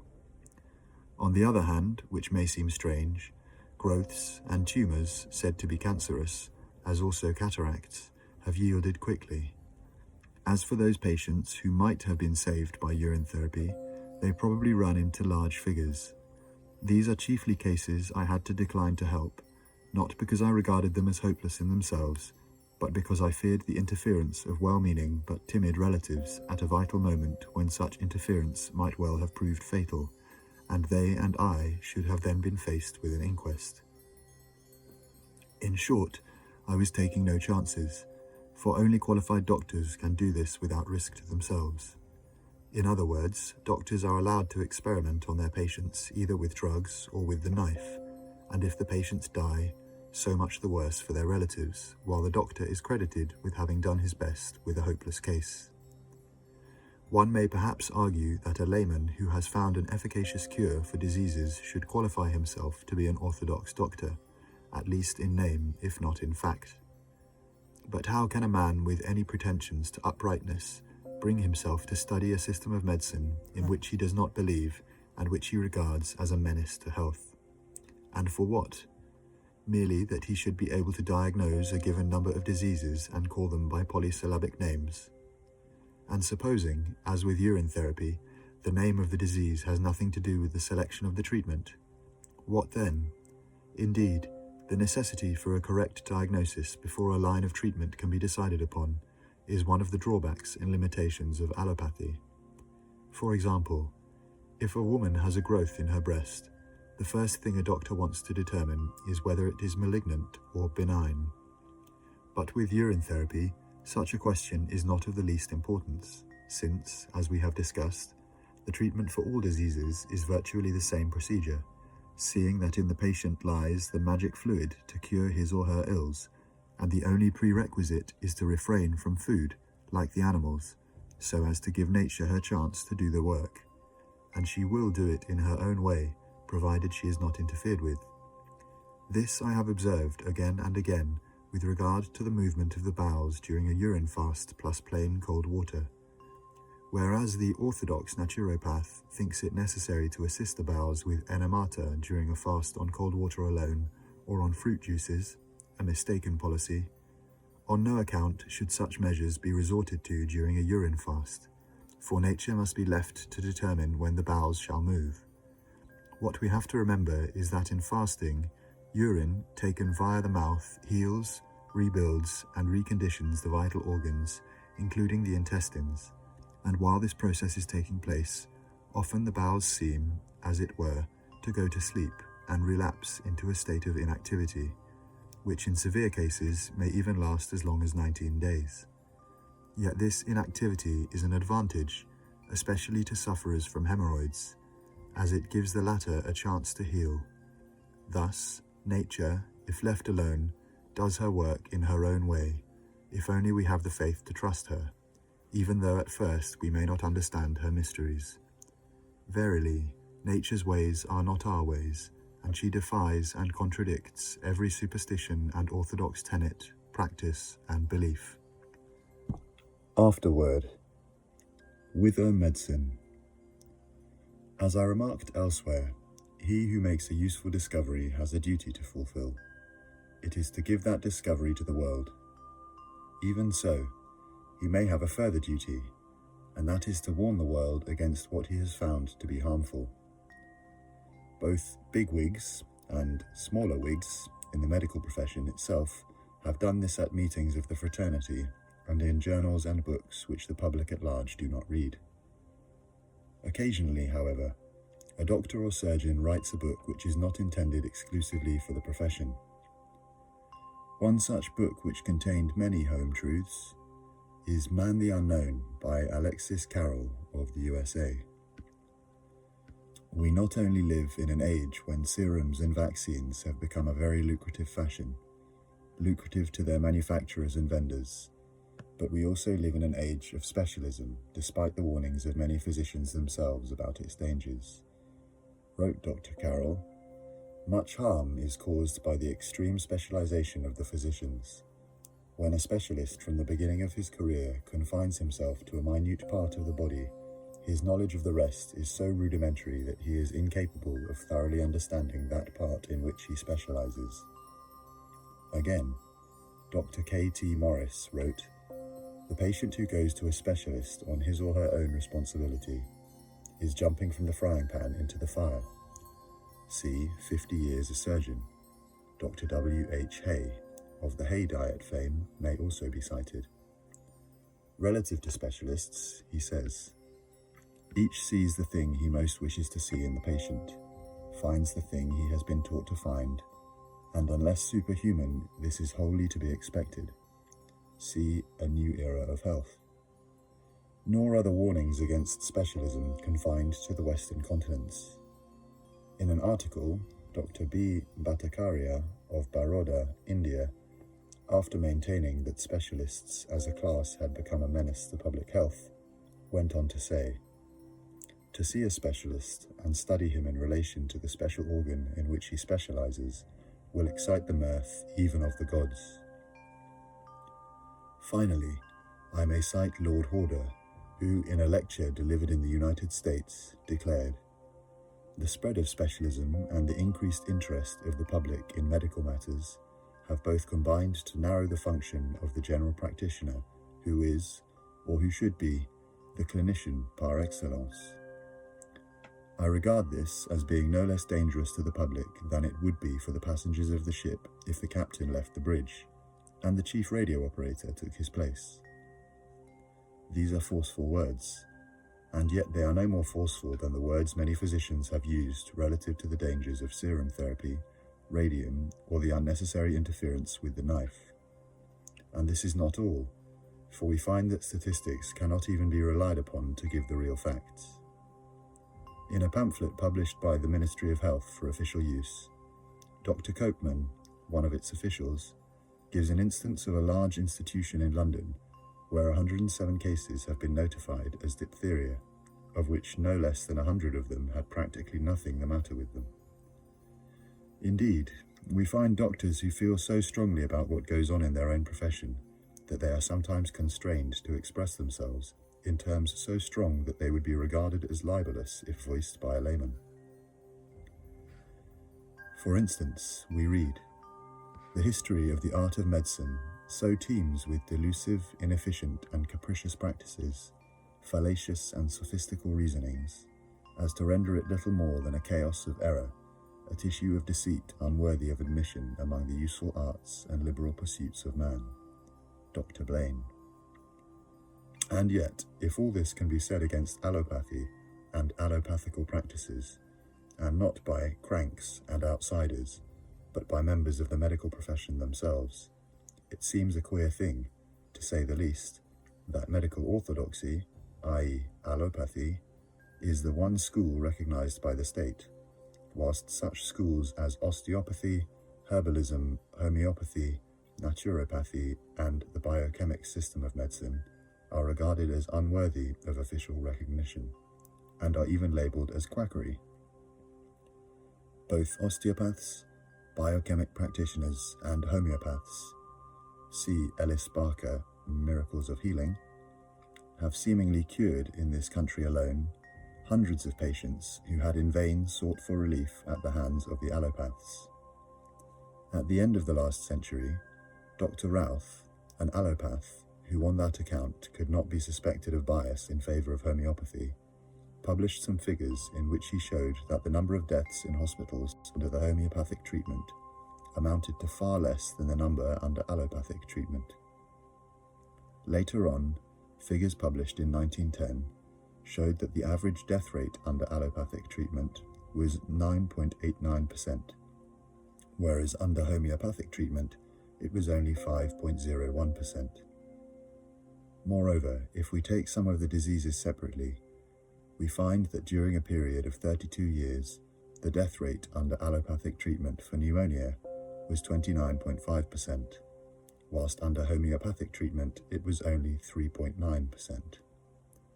As for diphtheria, treated with antitoxin, the death rate was 16.1%, as against 4.5%, treated homeopathically without antitoxin. As for diphtheria, treated with antitoxin, the death rate was 16.1%, as against 4.5% treated homeopathically without antitoxin. With regard to cholera, during 100 years under allopathic treatment, the death rate was 49.57%, whilst under homeopathic treatment it was only 16.33%. See Homeopathy and Practice by Dr. Voorhoeven. Apropos of cholera, the late Dr. McLaughlin, medical inspector and not a homeopath, wrote that after a number of cures of true Asiatic cholera he had witnessed, cases that would have sunk under allopathic treatment. Apropos of cholera, the late Dr. McLaughlin, medical inspector and not a homeopath, wrote that after the number of cures of true Asiatic cholera he had witnessed, cases that would have sunk under allopathic treatment, if he himself should be attacked by cholera, he would far sooner be in the hands of a homeopath than an allopathic doctor. When last century there was a great outburst of cholera on the continent, a homeopath named Dr. Rubini of Naples treated no less than 285 cases and did not have a single death among them all. Quoted in Health Practitioner's Journal, March 1944. I have drawn attention to these facts and figures dating some years back, because it was after and not before homeopathy had been shown to be more efficacious, or at any rate less harmful, than allopathy, that an attempt was made in England to suppress it altogether. Fortunately, however, for the homeopaths and their patients, the bill did not go through. Yet the attempt in itself was highly significant, and, whether one believes in homeopathy per se or not, must give all intelligent members of the public food for serious reflection. For the questions arise: if homeopathy can prevent more deaths than allopathy, then why is it not the state school of medicine, just as the Church of England is the state religion? Various suggestions have been put forward. One is that homeopathic medicines are very inexpensive. Also, a homeopath does not require the services, except very rarely, of all or any of the assistants towards diagnosis, to whom the allopath nowadays resorts.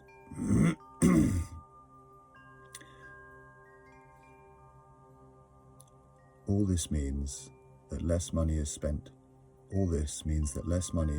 by the patient under homeopathic treatment than under allopathic treatment. Nor do homeopaths advocate large-scale preventive measures.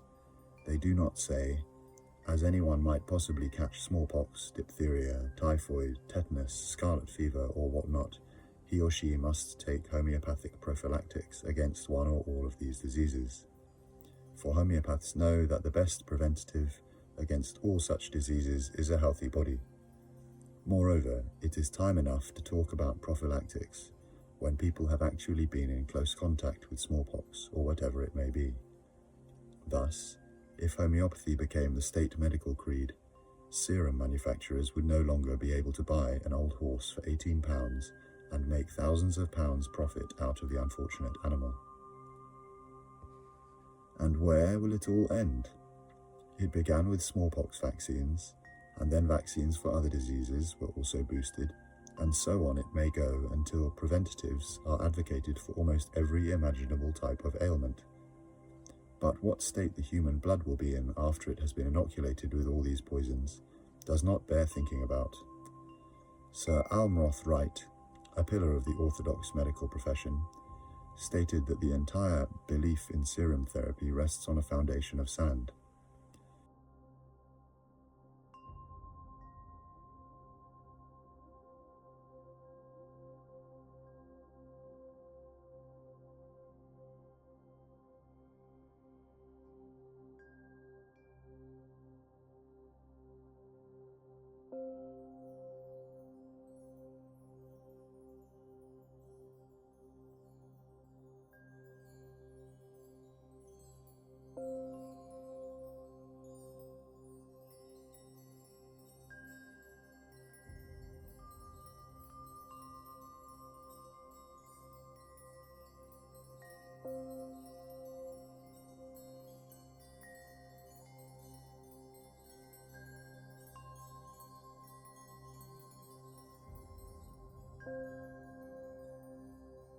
Dr. Benketrit even went as far as to say that he considered vaccines and sera to be chiefly responsible for the increase of those two really dangerous diseases, cancer and heart disease. And what is more, he added, I have been for a long time a serologist, and I know what I am talking about. As for Dr. Beddoe Bailey, he wrote, so great is the almost mystical veneration in which antitoxic sera are held by medical science, and so powerful the commercial interests which benefit by their extended use, that it has come to be regarded as a breach of medical etiquette to criticize adversely this form of treatment, or to report untoward results of it. What extollers of the vaccine treatment omit to mention when they triumphantly assert that smallpox was practically wiped out in the West by this means, is that smallpox is a dirt disease, and that the science of hygiene has vastly improved since the days it was rampant. Even so, the great Dr. Sydenham, who pooh-poohed vaccination, said that smallpox was quite a simple illness to cure, provided the patient was properly nursed. In view of all this, we may well ask, whither medicine?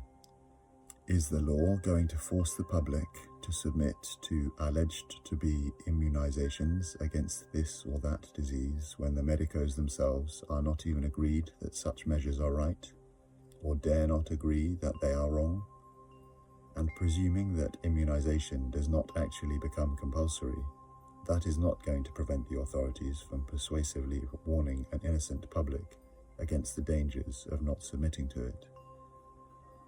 At one time, the Church persuaded innocent people that if they did not bow down to her, they would have to burn in hell for an eternity.